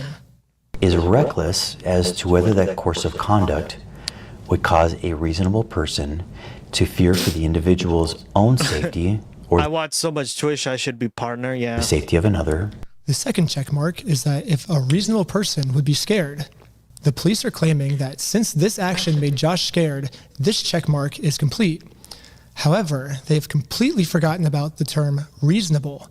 As we can see, Josh is not a reasonable person. This is someone who multiple times has tried to silence someone by accusing them of being on heroin. Here's the crazy thing. They told me that they took over that location because the owners were using the location to fund their heroin addiction. Wow. What? Yeah, and that's how they took it over. And saying they had like a pigeon in there that was crapping all over the Legos and it smelled bad, all this stuff. This is someone who threatened to murder me just for trying to serve him papers. This is not a reasonable person. It is not reasonable to threaten to murder someone just for serving papers. A reasonable person would accept the papers, so that second checkbox does not meet the requirements. I even tried explaining this to one of the police officers early on. What the law says is if the average person would feel unsafe by our behaviors. So I think he's feeling unreasonably unsafe. A reasonable person would not feel unsafe in the situation. Well, I can say the same thing. I feel unsafe trying to conduct business with him, and he calls the police on me to hide. I feel unsafe because of that. Because we had a 3-hour search in our car. He said we had heroin in our car yesterday. We had a 3-hour search in our car. That makes me feel unsafe. I think that's reasonable for me to feel unsafe. It's not reasonable for him to feel unsafe. So Josh is actually the one who said he was going to murder me if I take him to court. But now I'm the one that's being looked into for threatening to murder Josh. How does this make any sense? Mr. Johnson alleged that Mansell had hired Benjamin Snyder to harass, stalk, vandalize the store, threaten to murder the manager of the store. Now let's go to the heroin claim. We got pulled over by the police, and they claimed that we had heroin on us. This officer is going to conduct the search of your person because there are substances in the vehicle. Most of this footage is redacted, so again, there's a big mystery of what happened. Can we all come together and convince the American Fork Police Department to unredact this so we can find out the truth? However, what the police is claiming now is that they did not get a call saying that we had heroin on us. Instead, they could just tell from the second we pulled over that our eyes were glossy. During the interaction, Officer Fraughton indicated he believed Shaw's eyes appeared glossy and expressed concern regarding possible impairment. If we look back on the raw footage, this is what the police officer said his first interaction with us was like. Good with these guys being able to drive? Yeah, I think so. I didn't see anything clear as day with Tyler that I noticed. What's the goal of... Right now? Yeah, I was gonna scare him a little bit and let him go is all I really was gonna do. Do we have charges, or are we just tired of them being annoying? It seems hard to take what the chief of police is saying. There you go. They just confirmed it. Are we just tired of them being annoying? To who? To whom? Seriously, because so far almost everything he said is a lie. So the only way we can actually find out the truth is if we unredact everything. We already know the victim's name is Joshua Johnson. Why do we have to keep that protected? His name is already out there. None of these redactions are protecting anything except for the police. And now I want to acknowledge my friend Sheldon's arrest. The group stated they were supporting a GoFundMe campaign for a dying man. One of the individuals, later identified as Sheldon Norcross.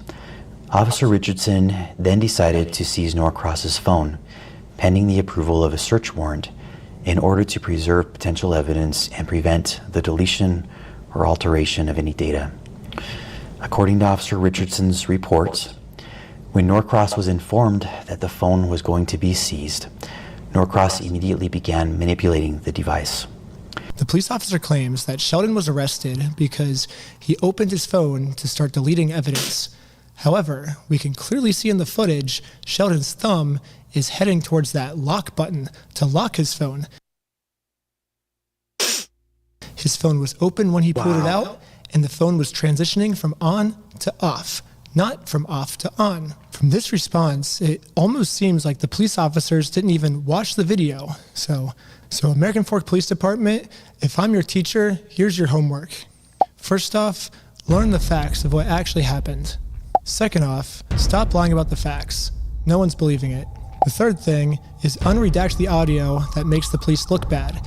Some of the best lawyers in the United States are reaching out to me right now, so eventually this is going to get released. Wouldn't you just like to get this over with sooner rather than dragging this out? The more we drag this out, the more content we get, so this only benefits me to drag this out. It doesn't benefit you. If you unredact the illegally redacted parts now, you'll win over audience support much faster.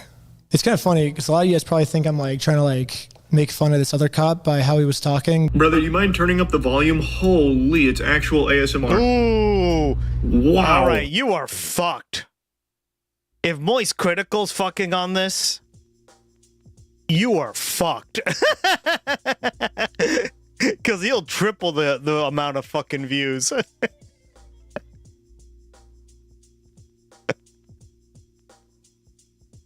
And you know what? This is why we're watching it, right? I think this is really important, guys. Right? It's not exactly the most political thing ever, but guys, these are the people enforcing a lot of these things that we're seeing play out on the streets, aka ICE, right? The Trump administration's abuses, all this stuff. This goes hand in hand with it, right? This is politics adjacent. Fuck that shit. I cannot really hear him. Why is he whispering? No, I like saying moist. I do. Moist. It's my favorite word. Moist. Moist. Actually just like super sick right now. I haven't been sleeping because I'm trying to get out part 3 as fast as I can. It is so political. That's caused me just to like stay up all night, every night, and not sleep. And now I'm sick and have no voice. But yeah, I guess it kind of, I don't know why that police officer was talking with such a low, quiet voice, but that's why I am, at least. I wasn't making fun of him. I literally am just genuinely sick. But if you want to see part 3, subscribe to my Patreon at patreon.com/recklessben. Part 3 will be up there very soon. Part 2, I'm only dealing with misdemeanors, but part 3 is when they start accusing me of felonies. So it gets insane. Wow. But yeah, stay tuned. I'm going to crank out videos in the meantime until part 3 is done. But thanks for all the support, and let's find Brian's Legos. Hell yeah. Fuck yeah.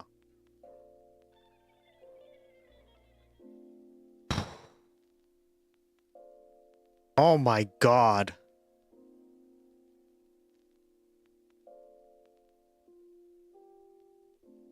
Is this like the situation that causes the system to just like collapse? Fucking Legos. This case about Legos, that would be amazing, right? Fucking Leonard French is making videos about this, right? That's insane. As a copyright attorney, right? We've watched him a few times. I mean, by the way, he can't do that, right? That's what he's gonna reveal. That's insane. Yeah, let's watch a little bit of this because that'll kind of cap. Like, this just shows you how fucked the whole system is. The Jersey Shore had a situation. Damn right. It's a Thursday. We're not gonna watch the whole thing, but because it's gonna be a lot of legalese, right? But he's a great creator too, and he's gonna go into some of like the things that are gonna happen with that because they literally can't do that. Thursday night in Kaiser, Oregon, and a man named Brandon Best is standing in the doorway of a Lego store asking for the keys. The store belongs, or belonged until about a minute ago, to a woman named Crystal Gorman and her husband Benjamin. They bought the franchise in early 2023. Now they're planning to move overseas, and they had gone to corporate to talk about selling. Corporate seemed open to it, friendly even. Now there's a man at the door asking for the keys.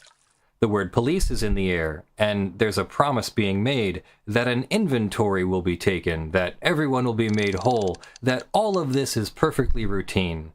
Behind them, on the shelves, filling every surface they had, is a Lego collection that does not belong to the Gormans. It does not belong to corporate. It belongs to an 83-year-old man in failing health. It's been left with this store to be sold a piece at a time on his family's behalf. Roughly $200,000 of vintage Star Wars by the family's count. 780 sets, more than 1,200 minifigures, a decade of one man's life stacked floor to ceiling. That is the night as the Gormans tell it, and, for the better part of 2 years, as the Gormans tell it, was all anyone had. One side's word about a quiet Thursday. Except the Gormans were on the phone that night, and the phone was recording. This week, they played it. The voice on the recording belongs to a man they name as Corporate's Director of Operations. The Gormans tell him in their words that what is happening to them feels like a threat, and the voice does not deny it. In a way, it agrees. It is. I have spent most of my career in a quieter corner of law, copyright and licensing, the unglamorous machinery of who owns what. A recording like that, dropping into a dispute like this one, sounds a lot like a coffee cup being set down very, very slowly. One thing once, so I don't keep repeating it. Nothing here has been decided by a court. A complaint is one side talking. A recording is evidence only once somebody proves it's real.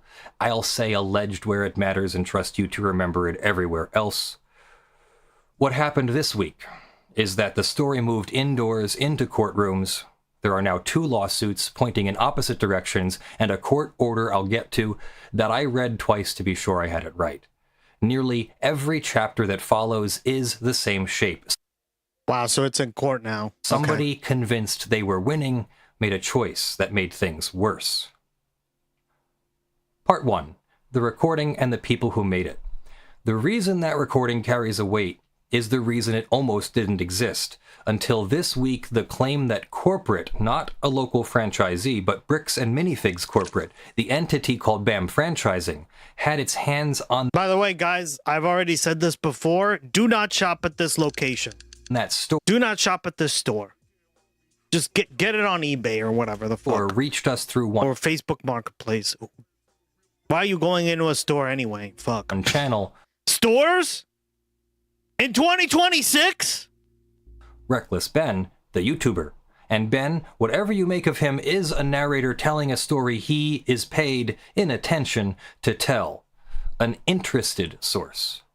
The Gormans are a different kind of source. They are the counterparties. They were standing in the room, and the man they name on that call is no bit player, Kai McAllister, who they say is corporate's director of operations, speaking the night of the transaction about the very obligation now in dispute. What he said has a name in a courtroom, an admission by a party opponent.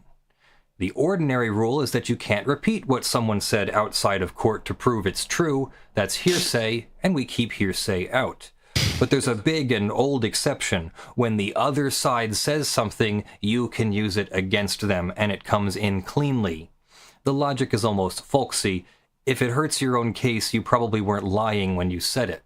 A recorded statement by a company's director of operations the night of the transaction about whether the company was taking this on, if it's authentic, is not gossip. It gets marked as an exhibit and read back to a witness very slowly. Set 2 things corporate has said next to one another. Its public line is that it never knew about this consignment. And the collection had been publicly promoted in the press, on the store's own social media, a year before any of this. Yeah, that doesn't make any sense. We advertised it. There's a rule further down in this story that turns those 2 sentences from an awkwardness into something that may decide who owns the collection. For now, just keep those 2 views in view. The Gormans did one more thing this week. They sued. They filed against corporate in Utah.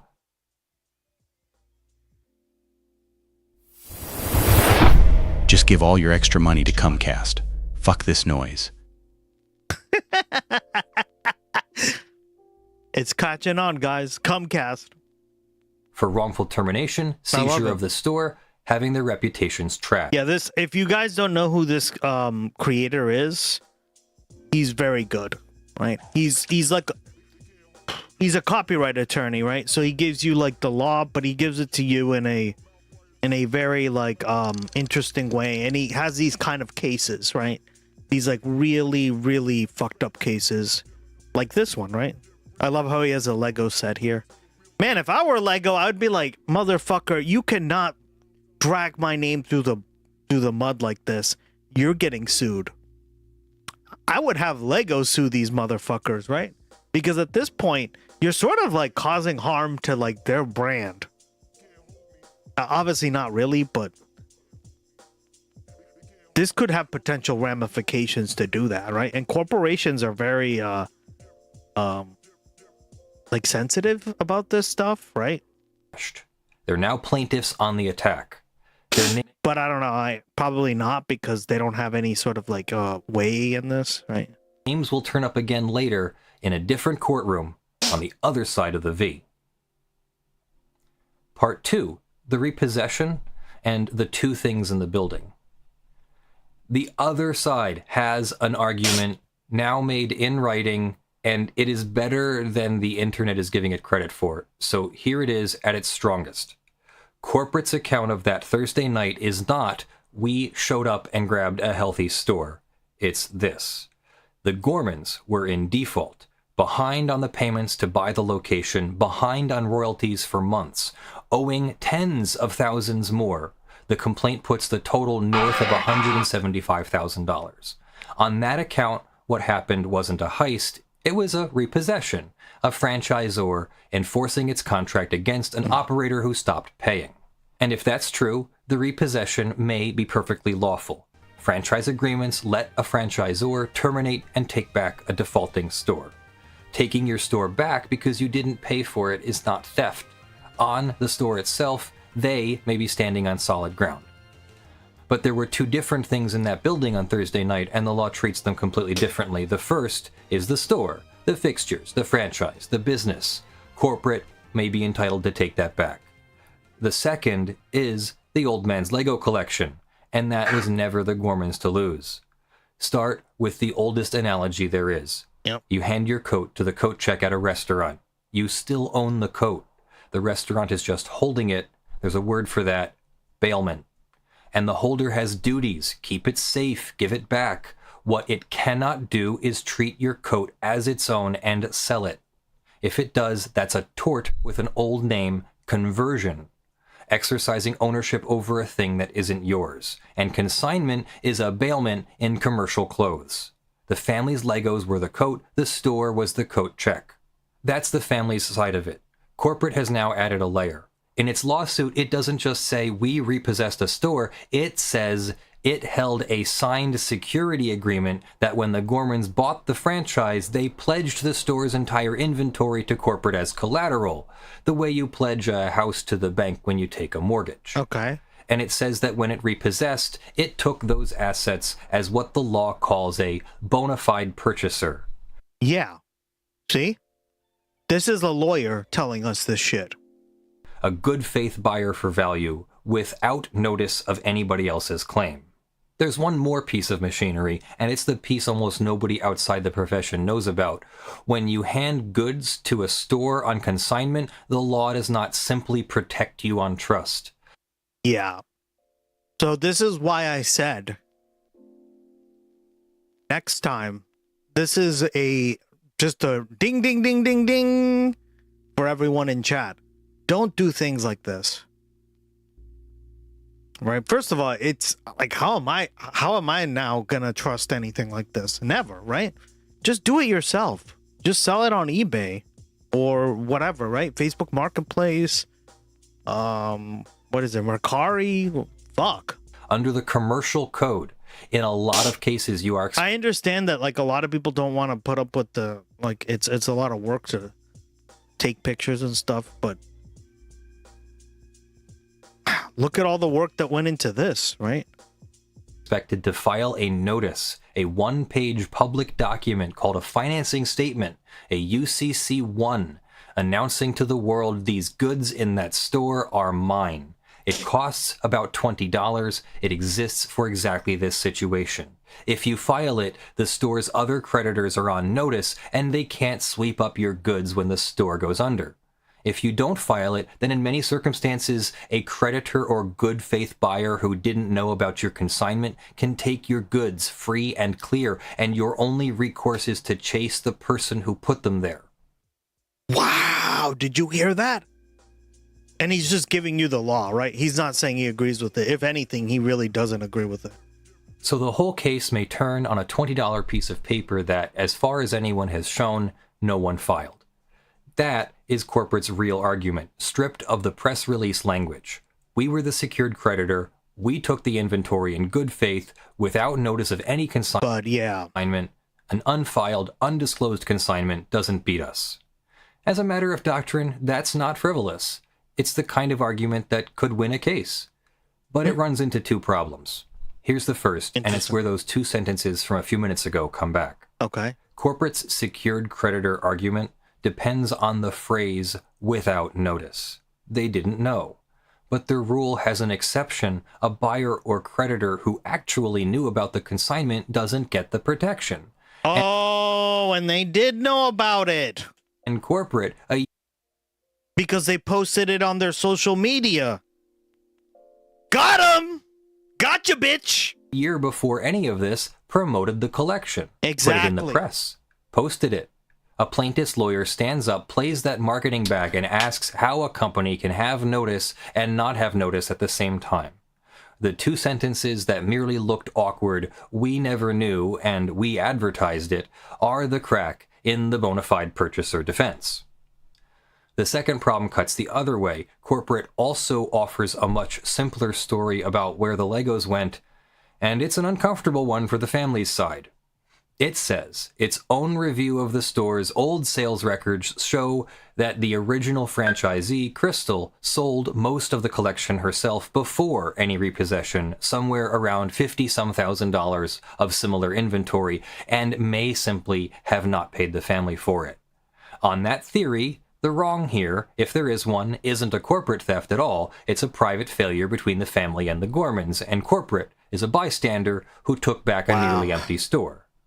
They say they found less than $5,000 of Star Wars on site when they walked in.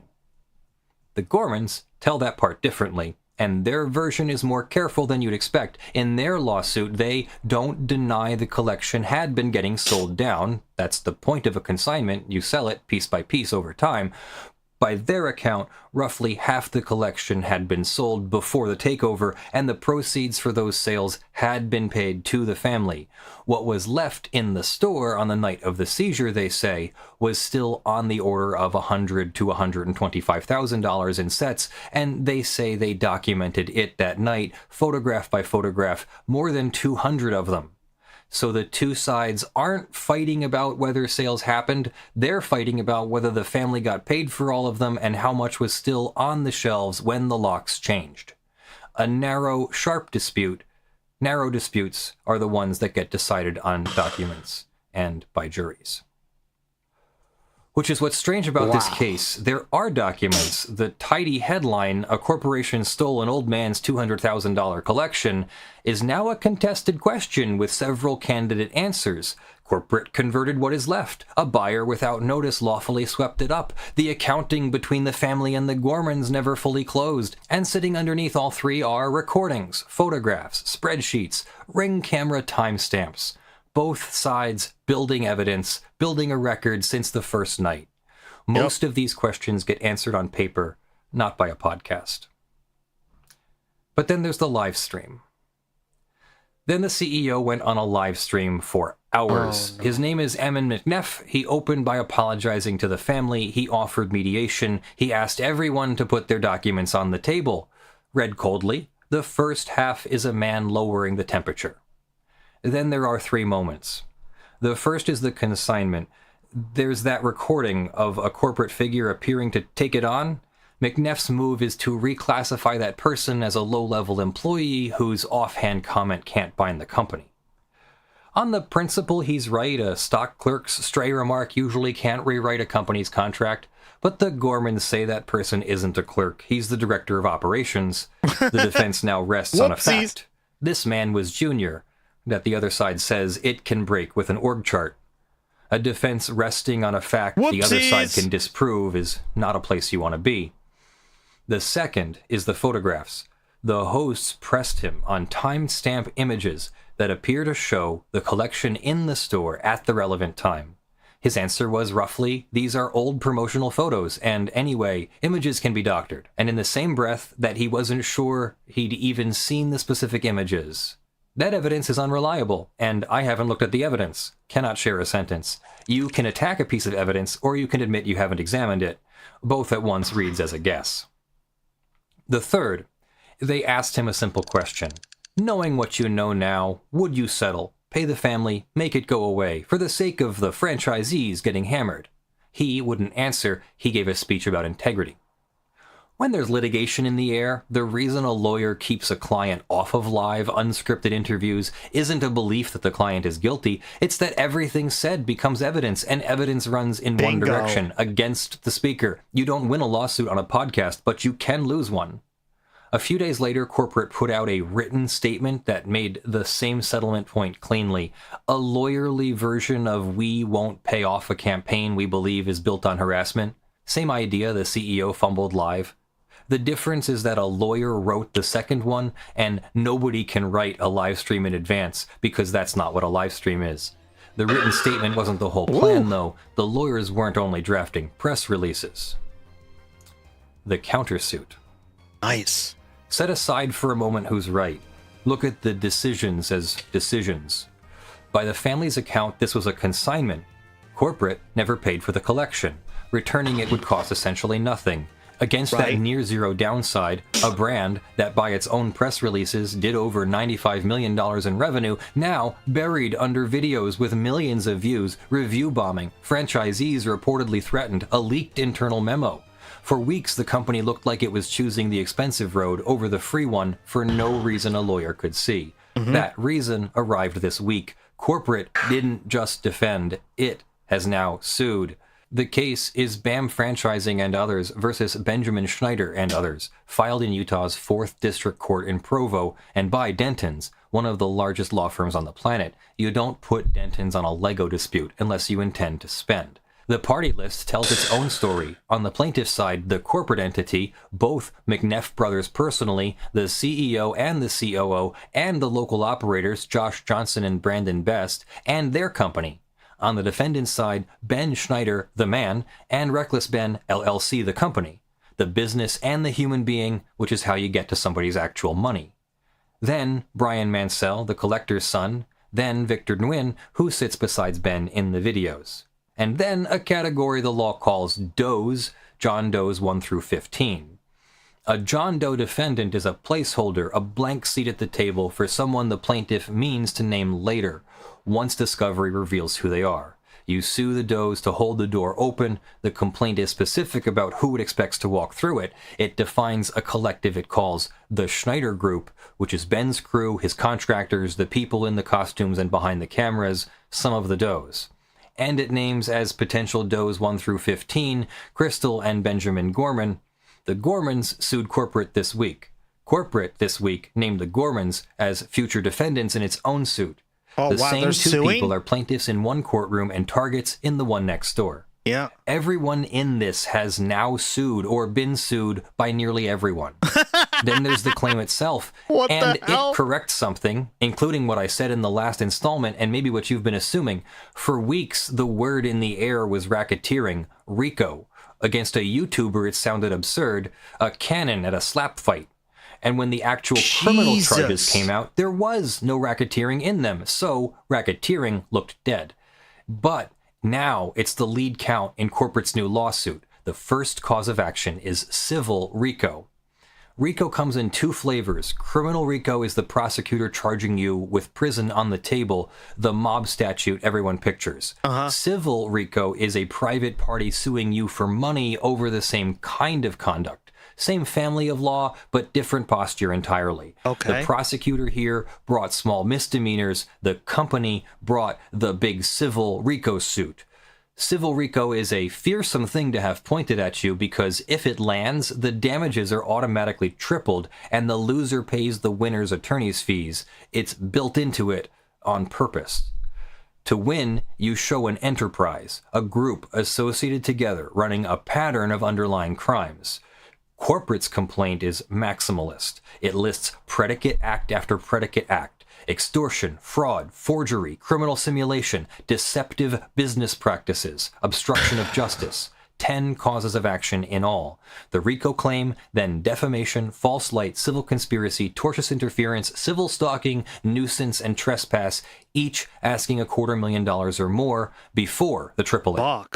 The ammunition is Ben's own videos. They're attached to the complaint as exhibits. The thing Ben made to win the court of public opinion is now Exhibit C in a court of law. It's the live stream lesson again, aimed this time at the hero. Ben on camera says he and Mansell have to do something illegal. In the complaint, Ben on camera tells Corporate they can do this the easy way or the hard way, and the complaint sets that line beside an image from his own video of an explosion at corporate headquarters and calls it a threat. Ben on camera narrates a switcheroo, a friend dressed identically so the police arrest the wrong man, and the complaint files it under obstruction of justice. Insane. The disguises, the fake delivery uniform used to get a signature, the deep faked apology video, the fake raffle, the we steal from old people company. Every stunt that made the original video delightful is re-indexed here as a predicate act. The spine of the extortion theory is a single alleged sentence. Corporate says that in a recorded settlement call, the Gormans told them that unless corporate paid a $300,000 demand, they would, quote, not be able to control the documentarian from releasing damaging and doctored videos. What? If that sentence was said and recorded, it is the most dangerous sentence in the saga for Ben's side. It is what lets a court recast a journalist's pressure campaign as the muscle of an extortion conspiracy. It is also the thread back to the Gormans.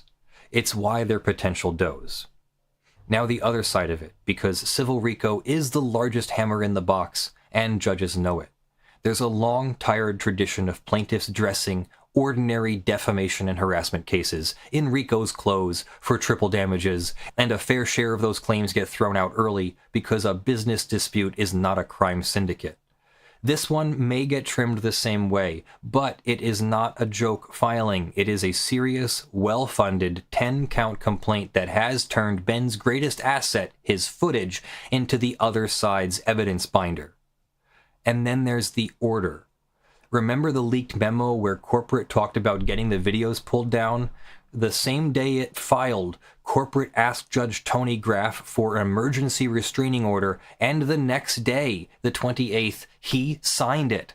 Granted before Ben's side ever entered the room, which is what ex parte means. One side in an emergency before the other side is heard.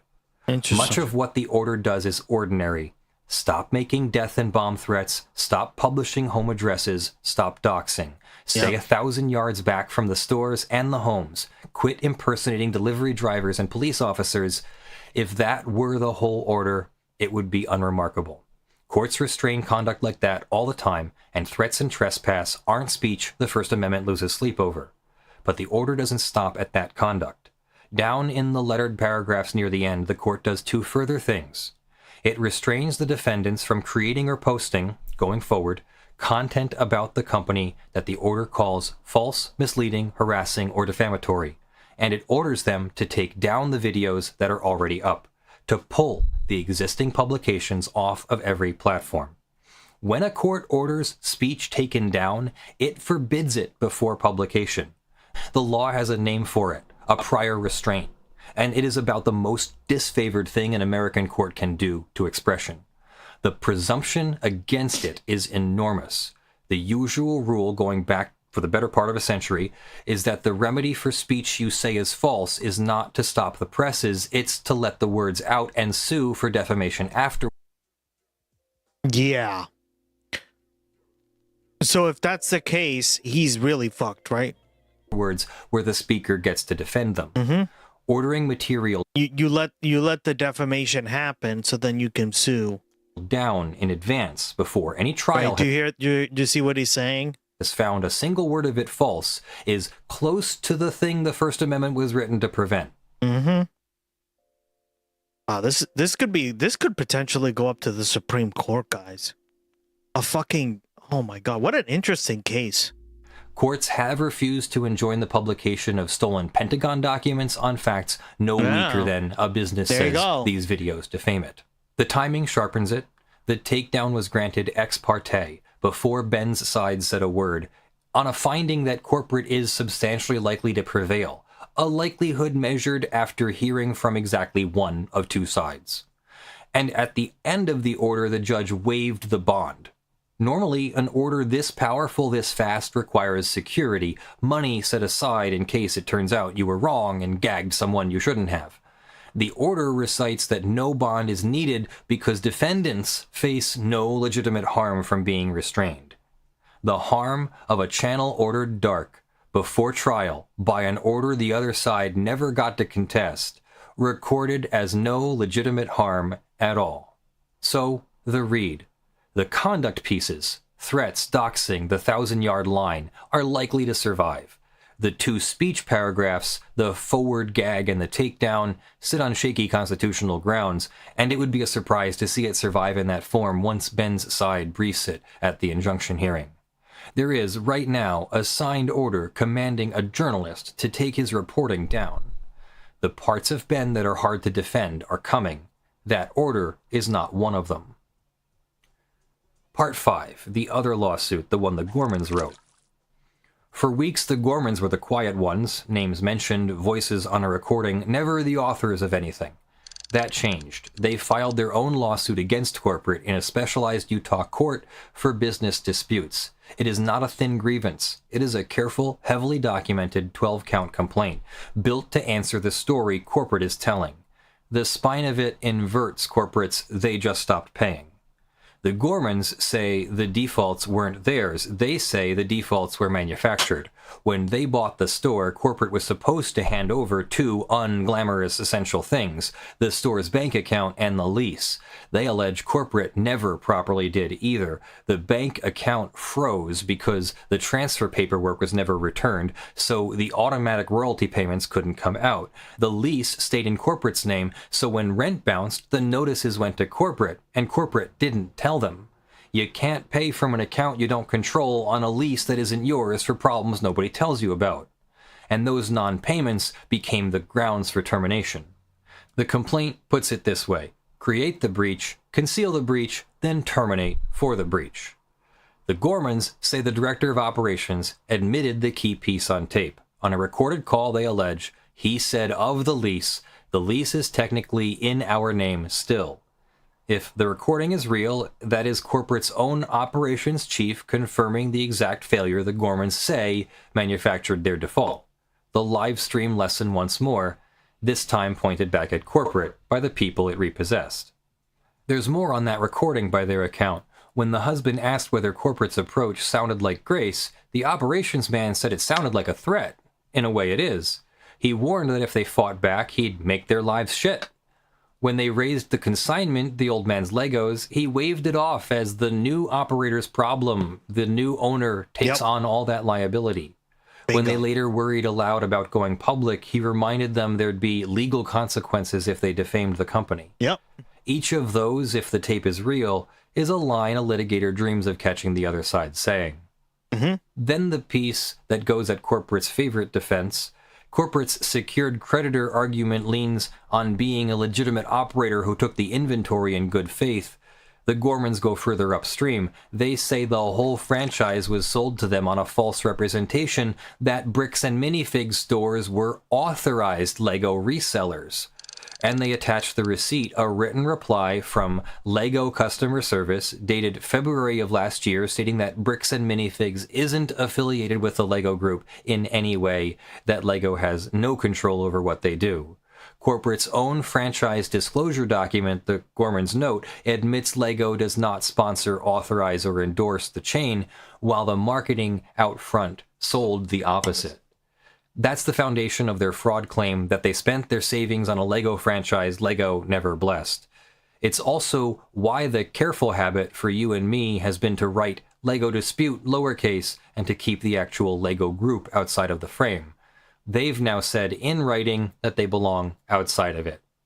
On the collection, their complaint is the most precise account we have. They say it started around $250,000, that about half had been sold and paid out before the takeover, that what remained the night the locks were changed was roughly $100,000 to $125,000 in sets. The consignor, they say, had tagged every consigned item with his own identifying stickers, and after the takeover, the new operators peeled those stickers off. They pled that as intent, you don't remove the ownership tags unless you'd rather no one could tell whose goods they were, and they make corporate's accusation in reverse, that corporate told the consignor the Gormans had stolen the sets, and that a recording catches a new operator saying he'd just called corporate in Utah and been told to make exactly that accusation. The slander they allege was scripted from headquarters. Now this is the Gormans' own telling, not a finding, and some of it strains. Their fraud theory has to thread a real needle because the law is wary of fraud claims that are breach of contract claims in costume. There's a doctrine called the economic loss rule built to stop exactly that, and they spend pages getting around it, which tells you they see it coming. And a procedural cloud sits over the whole case. The franchise agreement has an arbitration clause, a promise to resolve disputes privately before an arbitrator instead of open court. The Gormans filed in court anyway and offer 6 separate arguments for why that clause shouldn't bind them. So the first fight in their case may not be about Legos at all. It may be about where the fight happens, in a public courtroom or behind the closed doors of private arbitration. Almost everything anyone has been able to see in this saga, they've been able to see because it was made public, like in court. Yeah. So set the 2 complaints side by side. Corporate says the Gormans defaulted, abandoned the store, and conspired with a YouTuber to extort them. The Gormans say corporate sabotaged them, manufactured the default, seized a collection it knew wasn't the Gormans, and scripted the lie that they stole it. Same nights, same recordings, they're all blaming opposite each other. stories. Minus the YouTuber, right? Because he just was trying to do the right thing and he's making video content about it. And the same 2 people are the plaintiffs here and the named... And it blew up online, right? That's waiting crazy. defendants down the hall. And now we're all watching it. And there's going to be many other people watching this because Moist Critical it just covered it too. And right, you're going to see this on a lot of other Twitch streams. All suing and being sued over one identical set of Thursday night facts. That's not a normal posture, that's a head-on collision. Now turning the camera on Ben. The skeptical eye has been on corporate for a while because corporate filed the loudest documents this week. Now it belongs on the hero of the original story too. First, the 2 Ricos because the headlines blurred them. Corporate's civil suit leads with racketeering, the big money lawsuit.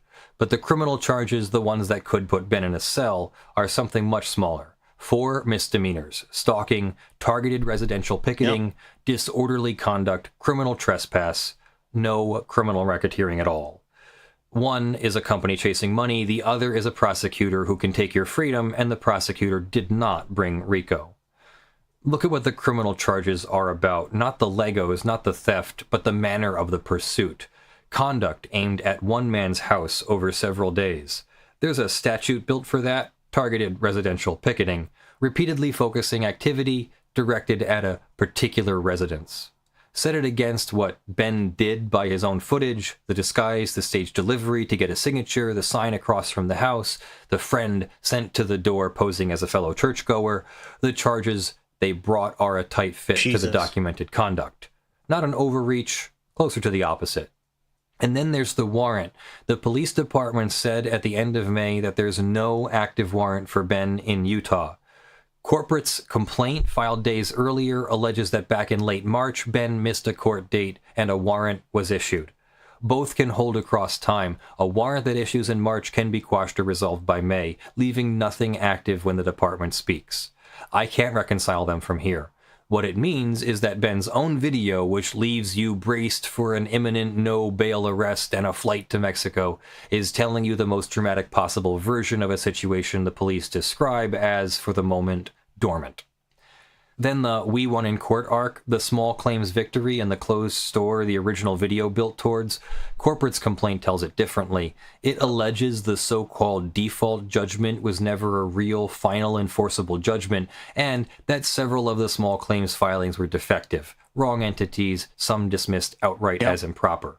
I can't adjudicate it, but the cleanest, most satisfying beat of the original story, we took them to court and won, is the beat corporate is now attacking as more theatrical than legal. On the redactions, the body camera footage released with the audio cut, which fed the cover-up talk, this week offered a duller answer. The department says the cuts were made at the county attorney's request. The prosecutor protecting an active case is a recognized reason to redact. It doesn't answer everything, it takes the most sinister explanation out. And the religion theory, which I'm setting aside on purpose, a lot of the commentary explains all of this through the faith of the town and the parties, the Mormon mafia in the comments.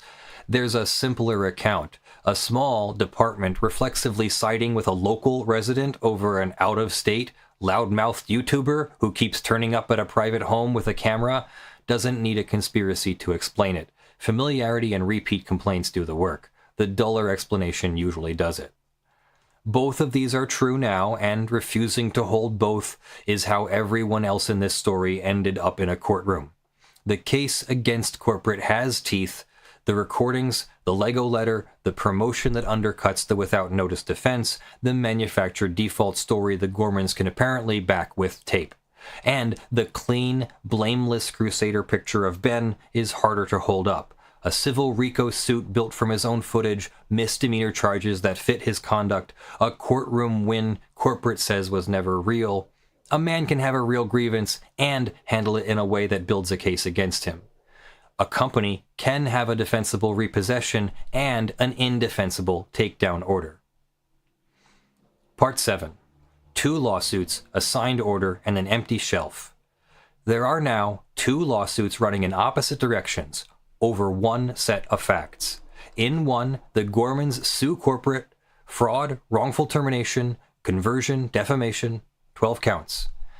And the threshold fight may be whether any of it stays in public view because corporate is likely to push it into private arbitration and the Gormans are fighting to keep it in open court. In the other, corporate and its people sue Ben, his company, Mansell, Victor, and 15 unnamed John Does, with the Gormans named as Does in waiting. The same handful of people are plaintiffs in one courtroom and defendants in the one down the hall. Over the top of it, a signed ex parte order that doesn't just keep people back from the stories but commands a journalist's videos taken down. A criminal docket with 4 misdemeanors and, by corporate's account, death and bomb threats handed to the FBI, which, whatever their source, are the kind of thing that moves a judge to grant an injunction because you can't unring a threat with money. The same order then reaches past the threats and into the reporting, and those are not the same thing. In the middle of all of it, the collection, the thing this was supposedly all about, still hasn't moved. An 83-year-old man's shelves are still empty.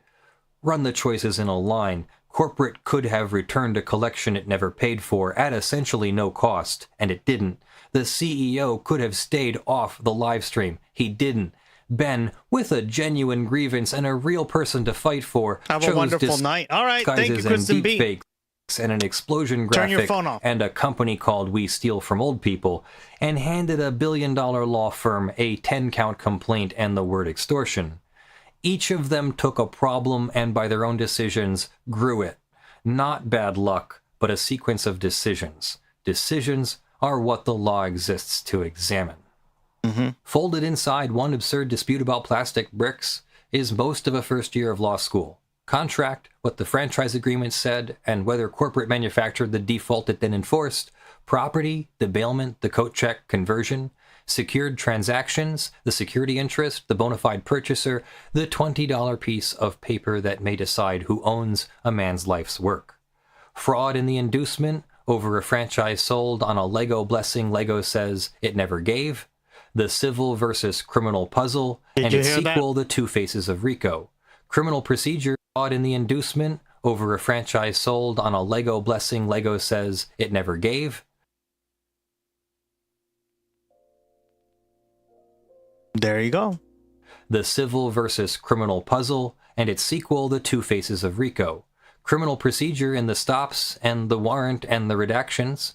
A live signed prior restraint, ordering speech off of the internet before any trial.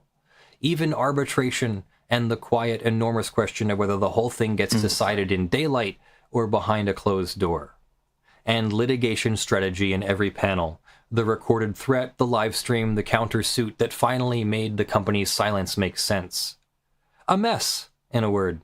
And messes are where the law actually shows its work because the tidy version assumes everyone behaves rationally, and then a case like this arrives and proves they don't. Yeah. None of it is decided. The 2 lawsuits point in opposite directions. The takedown order is signed but heading to a hearing where, for the first time, the other side gets to speak. The criminal docket is open. The collection still hasn't gone home. And the one party everyone keeps waiting on, the actual Lego group, has stayed out of it. The only thing it has said, as far as the record shows, a short note confirming that it has nothing to do with any of these people. That's the beginning of the story, not the end. And but here's the thing, like, even he's kind of hinted at this, right? It's starting to like damage your yeah. Sue this motherfucking company back, right? Like, what are you gonna do? Sue a YouTuber that's gonna make you look like assholes? It's the company, right? That everyone will be like, yeah, do it. Nobody gives a fuck about them. I'll keep following it, mostly because I can't help myself. Thanks for watching. I'm Leonard French, your favorite copyright attorney, and before I go... What a mess. Interesting story. We will have to cover it as it progresses, part 3. I think I understand everything now, so yeah, it will be very interesting to cover. Now let's move on to Colombia, because we talked about Colombia earlier, but there's an election going on, and it looks like there's a runoff.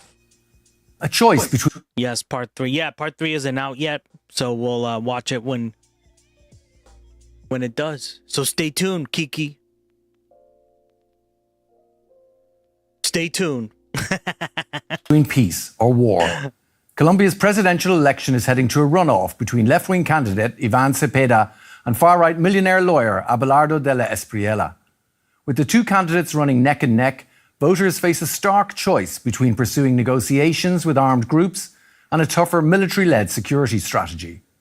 The campaign has been overshadowed by violence, including car bombings, drone attacks, and the assassination of a leading presidential contender. This has transformed the election into a referendum on security and the economy. No candidate is expected to secure an outright majority, and the second round vote on June 21st now looks a certainty.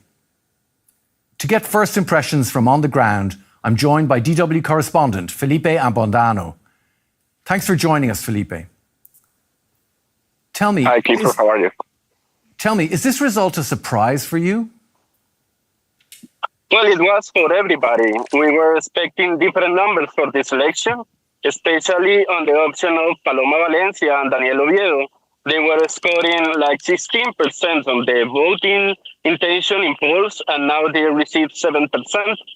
Iván Cepeda was in the range that the polls were showing us, in 40.9%, but Abelardo de la Espriella was in the polls around 20%, and now he had scored 43% of the votes. What we can understand from the ground is that people understand this election as the second run. So they decided to vote for Abelardo de la Espriella on the first option, and now we are not sure who is going to win in the second run. Now, the election campaign was marred by violent incidents. Was today peaceful? Yes, as you mentioned before, a month ago, we have several terrorist attacks, especially in Valle del Cauca. It's a region in Colombia that has been struggling in security. But today was a really calm election. All the poll voting positions were open, and people were able to vote in tranquility. What we are now expecting, as you mentioned also, is that people are voting because the security risk that Colombia are having at the moment. So we're looking now at a runoff.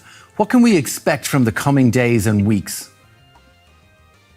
Well, both candidates that are going to go in the second round of elections are going to try to find alliances.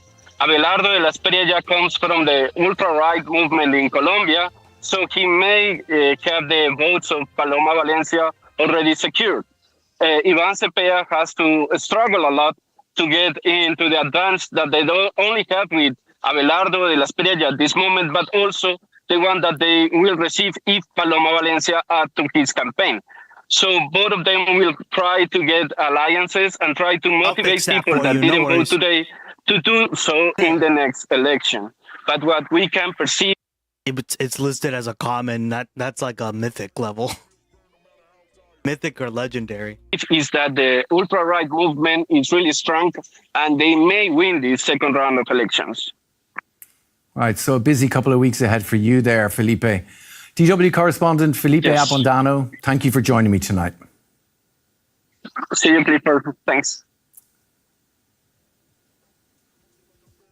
I want to zoom out now a bit to get a sense of the kind of choices facing Colombia's people. Elizabeth Dickinson knows a thing or two about that. She's Deputy Director for Latin America and the Caribbean at the International Crisis Group, and she joins us from Bogota. Elizabeth, good to have you with us. Thanks very much for the invitation. So let's kick off, Elizabeth. Why do you think Colombia has seemed to stick to left-leaning governments while many other Latin American states are turning to the right? Well, I think the fundamental context here really is that, as you said, Gustavo Petro, the outgoing president, was in fact the first elected left-leaning president in modern Colombia. And really, how we can explain that is looking back at Colombia's history. This was a country that was in a civil war really for 50 years, during which the priority and the only priority really was security and this fight for the existential existence of the state.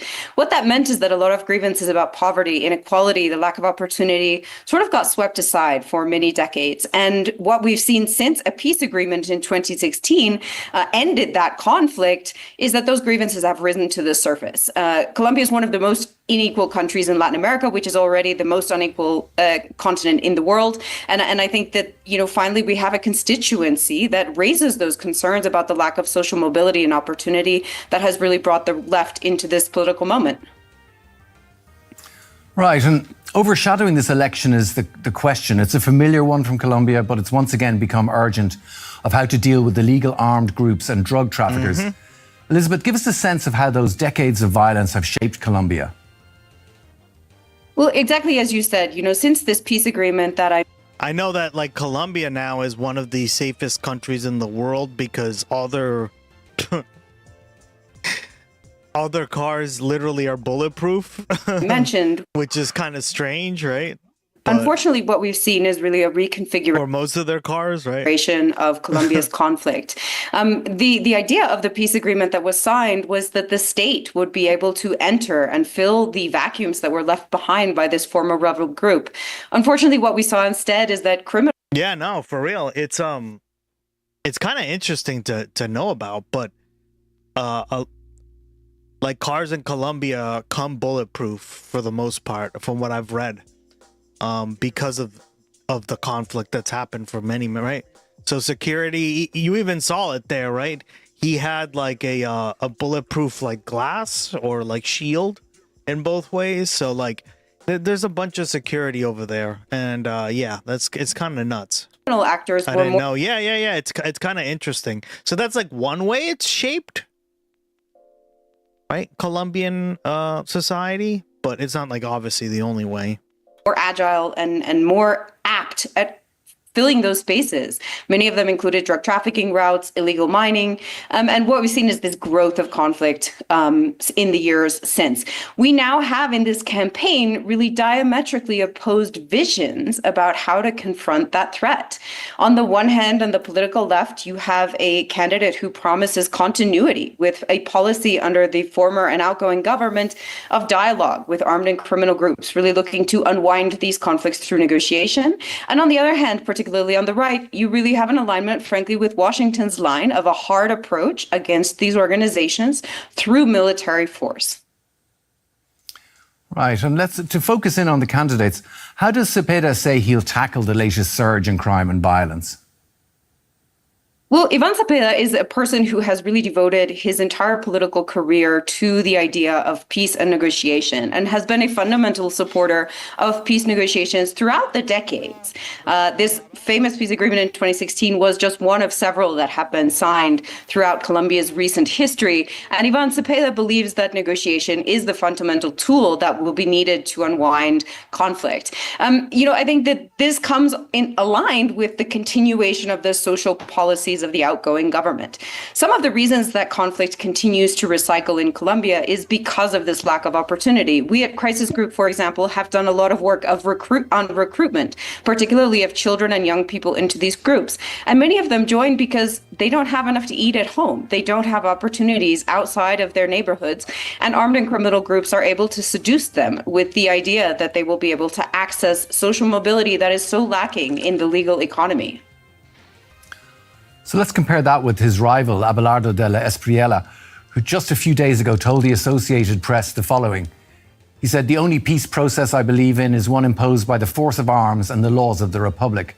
Under my government, Any bandit who resists will be eliminated as appropriate. And if he submits, we will imprison him in a mega prison so he can pay his... Yeah, this guy is literally like the president of El Salvador, right? So this is going to have ramifications. Because guess where Trump is sending you next, if that's the case? ...debt to justice as they should. A one-way trip to Venezuela. I mean, Colombia. Now, these are strong words. How would you evaluate this? Well, very much in line with exactly what he said. You can tell that De La Espriella draws his inspiration very much from leaders like Nayib Bukele from El Salvador. Yep, exactly. See? Who has taken a very hard hand against armed and criminal groups. De La Espriella has promised to build large-scale prisons, to have zero tolerance, increasing the penalties for certain crimes, and, as you suggested, to ratchet up military pressure. I think in this there is something of a narrative that we're hearing during the election that will come face. Well, and traditionally, Colombia has been a very conservative country. I told you guys a few streams ago, Colombia is one of the most conservative, at least traditionally speaking, in Latin America. So now what I find kind of interesting is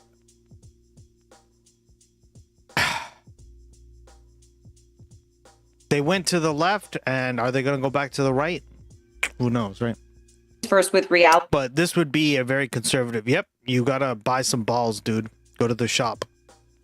Or just implement the command. Use your points. If he is the successful candidate for presidency and takes office in August.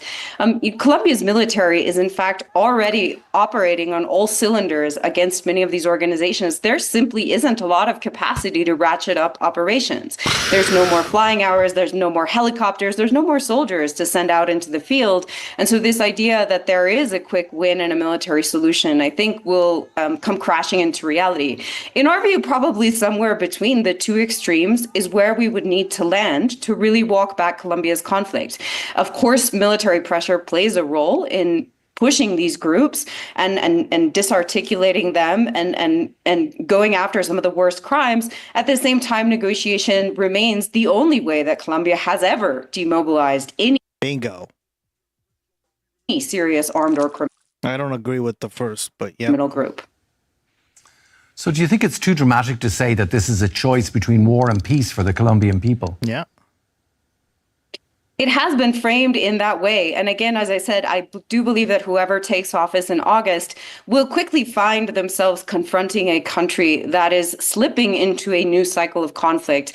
And what we hope is that they will use a variety of tools addressing these root social causes, using negotiations when appropriate, and certainly continuing investigations, all of the judicial tools and certainly military pressure to confront these groups. This is simply not a problem that has one solution. And I think in many ways, the narrative of this election has been a bit misleading in that regard.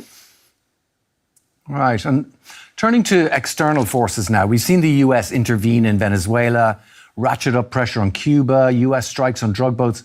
How much influence does growing U.S. pressure have on Colombia? Well, the U.S. has a very special role in Colombia. This is and has been for decades the United States' strongest military partner in South America, with the most capable military and very deep integration between the two countries on the defense and security side, but also economically. The United States is far and away the most important trading partner for Colombia. So as you can imagine, U.S. pressure has had an impact here and certainly has played into the way that people are thinking about voting.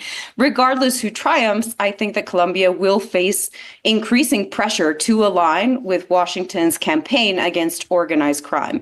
I do think that the two candidates who have led in the ballots will take markedly different approaches in this regard as well. Right, well, we'll have to leave it there. Elizabeth Dickinson from International Crisis Group, thank you so much for your insights. All right. Now we're going to listen to John Thune say that the Trump administration dropping the anti-weaponization fund is the best way to handle this. Ooh, looks like it's not going through the Senate. Majority Leader. Mr. President, I ask unanimous consent the quorum call be suspended. Objection. Quorum. Mr. President, enforcing our nation's laws is not optional. Securing our borders isn't optional. And supporting the men and women who who do this important work, funding law enforcement isn't optional either. That should go without saying. But unfortunately, Mr. President, members of the Democrat Party have made it very clear that they disagree. Incredibly, Democrats have refused to provide a single penny for border security and immigration law enforcement for fiscal year 2026. That's $0 for a physical presence at our nation's border. $0 to deport criminals who have made their way into our country illegally. If Democrats had their way, illegal immigrants would be allowed to flood across our nation's southern border entirely unchecked.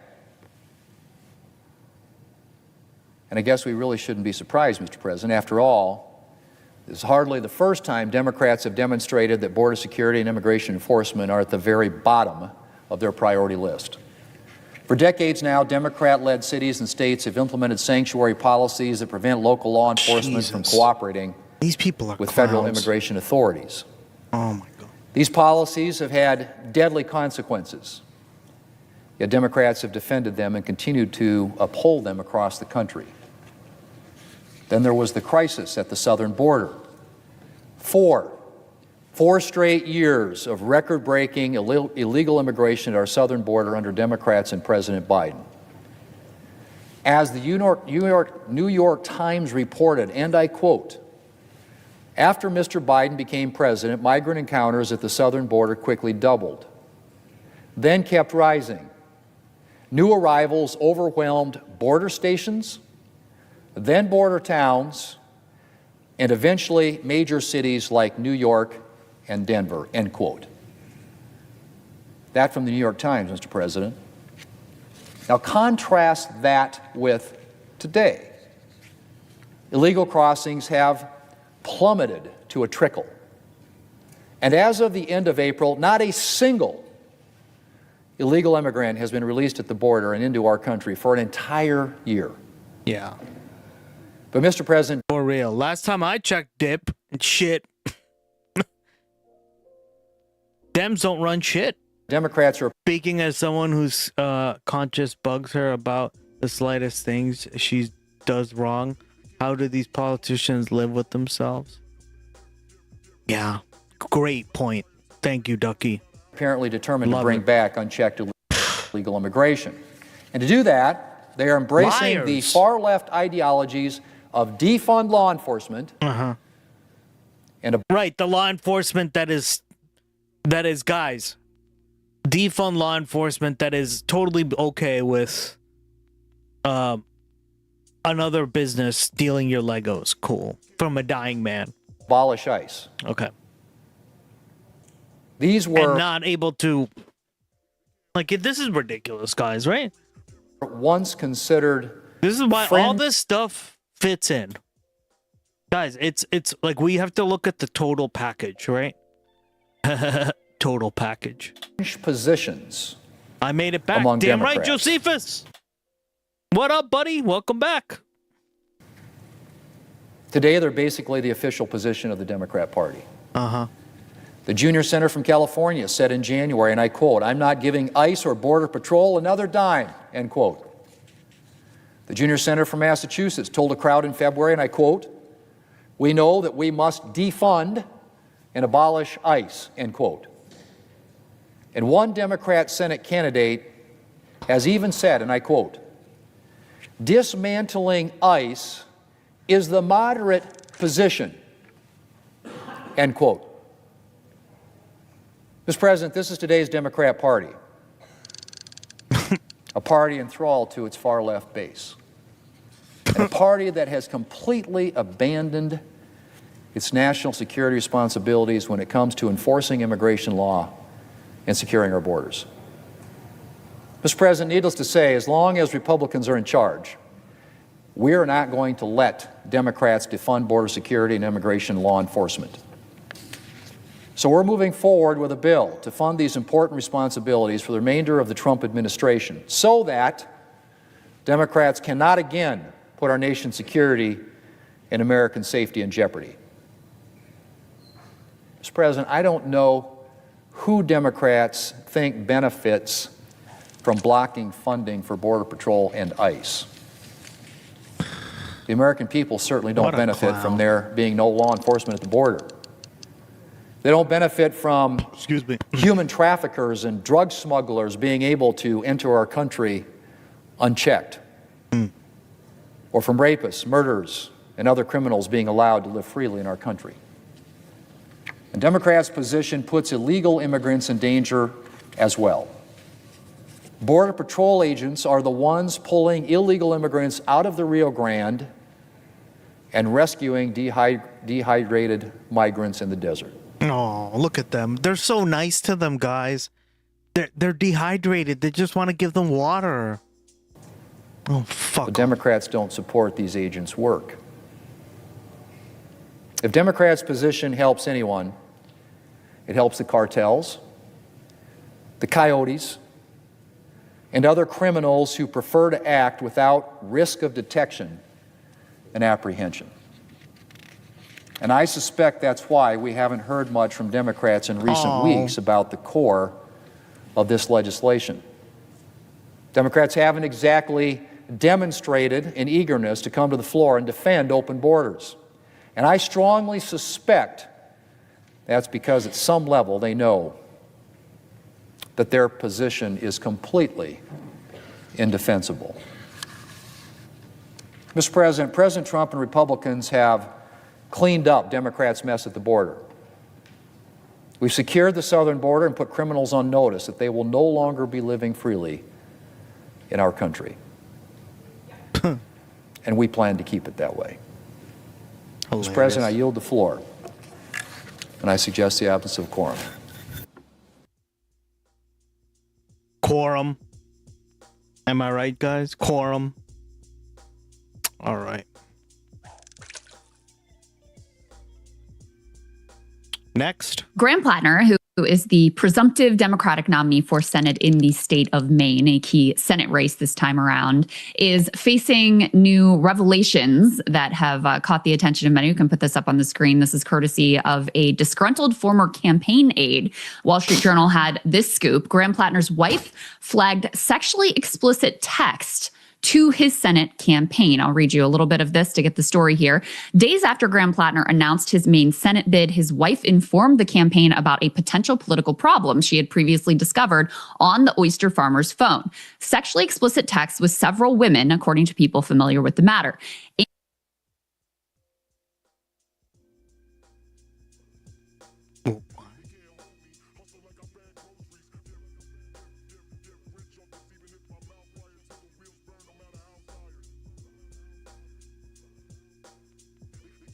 Amy Gertner.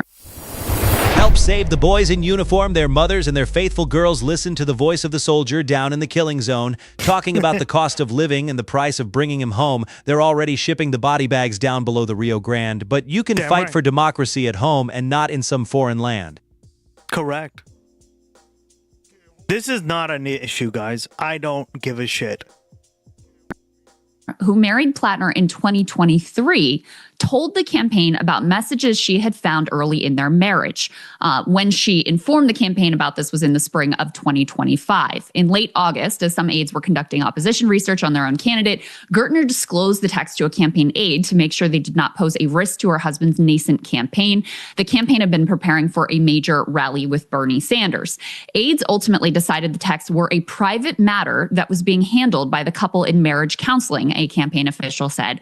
The rally proceeded as planned with thousands in attendance. So again, the TLDR here is that Graham Plattner's wife had previously, years ago, earlier in their marriage, discovered these sexually explicit texts between Graham and several women. They have worked through it in marriage counseling. She has actually put on a statement that I'll show you shortly. And so when you're going through these... So it sounds like they had a problem and they discussed things. They went to therapy. They talked it over on the phone. They talked it over in person, right? All the ways that you can do this stuff. And we're supposed to be outraged by him? Why? I mean, again, like what Oxpecker just said, this is a non-story, right? This is just a BS story. I would rather see Dave Rubin get smashed than that stupid 1 egg versus 20 frying pan videos. Yeah, yeah, we'll watch that next. Campaign processes. Typically, you as a candidate will do. I have to be really careful because Jubilee will copyright strike you. Yeah. Especially on YouTube. But they've done it to Twitch streamers too. So. Your own opposition research on yourself. So you'll actually hire a Plus, I don't want to watch Dave Rubin look like. Well, actually, that would be kind of funny. Firm to dig. It was covered by. Yeah, perfect. Into your background. We'll watch that one then. And find whatever it is that an opposing campaign is likely to find. So it sounds like in the process of this, they were already prepared. Amy Gertner, Graham's wife, which is smart. Like, this is what campaigns do, right? Opposition research. And she did the right thing by being like, hey, is this going to be a problem if my husband runs for... And it looks like they're already prepared for it, so that's good. Decided to disclose this to an aide and say, hey, do you think this is going to be a problem? And then now this aide who long ago left the campaign. The amount of couples and people that can relate to this is definitely a non-issue. Thank you, Raina. Thank you. Is working for 100%, right? Another candidate and for a consulting firm, I think, who is very much not a Graham Plattner fan, decided to go to the press with this disclosure that the candidate and his wife thought was happening in privacy. Let me go ahead and play a little bit of Amy Gertner as the first one between the two of them. Graham has now spoken to the press as well, but to put out a statement about her reaction to these revelations and what she sees very much, and I think rightly so, as a breach of trust. Let's go ahead and take a look at that. If anybody knows me and Graham personally, you know that we got married in 2023. We live in Sullivan. We've got 2 dogs, and we love each other deeply.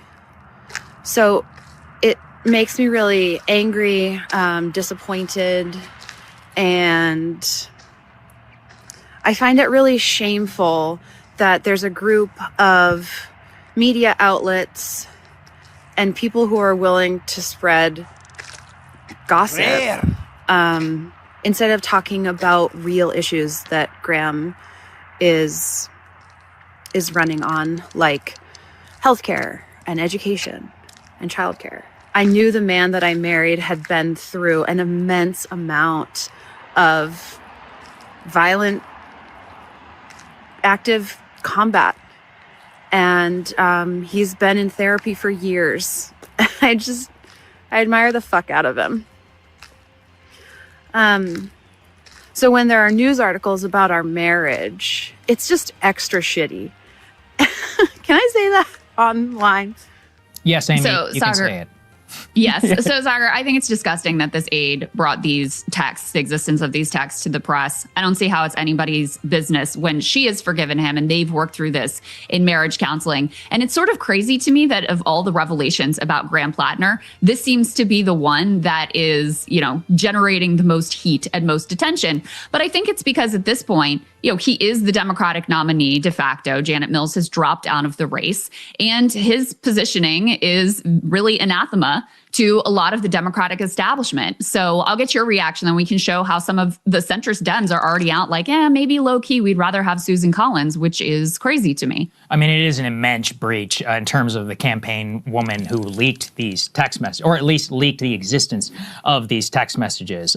Zooming out a little bit, I mean, in terms of public people, unfortunately, we now live in a world where your entire personal life is under scrutiny. If a media outlet had found this, it would have been fair game. But the fact that they were egged on by a campaign operative is pretty crazy. Yeah, and I'm sure people would expect me to be on some soapbox here, but honestly, I mean, this is entirely fitting with everything that we know about Graham Plattner, who is as typical of a Marine who served in Iraq as humanly possible. If you've ever watched this series, Generation Kill, or read the book, I highly recommend the book. It's one of the best books ever written about the war. Plattner is basically a character in either that book and or Andor, that series. So if you haven't seen it, I highly recommend it, especially fitting with his, a lot of it is Reddit tier gossip and where he was boasting about jerking off in a porta potty, literally out of something like in Generation Kill. I don't know that he was boasting about it, more just stating the realities of serving abroad. What life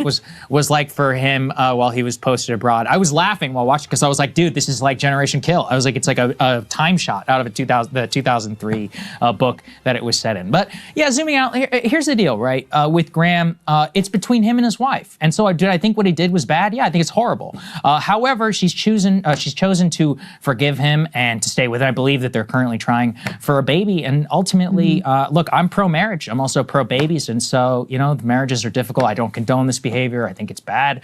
But the fact that she wants to stick with him, yeah, I think, I wouldn't say great or not. It's value neutral, and that's up to her. That's up to him. In terms of the discourse, I am fascinated by this because am I living in some Pollyannish world where we thought that our politicians were like the most upstanding moral citizens? Donald Trump is president of the United States. And then if we were to take a look at some of Plattner's colleagues, why didn't anybody Google Rubin Gallego divorce or Chris Murphy, one of the people we're about to talk about here, who himself recently got in some interesting circumstances, or Ken Paxton. In fairness to Chris Murphy, he is taking Graham's side. Right, no, I know he is. I'm just for real. We only hold people. Ooh, shit, a Blaziken. Fuck, Ducky. Damn. We only hold people on the left, like to this account. Trump has done 18,000 times worse things than this shit. What? Being a hypocrite, at least. I'm doing a survey of the people who are in the United States Senate. Ken Paxton, a literal serial adulterer with embroiled in a financial corruption scandal involving his mistress, is the Republican nominee for Senate down in Texas. Some of my favorite presidents. It's repulsive. FDR died at a home with his mistress. Okay. Yeah, literally FDR, right? One of our most famous presidents was like in a romantic relationship with one of his mistresses. Right? Yet he's dead, right? And he's been dead for a long time. So, but I don't know why he's really bringing that up, but this is a thing in our politics, in politics in general. This is such a non-story for me. I don't even know why anyone brings this shit up. Gallego is my senator. Now I have to Google the Chisme. Thanks. JFK, Google JFK 19-year-old girl, White House. It's horrific. Girl, you're so funny. Literally orgies on Air Force One. I'm not saying this is some sort of titillating thing. I'm just giving you an example of sometimes it's just about who the leader is and what they're going to do for you. And sometimes you got to take a step back and say, all right. Now, the bigger question, I think, comes down to judgment. Did he show bad judgment? Yes. Now, that said, do the people who presume and present as some public, upstanding, moral citizen, and then secretly are also having insane turmoil in their current life and then perpetuating policies which you don't like, is that better? I mean, that's a question for all Americans to decide, right? But this is such an important point, Sagar, that you're hitting on here. Okay, this is a scandal, but Susan Collins backing the Iraq War and now, being in the Senate long enough to also back the Iran War and sending young men and women off to die, including Graham Plattner's, comrades who he served with. That's not a scandal. That's not a problem in judgment.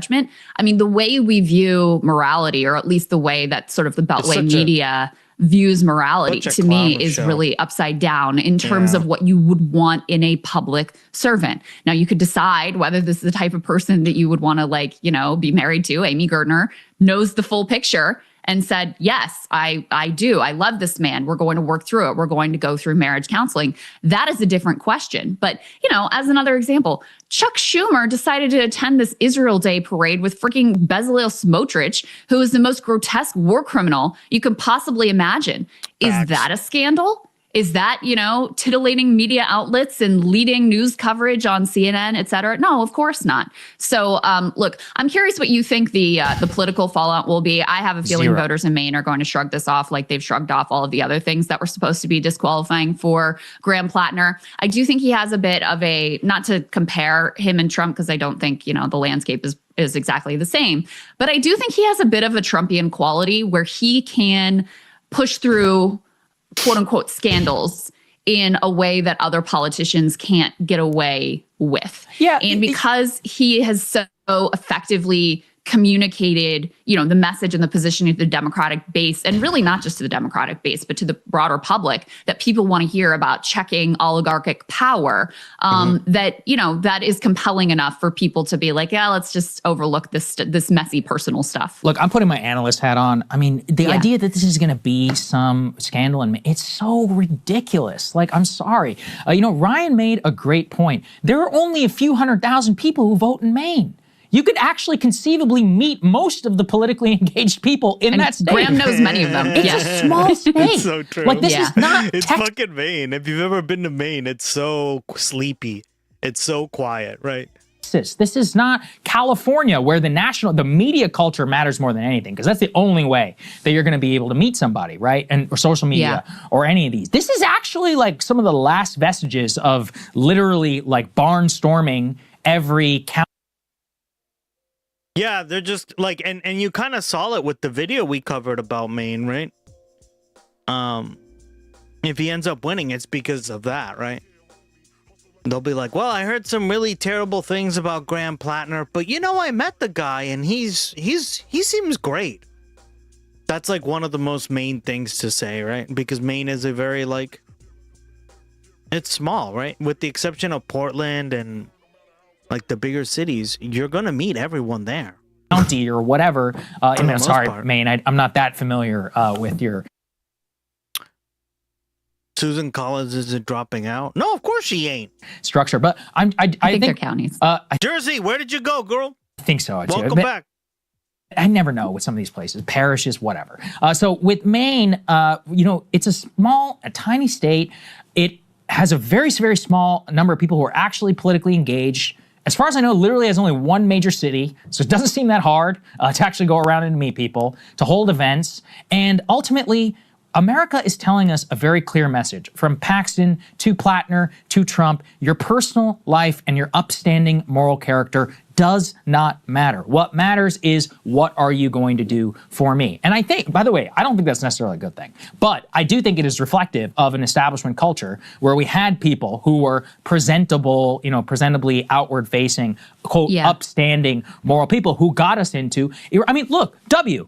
All right, W is a good example. W, as far as I know, he didn't cheat on his wife. He was a recovering cocaine addict and a drunk. He found God and he was touched and all that. He was a disaster. I think he's a good guy. I really do. Like, in terms of his own personal character. But as you just said about Iraq, that didn't translate to good judgment. That didn't translate to being a good president. It was a complete fucking disaster. That's part of the reason why Trump became immoral, president. Yes, and immoral, of course. But I'm saying, like, what we often took personal morality.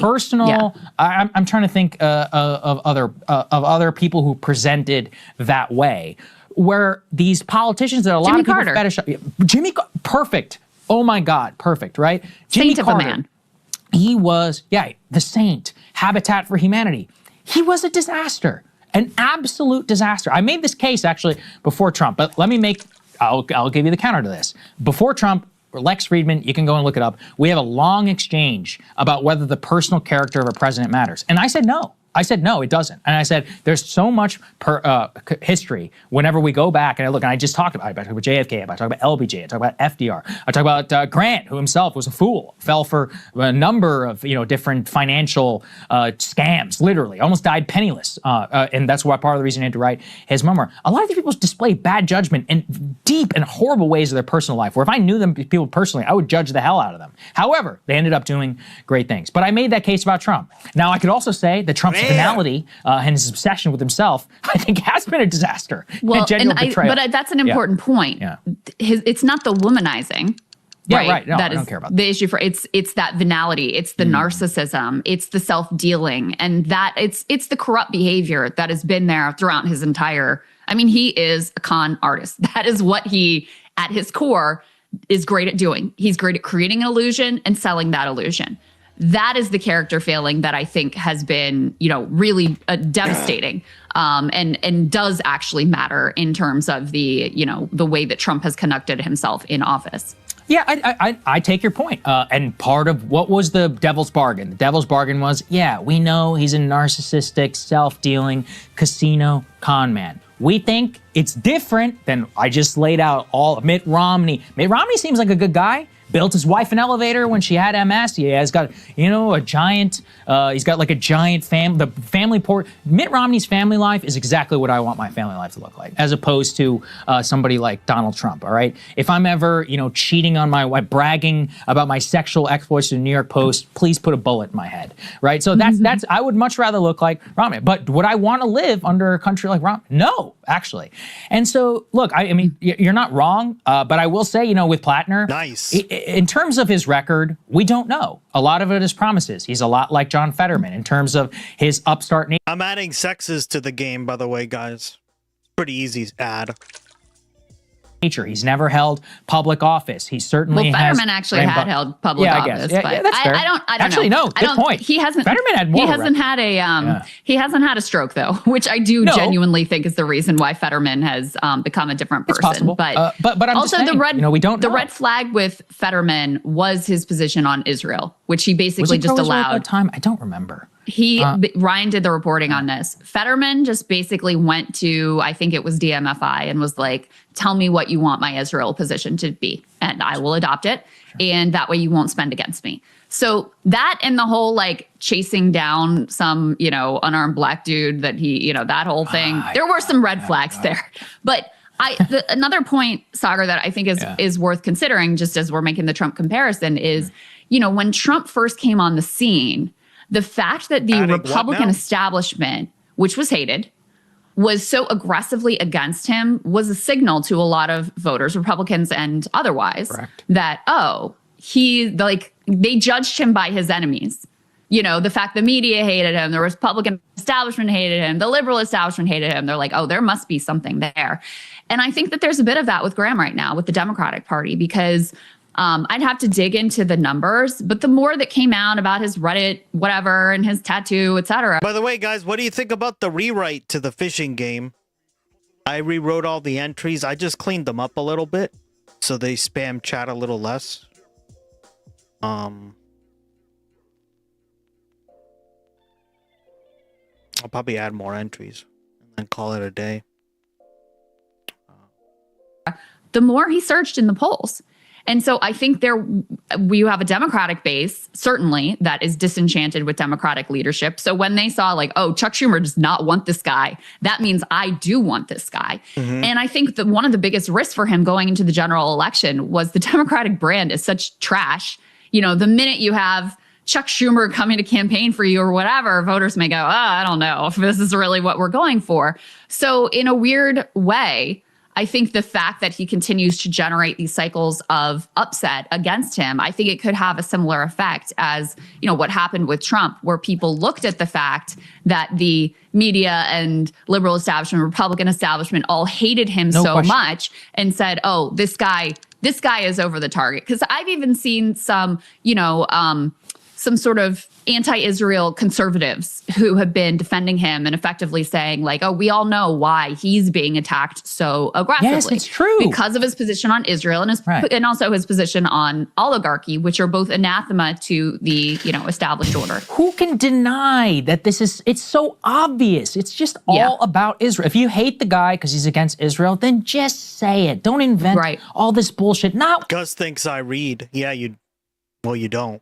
When Trump, the 3-time philanderer, is president and you guys worship the ground he walks on, shut the fuck up. Like, this is the stuff that just drives me absolutely crazy. And I'm telling you this again, as somebody, I would love to live in a more moral world. I would love to live in a place where cheating on your wife is like a gigantic scandal. It should be, okay? You should be humiliated for it, which, you know, I guess he has. His wife has forgiven him. That's her business. But beyond that, it's like, that's not how the country is feeling right now. Like, message after message after message. If you can stand up for what I want, then we don't care how you generally conduct yourself in your personal life. And you're absolutely right to compare it to Trump. Remember, the grab him by the pussy tape was supposed to literally be a campaign ender. A lot of people thought that. They're like, nobody could survive it. It hardened Trump's support. It hardened it when, who was that woman in New Hampshire? I'm totally blanking on her. Kelly Ayotte? The senator? Yeah. Right? Yeah, She's like, oh, we got to denounce him.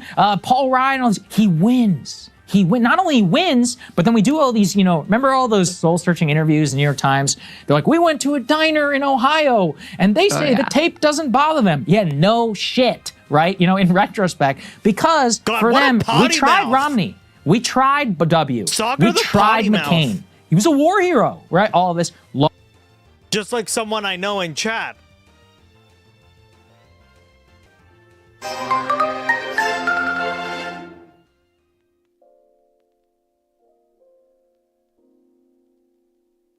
Lost. Trump was the only one. He stood up on immigration. He stood up on trade. Those are the two things that we care about. We need to stand up against the left. That's how Plattner is, right? D plus 14 in terms of Maine on the generic ballot. Need I say more? This is all bullshit. Now, actually, Matt Iglesias wrote a piece about this. I read it, you know, a glimpse into the centrist mind. And he's like, you know, he's like Plattner, even though he's a Democratic nominee, presumptive, is just obsessed with going to war with the party's establishment. And I was like, yeah, dude, that's the point. Like, that's the whole point of his candidacy. And also, at this point, Plattner's got to be thinking a little bit about, how do I want to govern? Like, how do I actually want to be a United States senator? And it's very obvious, not just in terms of the voters who obviously desire something like this, but he wants to do something very different than how the currently people in office are. And that is simply the age we live in, from Republican to Democrat. There's why Paxton, by the way, I think Paxton would have won even if Cornyn had been endorsed by Trump. Texas GOP, fed up with John Cornyn. Establishment, been here forever. You know, oh, he doesn't even know what he's doing. Like, we live in a very anti-establishmentarian age. And Plattner is just another example of that, the latest iteration of somebody to come out. So, no, I don't think it will hurt him whatsoever in terms of his polling. And if anything, will have a Trump-like effect of making people feel like they're out to get him, especially because his wife I have the mouth of an angel. I would never use bad words. See my face right now?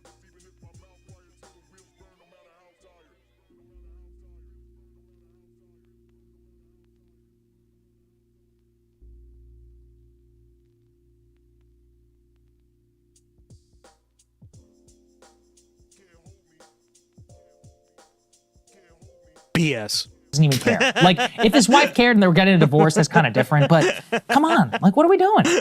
Yeah, they're like you said, they're, you know, actively trying to have a baby right now and struggling with fertility is something that many couples struggle with.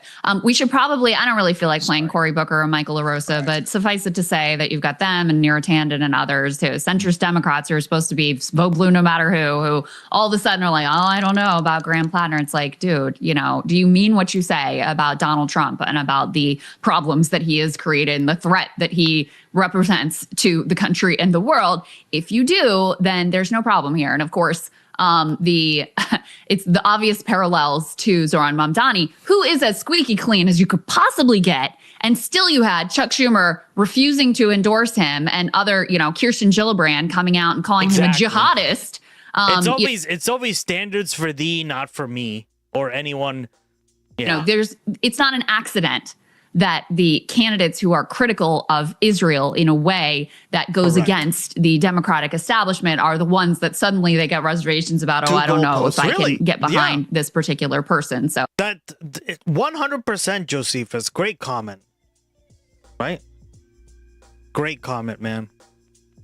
It's 100% there are 2 goalposts, right? And, we got to point it out, guys. This is bullshit.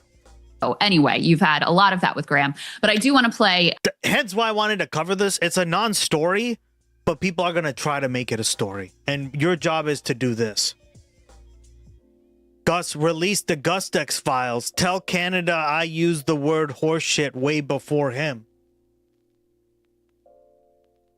Oh, shit. You don't want me to release the Gustex files. There's too many dirty pictures in there. And other things. I've been saying it since I was a kind. Were you even alive? Dude, shots fired.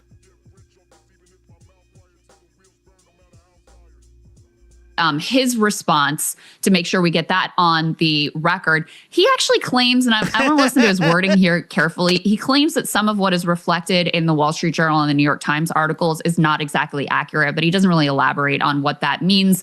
It appears that he and Amy, have both accepted that these text messages are a real thing that happened. But in any case, let's go ahead and play E6 so we can hear Graham's response. Graham, we heard saw Amy's video last night about this situation, the story in the Times and the Journal. What would your statement be at this point?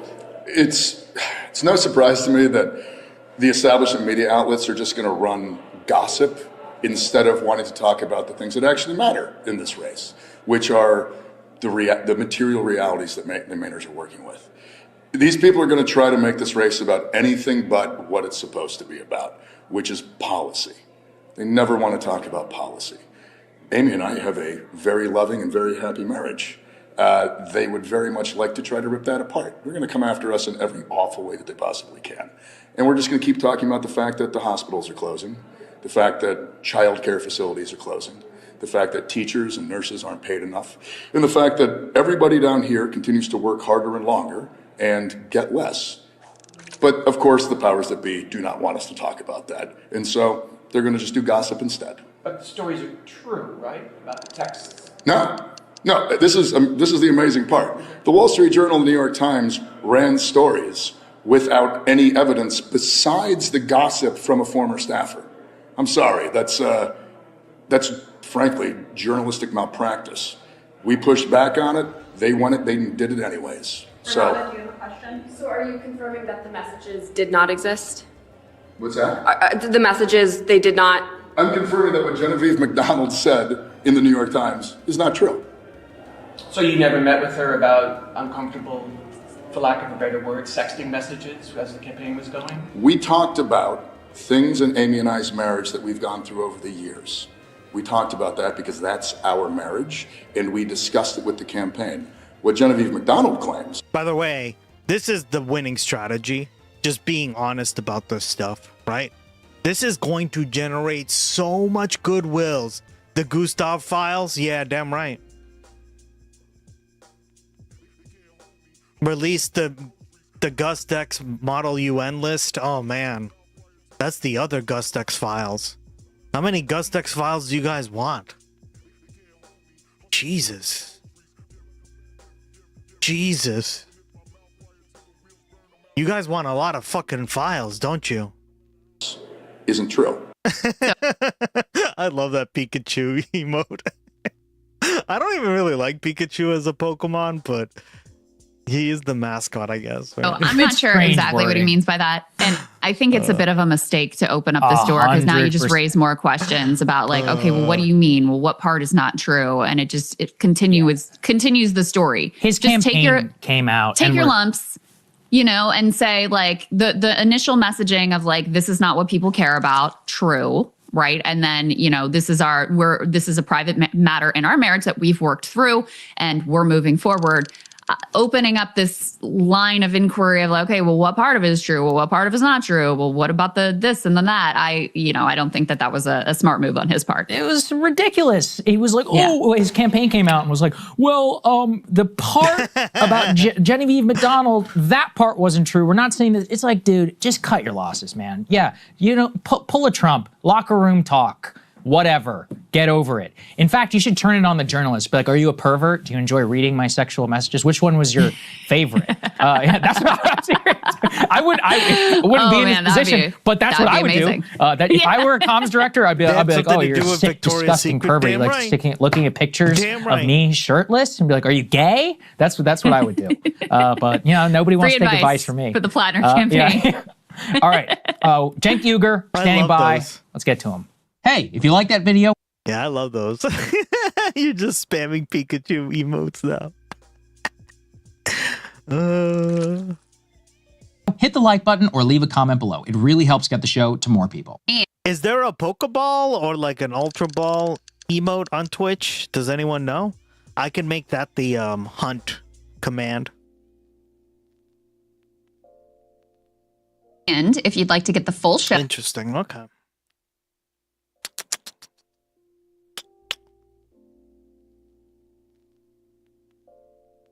And then we have.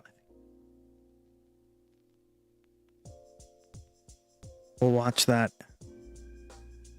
How Ghost Shops triggered China's biggest food scandal. We'll watch that probably tomorrow, but.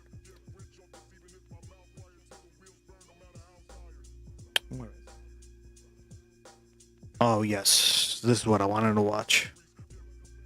This we already watched.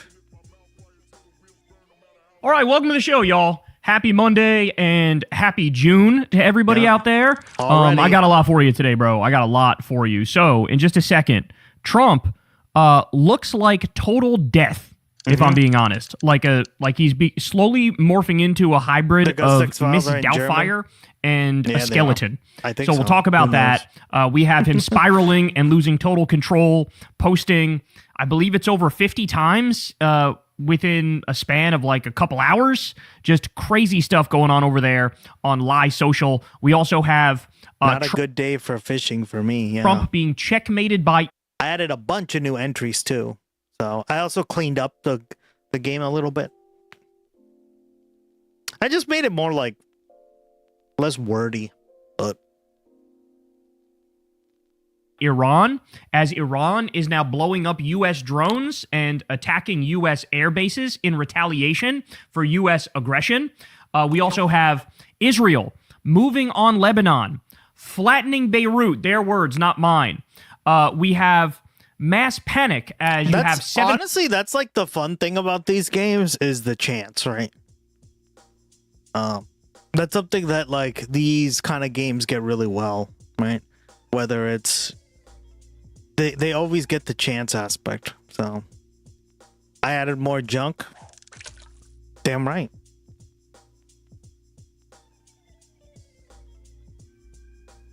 How did you know?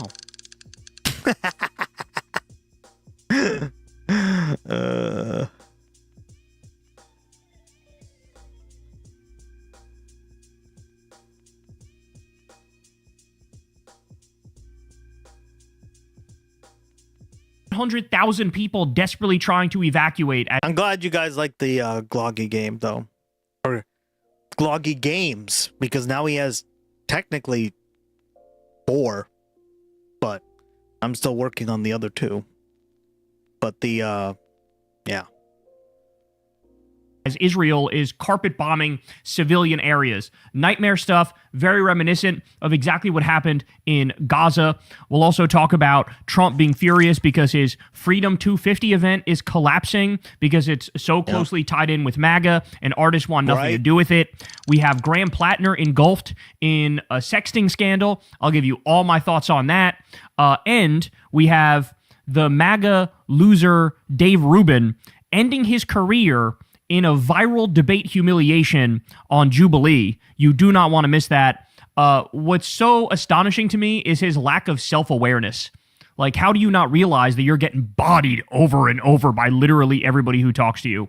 And Apparently New Jersey is currently a war zone because there's protests outside of an ICE concentration camp and all hell is breaking loose.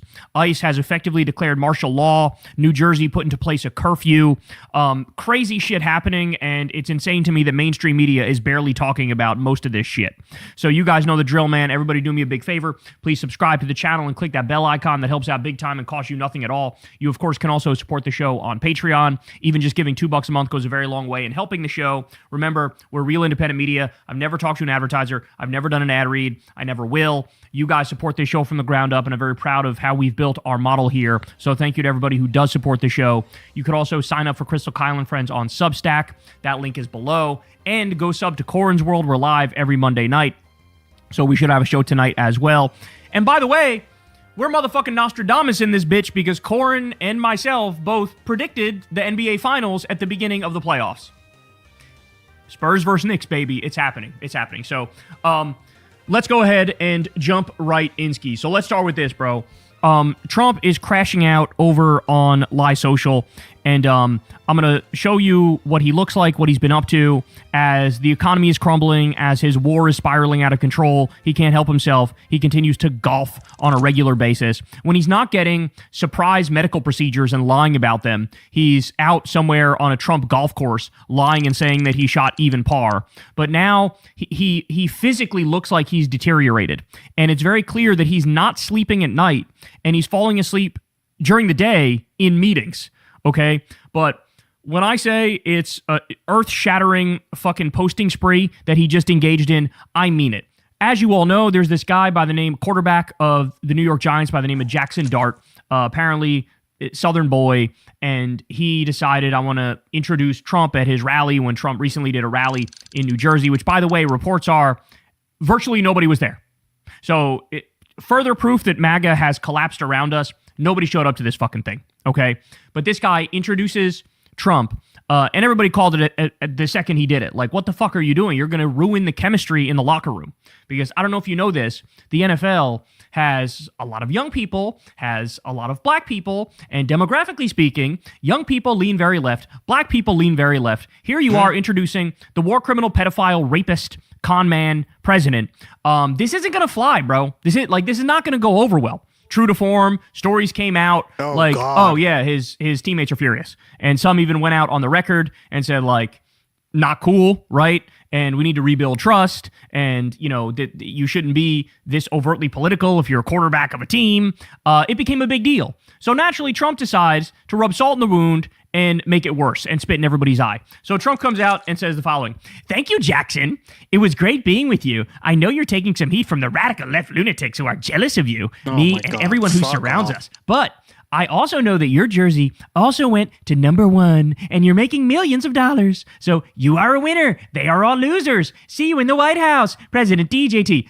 Objectively making the situation worse, making his teammates trust him less, leading to more strife in the locker room, and like I said, rubbing salt in the wound. Okay. He also posted this: the Trump Peace Prize. As the guy starts like 8 new wars, as the guy goes on a murder spree, bombing boats in the Caribbean and the Pacific. We'll do another story on that tomorrow, by the way, because it's getting worse. As nobody's paying attention, nobody's talking about it, that situation is getting worse. There's more extrajudicial murders every single day, okay? But as he's doing that, he's bombing Nigeria, he's bombing Ecuador, which nobody knows about, nobody talks about. He started shit with Yemen, bombing Iran, did regime change in Venezuela, now about to do regime change in Cuba, backing Israel as they do a genocide. The list goes on and on. As he starts multiple new illegal wars of aggression, he's posting the Trump Peace Prize, which would be, anybody who got that, if it were to exist, should be absolutely fucking ashamed of themselves. Because what does that mean? Who would win it? Attila the Hun? Who'd win it? Genghis Khan? Who'd win it? Fucking Mussolini? What are you talking Hitler would win it. about? You are the last person who can and should have a peace prize. That's like giving How about he gives himself the Peace Prize? Remember when he got the FIFA World Peace Prize? Shows you how useless FIFA is, huh? Cheney of fire. No, introducing the brand new Trump Peace Prize. Exactly, Kiki. Yours for $100 million or less.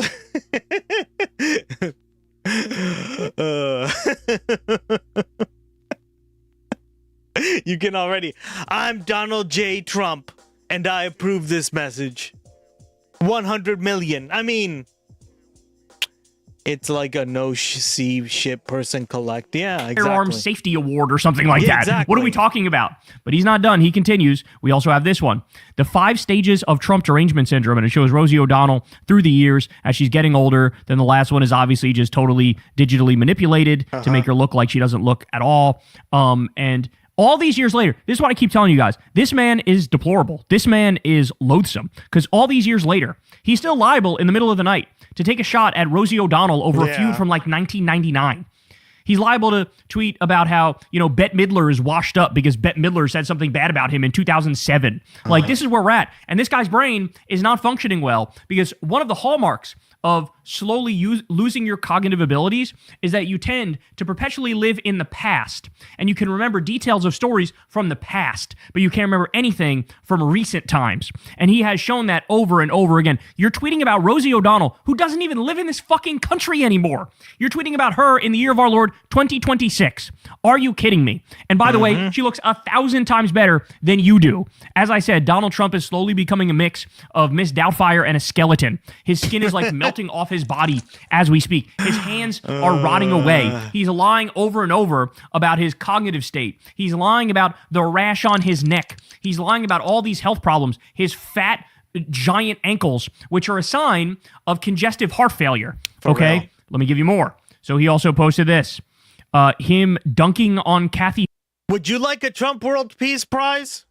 You too can have one for $100 million. I mean, if Trump sees that you deserve one, because he's the king of peace, right? Most peaceful president ever. See details for claiming prize. Jesus, you can already imagine. I'm Donald Trump and I approve this message. Hochul? Like, what are you even supposed to say to this? The president of the United States of America is posting him dunking on Kathy Hochul. This motherfucker that I mentioned, he wants to go to a New York Knicks finals game in Madison Square Garden. Are you fucking kidding me? Yeah, this is Are you kidding me? cringe. As a Knicks fan, we've been waiting for this day forever. I'm 38 years old. Last time the Knicks were anywhere close to this was 1999, okay? I was younger than my son now is at the time. Like, we've been waiting for this forever. You're going to ruin this shit and make it all about you and make everybody go through enhanced security and get your fucking fat ass in there and fuck everything up, just like he fucked everything up when he went to the finals of the U.S. Open. Remember that? The tennis U.S. Open? He went there and fucked everything up. Enough. Stop making yourself the center of every fucking story. These people paid ridiculous ticket prices to even get in MSG. Like, the cheapest prices are like $3,300 in the fucking nosebleeds, right? And you're going to go in there and ruin the whole thing. And by the way, most of the players on the Knicks, if not all of them, fucking despise you. They hate you, okay? Jalen Brunson is a good fucking person. Josh Hart is on the record as hating Donald Trump. Fuck you. Stay away. We don't want you here. Stay the fuck away. All right, let me give you more. Here we have Trump posting the Obama Presidential Library, and it's just a giant garbage can. There are few things that are guaranteed in this world. People say death and taxes are the two main things. Another thing is Donald Trump being incredibly jealous of Barack Obama because Barack Obama was everything that he can never be. Barack Obama actually solved the issue of Iran and delivered something which was phenomenal. Donald Trump fucked everything up, ripped up the peace agreement, got us into an illegal war of aggression, crashing the global economy, all because he's Netanyahu's little cuck boy. Barack Obama solved this. Trump destroyed this. Barack Obama solved Cuba. Trump is now destroying that as well. Barack Obama gave millions of people health care, albeit in a way that wasn't my favorite. I prefer single-payer Medicare for all, not, the system that we ended up getting with Obama. But, like, it would have, I guess his greater point, which I agree with, is Trump made it worse, right? Like, it was a bad system anyway, but he did objectively make it even worse for millions of Americans, right? Like, we went over, like, some of the letters Jersey got in the mail, right? I've gotten those letters in the mail, by the way. Yeah, it's going to affect millions. So, like, at least with Obama, we got like a half measure to fix it. And Trump just took an axe to that as well and destroyed it. So fuck off. Care where you have to buy from private companies, but he did get. I don't think you were here for that stream, Josephus, or maybe you came in like a little later. But we had gone over like some of the letters that we had gotten in the mail. Jersey had posted it on the Discord, and yeah, basically kicking us off for healthcare. Yeah, fuck this stream. People, millions of people healthcare. Trump stripped healthcare from millions of people. It wants to. And so he's perpetually jealous, and that's why he always posts shit like upset. this. Okay, more. We have Trump posting, "Get in, loser, we're going losing," and it's Marjorie Taylor Greene, it's Thomas Massey, it's Candace Owens, it's Lauren Boebert, it's Tucker Carlson, and it's Rand Paul. This is supposed to be ha he he funny because of Trump. Trump clearly goes after everybody who dissents even 1% from the MAGA line. He's like, I will ruin your life if you disagree with me 1%. I'll ruin your life if you disagree with me 0.1%. That's who this man is. Well, as Midas Touch points out here, every single one of the people that he posted here supported the release of the Epstein files. And that's why he's going after them. What he's saying is, you want to expose the cabal of child sex traffickers, and I want to protect them. Therefore, you're out. Therefore, you're public enemy number one. Therefore, I'm going to make my cult turn on you, and the cult did indeed turn on them. How loathsome, how disgusting is this? That this man is rubbing it in that, hey, here's other former MAGA figures whose only disagreement with me was don't launch an illegal war against Iran and please take down the child sex trafficking network. Well, how dare you say that? Now you need to be a warmonger. Now you need to be in favor of Fredophilia. Why? Because I say so. Because I'm the boss. That's how this man functions. Okay, I don't even know what this is. Here's Trump with a bunch of fighter jets behind him, with an old-timey ship and a new-timey ship. It says you're getting discombobulated, and he's standing there wearing like a mix of a Roman vest with Revolutionary War era jacket. Like, I don't even think he knows what this is. He's just posting AI slop. I swear to God, man, this man's brain is figgy pudding. It is melting out of his ears. He has no idea what's going on. He has no idea whether or not he's coming or going. He also posted himself on Mount Rushmore. Something that, by the way, I went to his Lie Social account last night and started scrolling through to look at everything. He did this multiple times. There's pictures of him with George Washington, AI slop nonsense. There's multiple pictures of him on Mount Rushmore. There's multiple pictures of him saying, hello, Greenland. Of course, Greenland is now furious with us. Denmark is furious with us. Europe and NATO are now furious with us because we're supposed to be their ally, and Trump has repeatedly threatened to steal Greenland, to take all of Greenland. Yep. He's repeatedly threatened to do that. Repeatedly. What do you call that when we launch illegal wars against our adversaries, but also threaten it against our allies and alienate ourselves from the rest of the world over and over and over? And now, literally, the most narcissistic man to ever exist, when in the midst of destroying everything, he's posting about putting his face on a $250 bill. He's posting about himself on Mount Rushmore. He's trying to build the Arc de Trump. He's trying to build the Epstein Memorial Ballroom. He got his name on an airport in Florida, which is something he fucking loves, and that seems to be shit like this is the only shit that he cares about. I think it's fair to say, and I don't think this is an exaggeration or hyperbolic, even in the slightest, he is actually the most narcissistic man to ever exist in all of history, because he is fundamentally incapable of recognizing how other people view him and adjusting to try to make himself appear more reasonable. He can't do it. Now, all the brakes are off the car, especially since, like I said, I think he's got Alzheimer's, and he went from a low-filter guy to a no-filter guy, and this is the result. Up at all hours of the night, tweeting about his face on Mount Rushmore. Okay, but it gets worse. So as I told you guys, Trump, in the midst of the economy collapsing, being totally unable to get a deal with Iran, the war spiraling out of control, the murder spree he's going on, and Hegseth is going on in the Caribbean, the list of inflation out of control, unemployment out of control, people struggling all over the place, it's a bunker, the fucking White House being torn to shreds for this shitty UFC fight on the lawn, the destruction of the East Wing, got all this shit going on. What's he doing? He goes and he golfs. And look at this. Look at this picture of him on the way to the golf course. You can't make this shit up. Look at this. God. Look at his face. Look at his face. Wow. You're telling me this man isn't dying?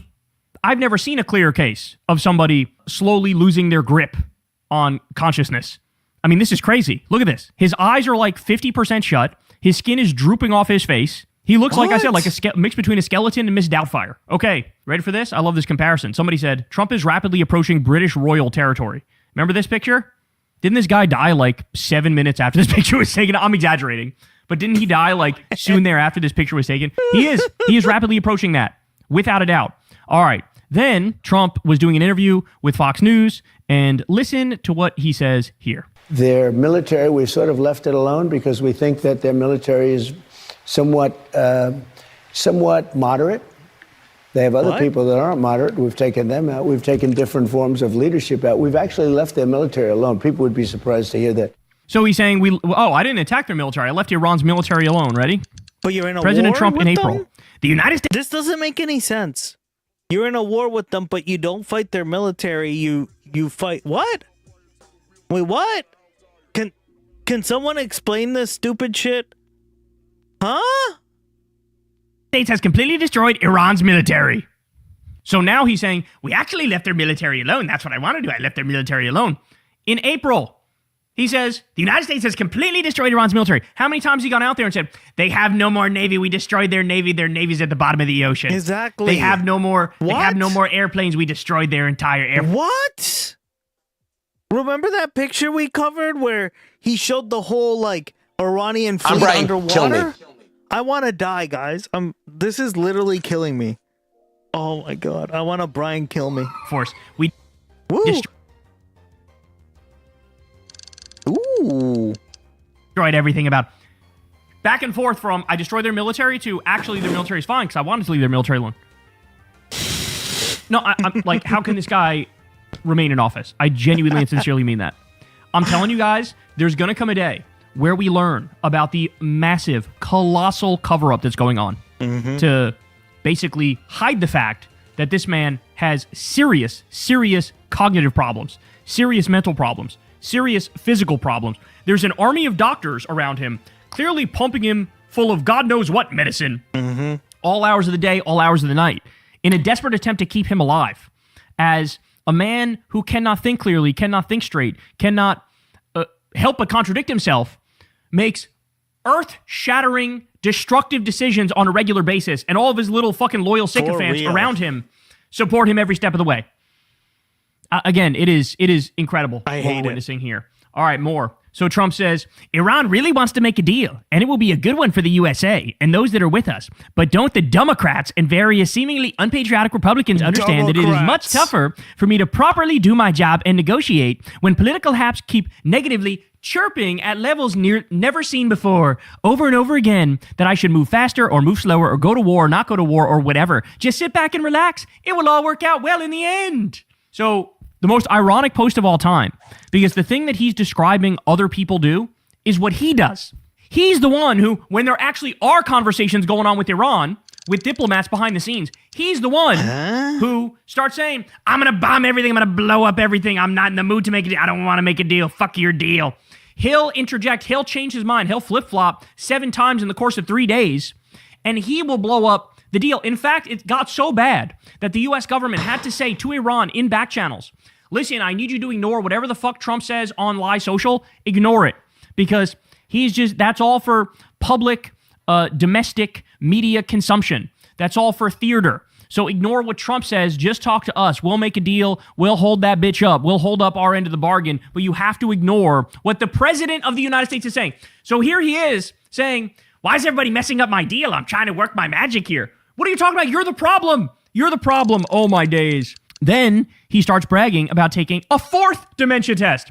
The results of my physical examination taken at Walter Reed Military Medical Center and just released were extremely good. Unlike other U.S. presidents, none of whom...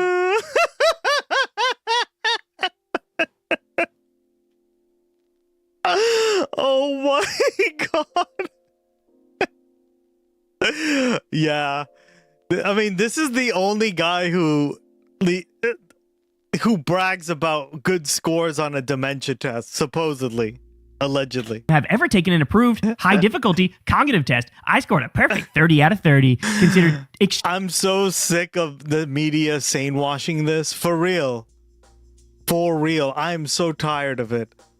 extreme intelligence. Thank you, Are the Ratatos. Democrats really surprised? In fact, this is my fourth such test. All perfect. Or 120 correct answers out of 120 questions. It is very rare that anyone gets a perfect score, especially when achieved 4 times in a row. All people running for president and vice president should be forced to take high difficulty cognitive tests. Congress and the Democrats should demand it. This is telling on yourself to the max. Because nobody is given the dementia test 4 times unless they're pretty fucking certain there's a problem. Exactly. No shit. And I guarantee You literally are telling on yourself. You have dementia, dipshit. He's lying. Yeah. And he's also lying. Bingo. I've taken that test and I'm not sure my score was because it didn't ask, but it's not hard. Yeah. We've taken it on the stream too. It's okay to be socialist. It's okay to be socialist. It's okay to be socialist. Say it again. Correct. It is. He's lying about the results of this test. Who was it that said? Somebody was saying one of the parts of this test is to draw a clock from memory. There is a 0% chance. Was this one of the online tests that make you give your email? Nope. Well, I don't know about that, but yeah, for real. We took the legit one, right? And I marked it up and everything. I did it live on stream. It wasn't that hard. Donald Trump was able to do that. 0. None whatsoever. He's lying. But what's clear is they keep giving him some sort of cognitive test because they realize something's off here, something's bad here, something's wrong here. And I mean, that should be obvious to everybody with a functioning brain at this point. Then he starts posting about turning the White House into a massive drone port. So he says the drone port at the White House ballroom will be perhaps the most sophisticated anywhere in the world. It will safeguard our nation's capital, Washington, D.C., long into the future. And then he goes after the judge who's trying to block the Epstein Memorial Ballroom because the judge actually gives a shit about the law. But look, if I zoom in here, look at this. This is what he's posting. And, you know, we had on Crystal Kyle and Friends the other week, Ruth Ben-Ghiat, who's an expert in authoritarianism. And she says that this is like... So he's trying to turn the White House into a drone port. That's creepy. Stage like terminal authoritarianism moment where now he's turning inward. Now he realizes, all right, the public hates me. My whole project is falling apart. I'm a fucking mess here. I can't keep it together. My lies are now endless. And so now it's like, well, I need to find a way to, to feel protected, to feel safe, to feel less insecure. So what does he by doing this stuff? Yeah, he do? Builds the ballroom, talks about this massive, basically doomsday bunker and complex underneath the ballroom, where he keeps saying there's going to be a military hospital with all the doctors right there. They're going to be right there. Why would he talk about needing the military doctors with a massive hospital right there where he plans to spend his time? Oh, I don't know. Maybe because he knows his health is failing him. Mm-hmm. And now it's like, I'm also going to be protected from anybody who tries to stop me from staying in office for a third term because I'll have my drone port right on top and I'll just... By the way, why would you need drones in the middle of Washington, D.C.? Mm-hmm. Who are you going to use these drones against? Are they supposed to go from Washington, D.C. all the way to fucking Iran or somewhere? No. This is for when they try to steal another election to stop anybody from protesting outside the White House or potentially making Trump feel threatened in the slightest. Bingo. They will go and drone your ass. And if you think, well, they would never do a thing like that. Oh, yeah? Tell that to the over 200 fishermen who were murdered in the Caribbean and the Pacific because Pete Kegsbreath, the Secretary of War Crimes, and Donald Trump decided we're just going to murder people now on the high seas with no evidence whatsoever of any wrongdoing. So this is terrifying, terrifying stuff. Again, he's letting it all hang out in a way where you never could have imagined this in the past. All right. Then Trump yet again is out there just broadcasting and highlighting his cognitive decline. Listen to this. As I take the word dumb, take the B off because most people don't know that, dumb ends with a B, but most people don't know. And all I do is I switch the E with a U. And you have a Democrat. And I came up with that by watching Hakeem Jeffries because he's a dumb person. And I said, he's really dumb. I said, wait a minute, he's a Democrat.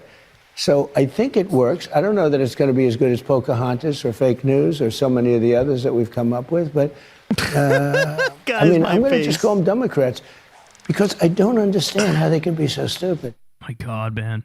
I can't. Also, by the way, Fox News has his daughter-in-law interviewing him.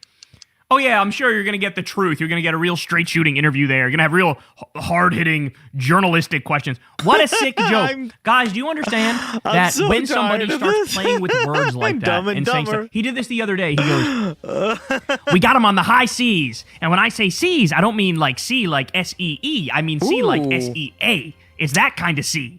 A lot of people don't know that. When you start playing with words like that, that is a classic sign of cognitive decline, okay? As I told you, Trump's dad died in his 80s with Alzheimer's. Because of that, Trump's risk is 3 to 15 times higher than your average person. Alzheimer's runs in his family, okay? His nephew says he saw signs a long time ago in Trump that he was dealing with it. His hand being bruised, that's from injections. Well, what could be the injection? Well, one of the things is Leqembi. He disappears every 2 to 3 weeks. He gets these injections. Well, that's the interval that you would put Leqembi into your body. Okay, remember when he got an MRI? Well, one of the things they do, because when you get Leqembi, a side effect is brain bleeds. And they need to MRI your brain to make sure your brain isn't bleeding when you're getting the injections. And that's an early Alzheimer's drug. A lot of the things line up, man. The first thing to go when you have Alzheimer's is impulse control. You have behavioral disinhibition. Like, oh, I don't know, screaming quiet piggy at a journalist, screaming you're a stupid person at a journalist, or, stopping your town hall event when you're on the campaign trail to DJ and sway back and forth to Ave Maria. The playing with words. There's this thing called phonemic or phonemic paraphasia, okay? And what that is you flip a word, like you flip the inside of a word. So instead of saying like telephone, you say teflon. That's one example, but you could do it with any words.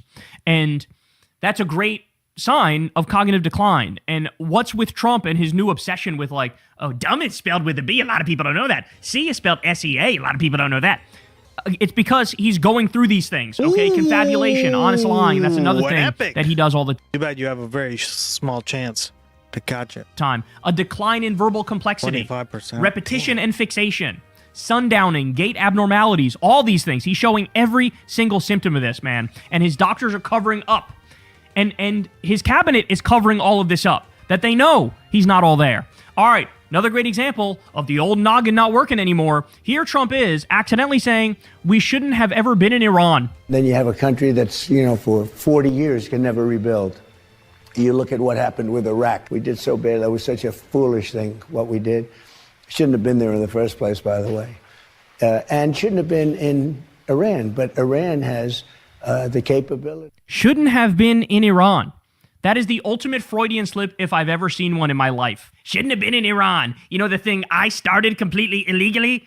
All right, how about this? Fox News caught red-handed trying to protect Trump by cutting out stuff that, could be horrific. By cutting out stuff that, could open themselves to liability, for example, to lawsuits.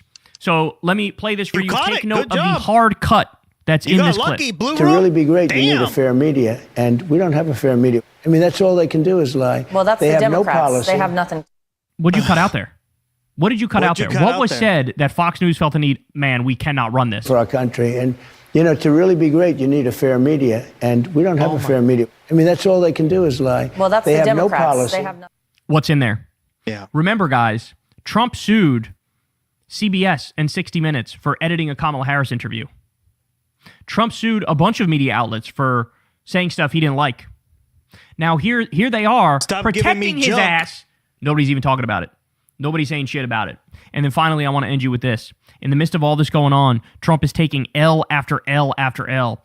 Reuters says, U.S. judge orders Trump administration to remove the president's name from the Kennedy Center building. So it can no longer be the Trump Kennedy Center. Why? They didn't go through the proper legal process. He just threw his name right on that bitch. And now the court system is catching up to his illegality. But we'll see what happens. Because as you all know, they've blown off dozens of court orders already. And the fact of the matter is, unless and until you actually start holding these motherfuckers accountable, they will continue to blow off court orders. So I think it's time to wake up. I think it's time to act accordingly. Right. Damn right. But at the very least, now you can see the system is trying to catch up with this rampant illegality and massive crime spree. Hey, y'all, do me a favor and like. All right. Up next, we're going to watch Dave Rubin's Jubilee backfire spectacularly. This should be fun. Gray recommended this. Shout out to Gray. Ladies and gentlemen, Dave Rubin, suffering from Ooh.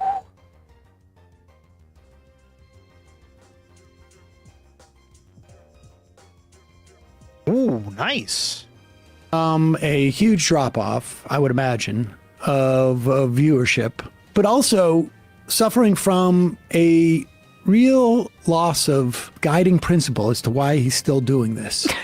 You can see he has AI doing half of his show now. Emma looks positively joyous. This should be fun, guys. Yeah, I talked to Russell Brand and Julian Michaels. He's just like he's just going from August vacation to August vacation, trying to get through. Let me record a bunch of these, and I'll just say this stuff, and then my producer that we hire for August will just throw in clips, and he's trying to revive his desire to do this. And he knows ever since the Russian money that was supporting his show, unbeknownst to him, dried up, that the road has gotten a little bumpier. And that money's just not flowing the way it is. The Koch brothers don't want to support him anymore. And so he goes out to L.A., thinking I can revive my career by going on Surrounded. I thought because now he's been reduced to a gaydar correspondent for Glenn Beck. Right-wing broadcast. I can't believe he set foot back in LA, right? Didn't he have to leave there because of COVID? Or was it wokeness prior to that? Who knows which pandemic affected him more? He went down to Florida, and so here he is. He is on Surrounded, and he thought it was going to go well. He thought it was going to go well, and this is fascinating.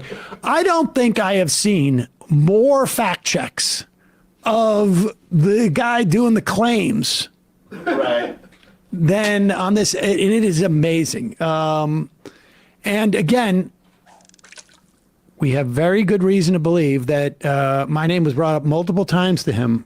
And if it's not there, I suspect part of the reason is because he insisted on it being edited, and we'll get to that. But in the meantime, he's sitting down with this kid. I don't know what this guy's name is, but he's good. I've seen Parker, I think. He's very, very sharp. And just look at the expression on Dave Rubin's face when he realizes, like, I've got a problem here. His facelift can't even hide it. Exactly. Yeah, this is a Parker Get a Job on Instagram. Nice to We've meet you. watched a few of these things. All right, good. What is one main metric that Donald Trump has made better off since he got in office? So, like, an example would be GDP, unemployment, inflation, etc. Well, right now, first off, the big beautiful bill was just passed last year, and it's kicking in now, right? It's kicking in now. For a second, we got to stop right there.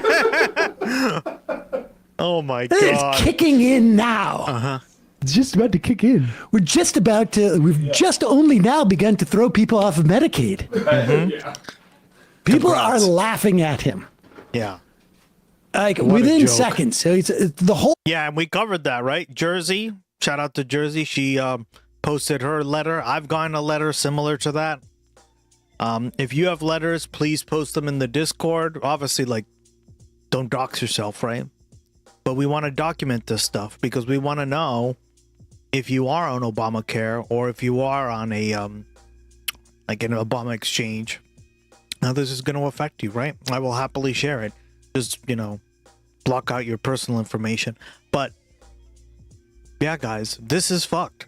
How is this gonna, like, this is a great question. The whole premise of what he's about to say is like, believe me, it's coming. Infrastructure week is going to be here. This is the same Dave Rubin who thought the Iran thing was going to be wrapped up in a couple of weeks. And here is the amazing thing. Rubin knows he's going in there. He writes the claims. And his claim is, if you're voting for Democrats, you're voting for broken cities, broken schools, broken borders.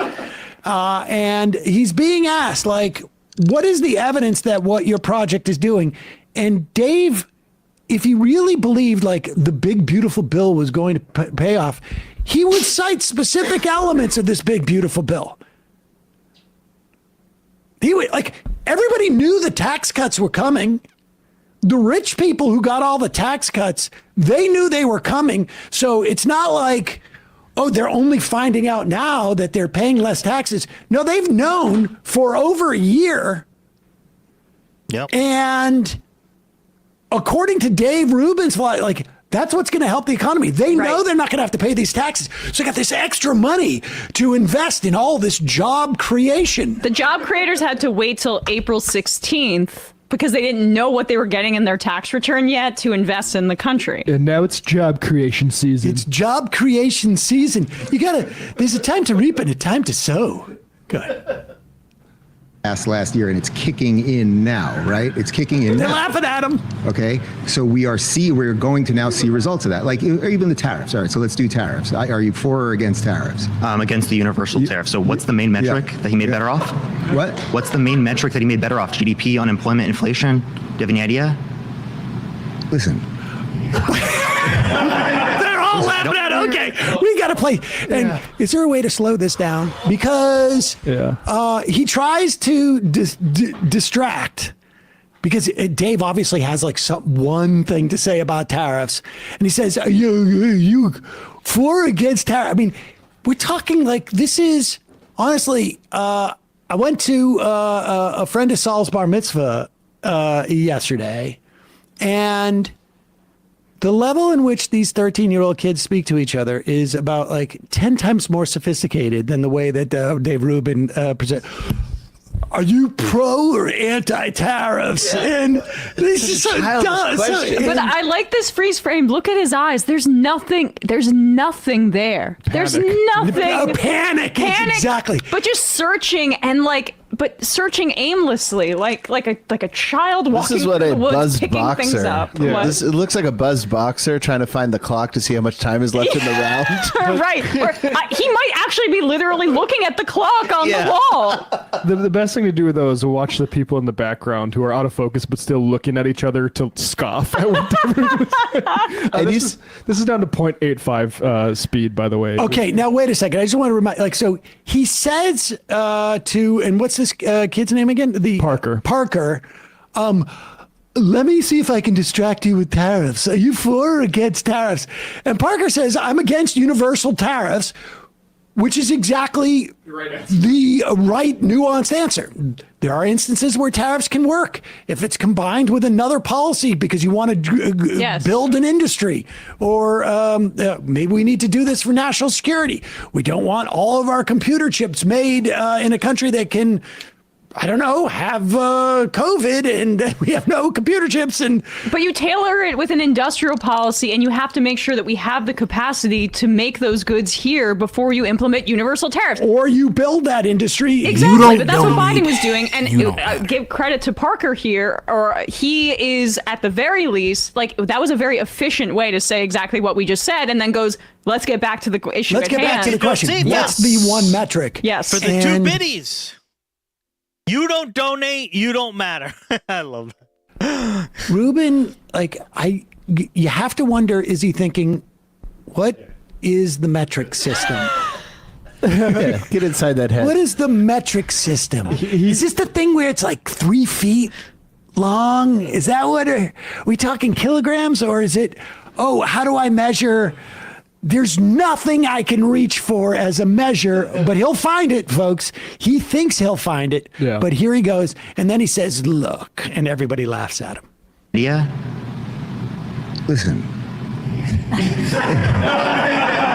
I don't think you do. Do you think, hold on. So you're arguing that things economically were better under Joe Biden At the end of his administration, absolutely. Yeah. So can you give me an example of how? Yeah, GDP growth was better off. Real median wage growth is better off. Inflation was better off at the end of his administration. Unemployment was better off at the end of his administration. We had the worst year of job growth in the past 4 years, just this last year under Trump's administration. The inflation, 3.8% year over year since Trump got in office. We're seeing all of those economic things. Go back. That was the cut. That was the face that I thought was just like, honestly, this is like the look on the face of someone who's just been punched in the head like 10 times and is trying to make it seem like to the ref, the fight's not over. I'm good. Go back just a hair. job growth in the past 4 years, just this last year under Trump's administration. The inflation 3.8% year over year since Trump got in office. We're seeing all of those economic indicators become worse off. Can you tell me anything that he's done to make it better off? You say it's broken for Democrats. It sounds like it's broken right now under Trump. Have you looked at the stock market? It's worse off in terms of growth in 2025 as compared to 2024. If you look at Dow Jones and S&P 500, they're both up quite a bit right now, but lower rate, and lower doing, rate, and lower doing growth quite rate. well. You know, things don't happen overnight. So Donald Trump, for example, things don't happen overnight. Just to be clear.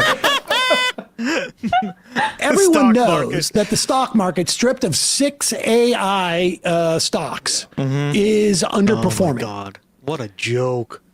But even if that wasn't the case, the only metric that Dave Rubin has for the success of the economy is one that benefits really in any way 20% of the population. That's it. And he has no answer for that. He's literally saying, well, rich people are doing better. Even though there's a lot of concern by rich people that this is just a house of cards. But good. P500. They're both up quite a bit right now, but lower rate, and lower doing, rate, and lower doing growth quite rate. well. You know, things don't happen overnight. So Donald Trump, for example, things don't. That's true. That's true. There's reality. There's actual reality. Like you put policies into place, and they don't just kick in the next. Let's read the fact check, shall we? GDP growth, Trump 2025, 2.2, Biden 2.4. Inflation, Trump 2026, 3.8, Biden 3%. Unemployment, Trump April 2026, 4.3, Biden 4.1. 2025 was Trump's worst non-COVID year for job growth. True. The S&P 500 returned 16.39 in 2025, which was a decline from 23 to 24% growth seen in 2024. So but looks that like was when Trump 1 was just kicking in. yes, it right. just kicked It doesn't in. happen overnight, Sam. It doesn't happen overnight, but then it does, and then it doesn't. Also, like, I think the gas prices thing, it might not happen like right overnight, but the night that we heard that we're going to war with Iran and the Strait of Hormuz is going to be closed as a result, kind of changed a lot. That's true. I do like that the 5 for 5 for Nathan in the fact check. Parker. Oh, sorry, Parker. Sorry. Day, right? We'll Donald take Trump. a year and a half. Donald Trump said when the You tariffs. said in a year, Hold on. prices would be down Hold 50% on. for electricity. Hold Are on. they up right now? Hold on. Donald Trump, when he brought in the whole idea of tariffs, would you agree that for Everyone is just like, yeah, this is just a. Oh my God. You saw them all throw their head back, like half of them in unison in laughter with his answer. It's like having a hungover substitute teacher. I want to put this out there right now. If Dave Rubin sues Parker for this type of reputational damage, that he will, I will help Parker raise funds to fight this suit. I don't think it's actionable, but it certainly is clear that Parker set Dave Rubin's career back another couple of years. I mean, gosh, this is coming out right before Gay Pride, right? Jillian Michaels has got to. It's a hate crime to own him like this.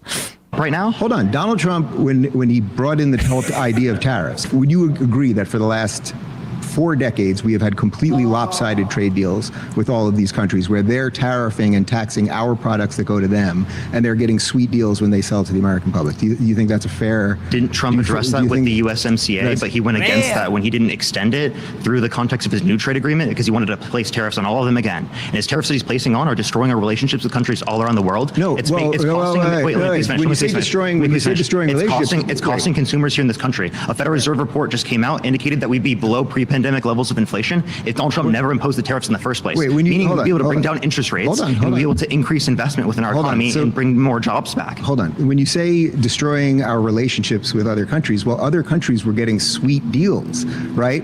If Canada, which was charging crazy Pause it taxes for 1 second. and Fact tariffs check. on 2026 Federal Reserve analysis. Canada was getting sweet deals. This finds Trump other countries were getting sweet deals. Oh my Vera god! and renewed tariffs have This is so dumb. Oh my raised god! This man is so stupid. core goods prices by about 3.1% and roughly added 0.8 percentage points to the core PCE inflation, meaning inflation today would likely be much closer to the Fed's 2% target without those tariffs, which means, of course, too, that they would be able to lower interest rates, and it would make it more affordable to buy a home, let's say, or a car.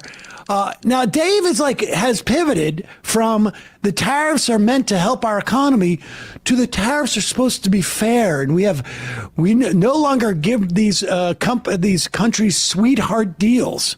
You know who the sweetheart deal, who benefited from the sweetheart deals that caused, like, say, the offshoring of American manufacturing? It wasn't other countries. It was the capitalists that made those decisions to move those operations to places with lower labor costs to avoid American unions. Like, this whole nationalist framing of trade is moronic.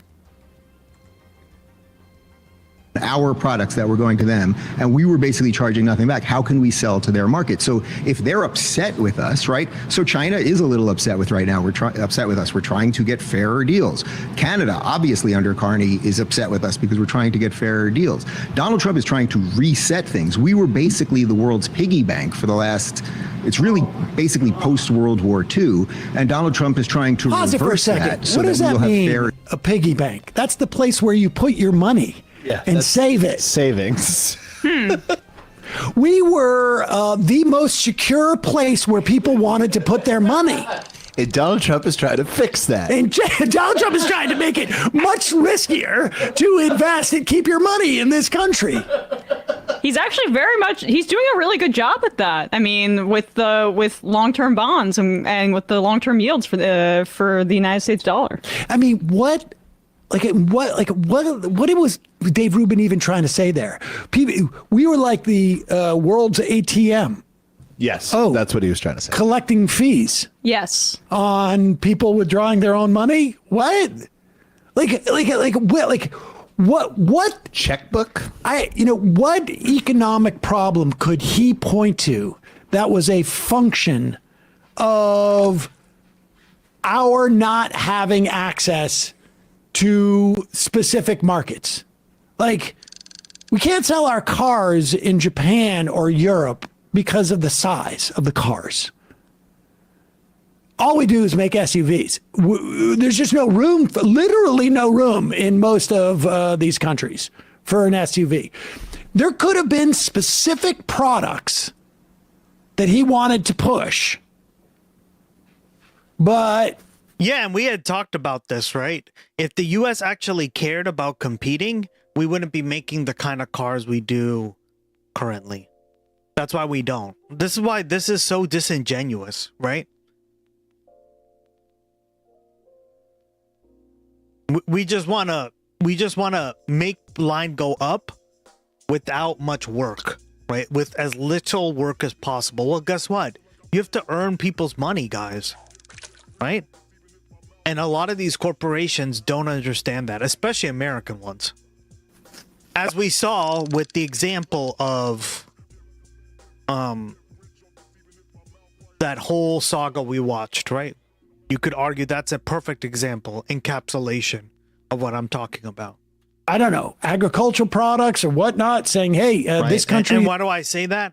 Because instead of paying somebody $200,000 and then making some profit off the paying somebody $200,000 for the Legos, right? They went through this gigantic fucking mess of a legal process, right? That ended up in legal processes. And now look, right? So it's not fuck off. We don't have a fair, like, the whole idea that people work now for, and guys, the only ones working are us. You work, peasant, not me. Meaning, according to the owner class, the managerial class, right? No, fuck off. Trade deal we want to renegotiate in some fashion. It was always about strong arming other countries and Trump's ego. Exactly. You nailed it, right? If we really cared, like Sam is talking about now, right? If we really cared about competing in other countries, right? And why do you think I talk so much about American arrogance, American ignorance, American like exceptionalism so much on this stream. That's just a tidbit. That's just like the tip of the iceberg when it comes to this crap. We as Americans, or these corporations, think we're so arrogant that we're going to Germany and being like, why don't you want to buy our cars? They're huge. Look at how big they are. Because that's not what they fucking want. It's really that simple. European customers want different things. And instead of being like, hey, you know, let's try to work for that kind of and compete, they're like, no, fuck you. We're going to force you to buy our shit. That sounds like extraction. But it has destroyed our farmers. The tariffs destroyed our farmers. Destroyed our farmers. The number of bankruptcies amongst farms has skyrocketed because of the tariffs. Go ahead. Deals. If you told me that it was just zero across the board and there were no tariffs going any which way, I could completely get on board with that. But as long as countries are going to treat us unfairly, often while we foot the bill for defense or a series of other things, and we give them foreign aid and everything else, well, then we should pause it. Equal. What is the biggest recipient of our foreign aid? Dave doesn't want to talk about that.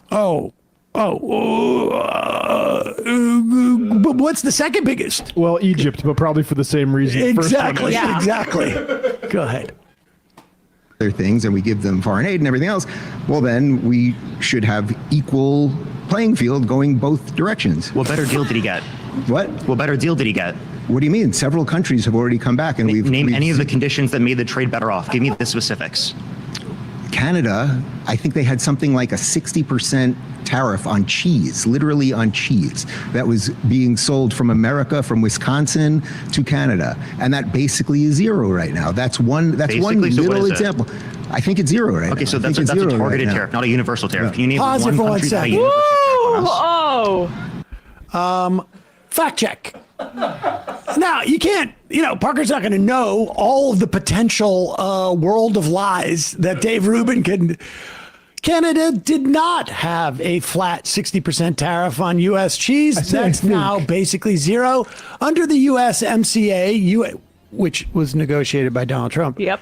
U.S. cheese gets expanded duty-free access within quotas, but Canada still applies a steep overquota tariff of about 245% on cheese. So a certain amount of cheese can go in to Canada, which incidentally also has dairy products, and the protection was not reduced from 60% to zero. He's just making this up. All of our lives are so much better because of that, too. Oh, yes.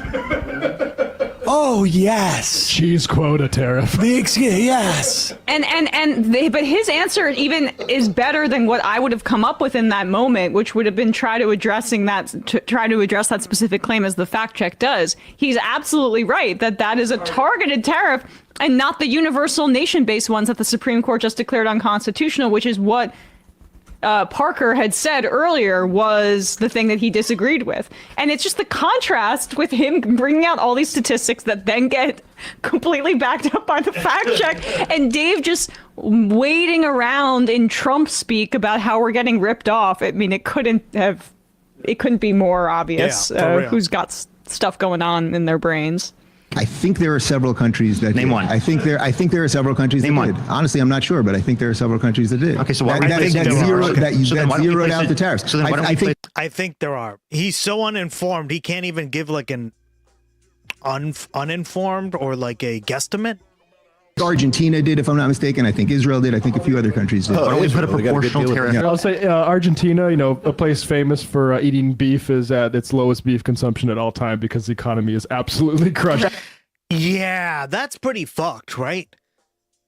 I heard about that. Guys, beef consumption in Argentina, one of the world's largest beef consumers, if not the largest, if I remember correctly. It's now at the lowest rate it has been ever since Malay. Isn't that crazy? And again, they eat, like, I can't imagine anyone being a vegan in Argentina, right? Because meat is always on the menu there. That's what she said. I don't even know.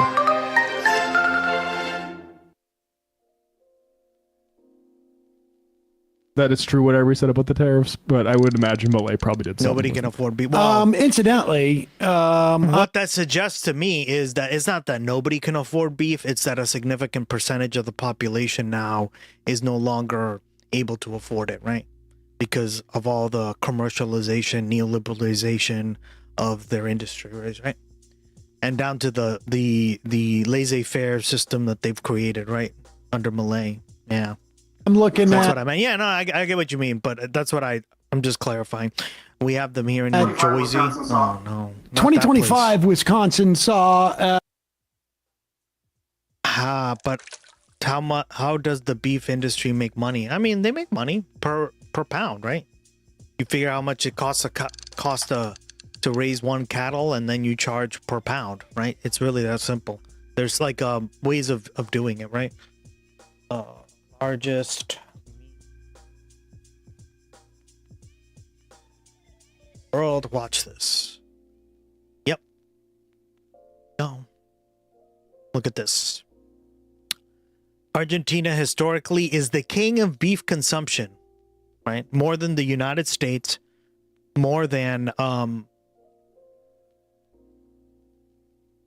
right? Oh wow, globally now it's Hong Kong.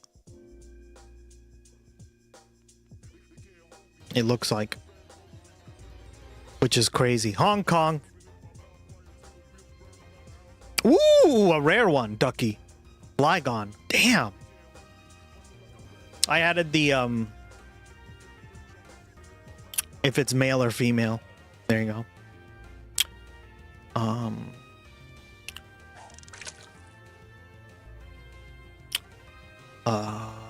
Yeah, look at that, guys.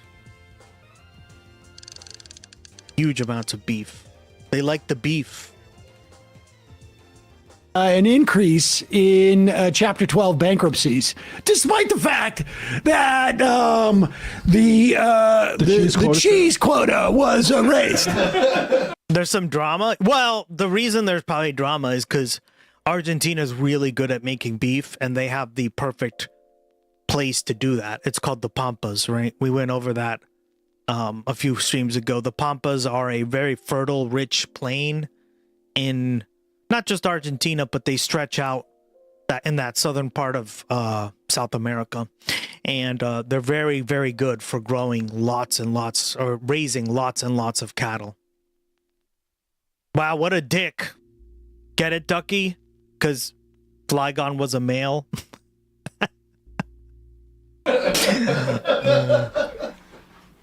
On them the same that they put on us so that we can negotiate that down. It doesn't seem like Trump's looking for that. What do you mean? That's exactly what Trump did. Let me just clarify. The tariffs are being paid by our consumers. So Trump, while trying to get his deals, is making inflation go up and making it worse off for you. Tariffs are, and I said this before, right? Day one, really.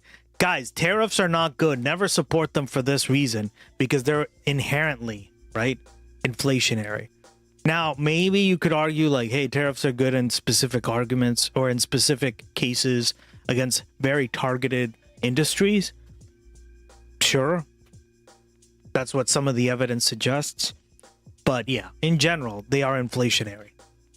The grocery store, worse off for you at the gas pump, worse off for you when you're trying to buy a house. Yeah. So can you, again, like you mentioned before, can you name one metric that Trump's made better off since he got in office? I'm just not sure the premise of what you're saying, because do you think we should just have free trade with everybody without any penalization? I thought you were like either libertarian. Way? Don't you want free trade? No, that's what I'm saying. So, Okay. so I think you're agreeing with me. What Donald Trump is trying.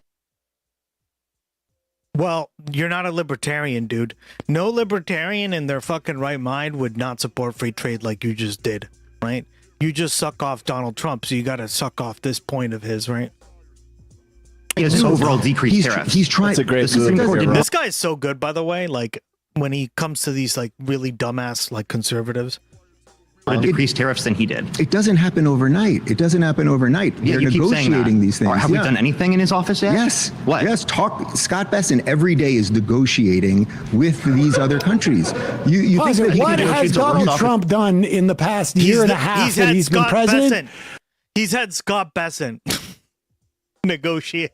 I got this. Scott Besson has been exactly negotiating with everybody.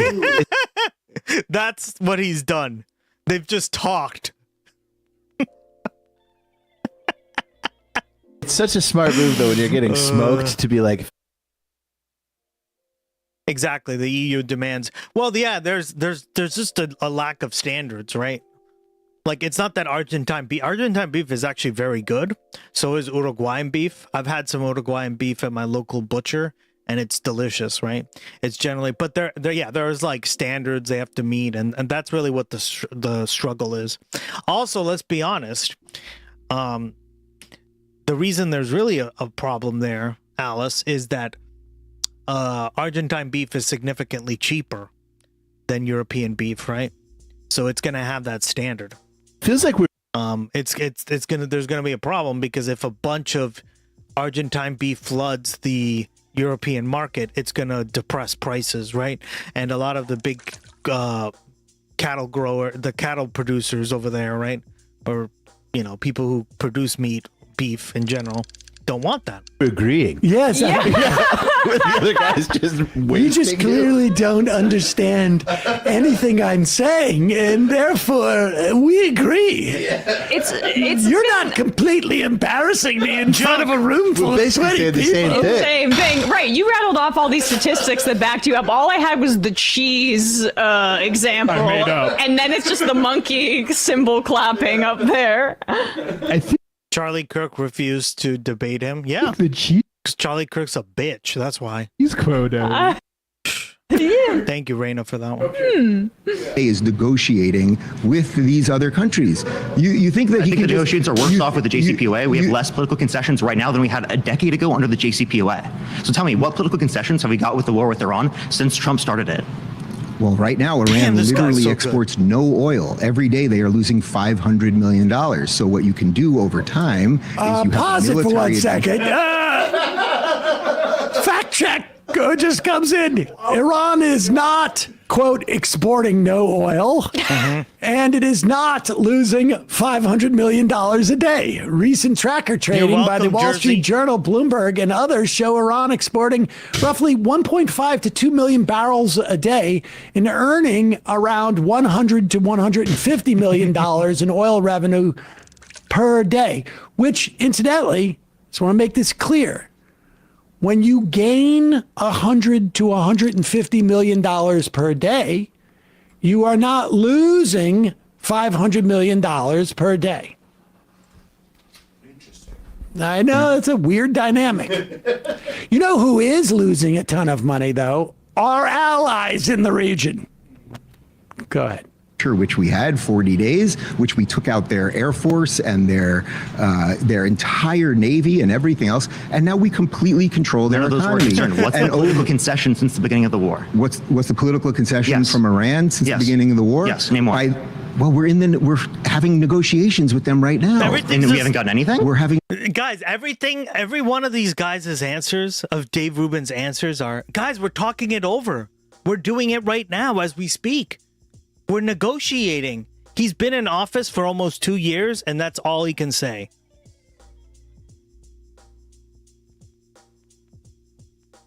What? Negotiations with them. I miss what you said, Gus. Oh, well, that's too bad.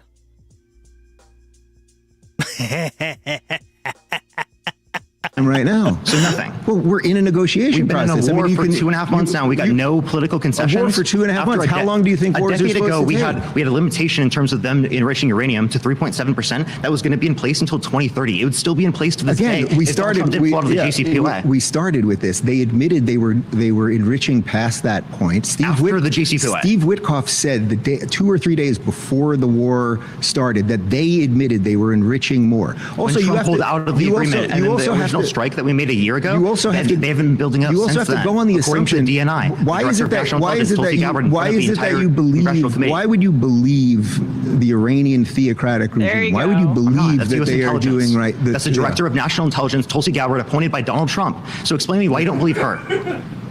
Listen, Marco Rubio. Why don't you believe her? Marco. Hold on. Yeah. So to be clear, I mean. U.S. intelligence said that Iran is not close to a bomb. You can enrich to 60% uranium. You can enrich uranium to 60%, but it still doesn't mean that you have a bomb. It just means that you are close to enriching uranium to 90%, which would be bomb worthy. But that doesn't mean that you have figured out a delivery mechanism. That doesn't mean that you have a weapons program. That doesn't mean, it just means that you are trying to increase your negotiating power. Because Donald Trump quit the deal that had a cap on the uranium. And if you do not increase how much you enrich after you are out of the deal, what's the incentive for the other side to make a deal with you? What do you have to give them? Oh, we were constrained in only enriching uranium to 20% under the JPCOA. And now that you canceled that deal, we're still enriching it to 20%. So let's get back into a deal. Of course not. Why would I? What are you going to give me? Well, we enriched it to 60% and we will get rid of that. I mean, this is just so dumb. Go ahead. That's the director of national intelligence, Tulsi Gabbard, appointed by Donald Trump. So explain to me why you don't believe her. Listen, Marco Rubio. Why don't you believe her? Marco, hold on. Why don't you believe the entire U.S. intelligence committee? Why do you think they're all lying? So, are you saying that Donald Trump just ignored the entire U.S. intelligence community? Yes, no, literally, that's what he did. No, he didn't. Yes. That's it. That's okay. So that's an interesting disconnect that we have. I mean, Marco Why Rubio. did they contradict each other? Marco Rubio very clearly laid out what was going on here. And by the way, Donald. It is an interesting disconnect. Let's see who else Dave Rubin's disconnected. Could you please type into your special Google that you have, Matt, and type in the words Tulsi Gabbard Intel Iranian nuke bomb, and see if Dave has a disconnect with this kid, or Gabbard says Iran did not rebuild nuclear program after 2025 strikes, contradicting Trump. And this is also what that Joe Kent guy who resigned from her office has said publicly at the very interesting least. Interesting disconnect. Interesting. It's fascinating. We have an interesting. It's like some kind of weird communication theory mix-up going on here. What could be the third party involved here that would be giving intelligence that might be contradictory to the United States here? Did Dave just take a trip there, sponsored by that same country? It's 2:21 in the afternoon.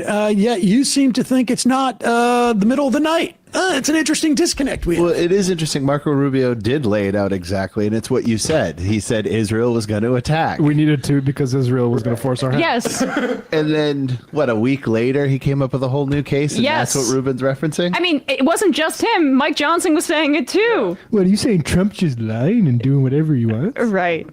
That's not like him. Donald Trump and every president for the last 40 years has said that Iran will not get a nuclear bomb, right? Every president has said that. Joe Biden said no. Remember, Kamala Harris said no Yeah, or the JCPOA don't, limited right? it to a greater extent. Okay. Why didn't you address that point? Again, you are going on the assumption that you can trust these random inspectors that are going into these places. IAEA? Literally, They're not random inspectors. all right. The IAEA is the International Atomic Hey man, Energy. my name's Carl. I'm here to do the inspection. I got the inspection lotto. I guess I'm supposed to follow For these real. This is so dumb. instructions here. Sorry, I'm late. Parking was a bitch. Get the job on Craigslist. I got a checklist I gotta run through here. You guys, $28 an hour. All you gotta do is get on a plane, get over there. You kidding? No. You guys aren't enriching urine, are you? what percentages? Was that? Was it say stockpile? I love how on one hand, the Iranians went and told Witkoff, we've been enriching more. Numb nuts. But now we can't trust the weapons inspectors. It's just unbelievable. We've been enriching our Death to America stockpile. Honestly, you have to show some measure of respect for Dave Rubin for not just saying, like, in the middle of this going like, I'm sorry, I am a total fraud and I can't do this anymore. But yet he pushes through. It is his superpower, his shamelessness. He is completely He's so shameless. without like water shame. off a duck's back. I mean, honestly, I do. Water off a duck's back. What, like water off a duck's ass? I almost envy that, being completely untethered from any sense of shame or, I don't know, ego. He has an ego. I bet it eats him up. It honestly, I bet it does. But he There's right not much now going on though. He is like, this is a guy who is just treading water desperately, trying to keep his mouth, above and going like everything's fine. This is the guy who's standing in front of the fire and going, everything's fine. Well, we've made references to Succession before. How that, no spoiler alert, but the guy who can be the pain sponge ends up succeeding. It's just like, how much humiliation can Dave absorb and continue to put himself in the situations? It pays off. There's a few more seconds of Parker here. With all due respect, I think that trusting some of these international things that they somehow have America's interests or the West's interests in mind, I think is a kind of faulty. It's just a faulty premise, I would say. So the international actors that are lying, they don't actually have legitimate surveillance over their nuclear enrichment facilities. No, they don't. Okay, so they don't. They have. What do you mean? They were buried under mountains. They were buried underground. You can't. Nothing is real. Yeah. Nothing's real. No, there's no. I do agree with Dave that there are certain foreign entities that I don't think we should take their word on certain things. But God, you trust the Iranians? Are they Muslim? One of those inspectors might be random inspectors, as opposed to which inspectors? Like, which inspectors would he want to be there? Does he think that there's no Americans on the in the IA? Surely. Yes. Hey, man, is your refrigerator running? What's that in that mountain there? I love how Emma's doing the idiocracy voice. It was. Hey, man, is your refrigerator running? What's that in that mountain there? It's so funny. It was scary, people. We had to fly in a big airplane. We did drop big bombs on there. Big bombs. Do you think they let him sit in the cockpit? Does it got electrolytes and stuff? I would love to see Dave and Nick Shirley in the room together, actually. Oh my God. Just a pair of sleuths getting to the bottom of these weapons of mass destruction. We're going to cover more of this tomorrow because it is amazing. Can we just see the comments really quickly at the very least? How disastrous! I just want to see if there was anybody that found Dave to be compelling here. Oh God, no. Jubilee is like an abusive relationship. I keep coming back to Dave Rubin versus Jubilee. Fact-checking team. Dave Rubin say something, fact-check. He's wrong. The fact checker's not having this one. 1 egg versus 25.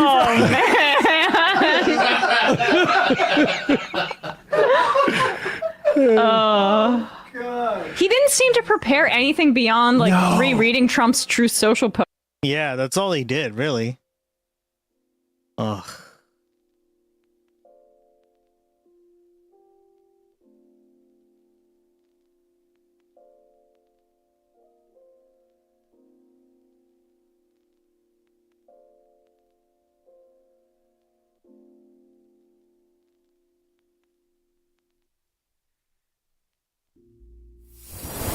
According to my sources, the Galactic Federation, the various Greys, the Nordics, lizard hominids, not from Draco has ripped up its agreement with the USA for technology. They now prefer China mostly for their distaste for war. The Federation still hasn't decided what to do with us, but they will under no circumstances allow nuclear war.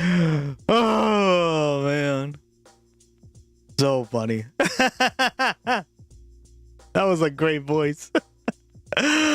Oh, for fuck's sake. I love it. I love it. It is impressive how much Dave Rubin overestimates himself. That's part of his superpower. It really is. And nothing is going to pull him off that. He is like, he's like a sumo wrestler. He's not moving off that point. And it doesn't matter what he has to lie about, what he has to pretend is not true.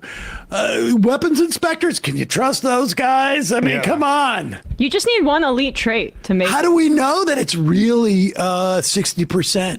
It could be 90%. It could be 150%. That arrogance really tells you how unfunny he is, because that's all you need to succeed in comedy as well. Is that level of confidence. Yeah, and the fact that he still didn't make it in comedy, man, he must have been the worst. Hey, folks, don't forget to hit the subscribe. All right, and with that, guys, I'm out of here. I'll be back tomorrow. Same time, same place. Don't do anything stupid.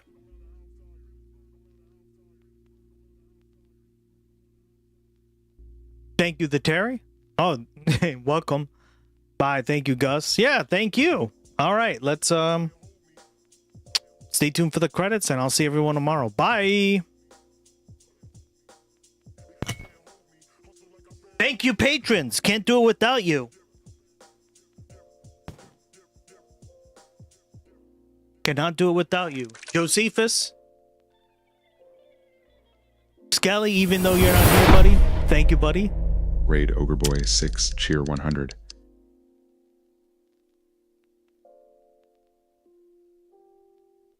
Jesus, I don't know why it's not doing the participants anymore. That break. Hold on. Let me just see if I can get into that. One other thing I gotta fucking fix. Thanks, Jersey. Yep. Talk to you soon. Have a good one, chat. Jersey. Or is it participants? Here we go.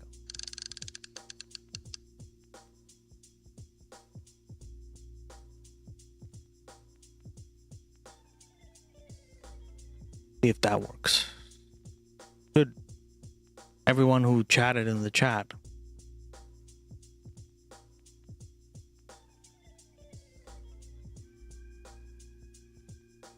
All right. I'll see everyone later. Bye.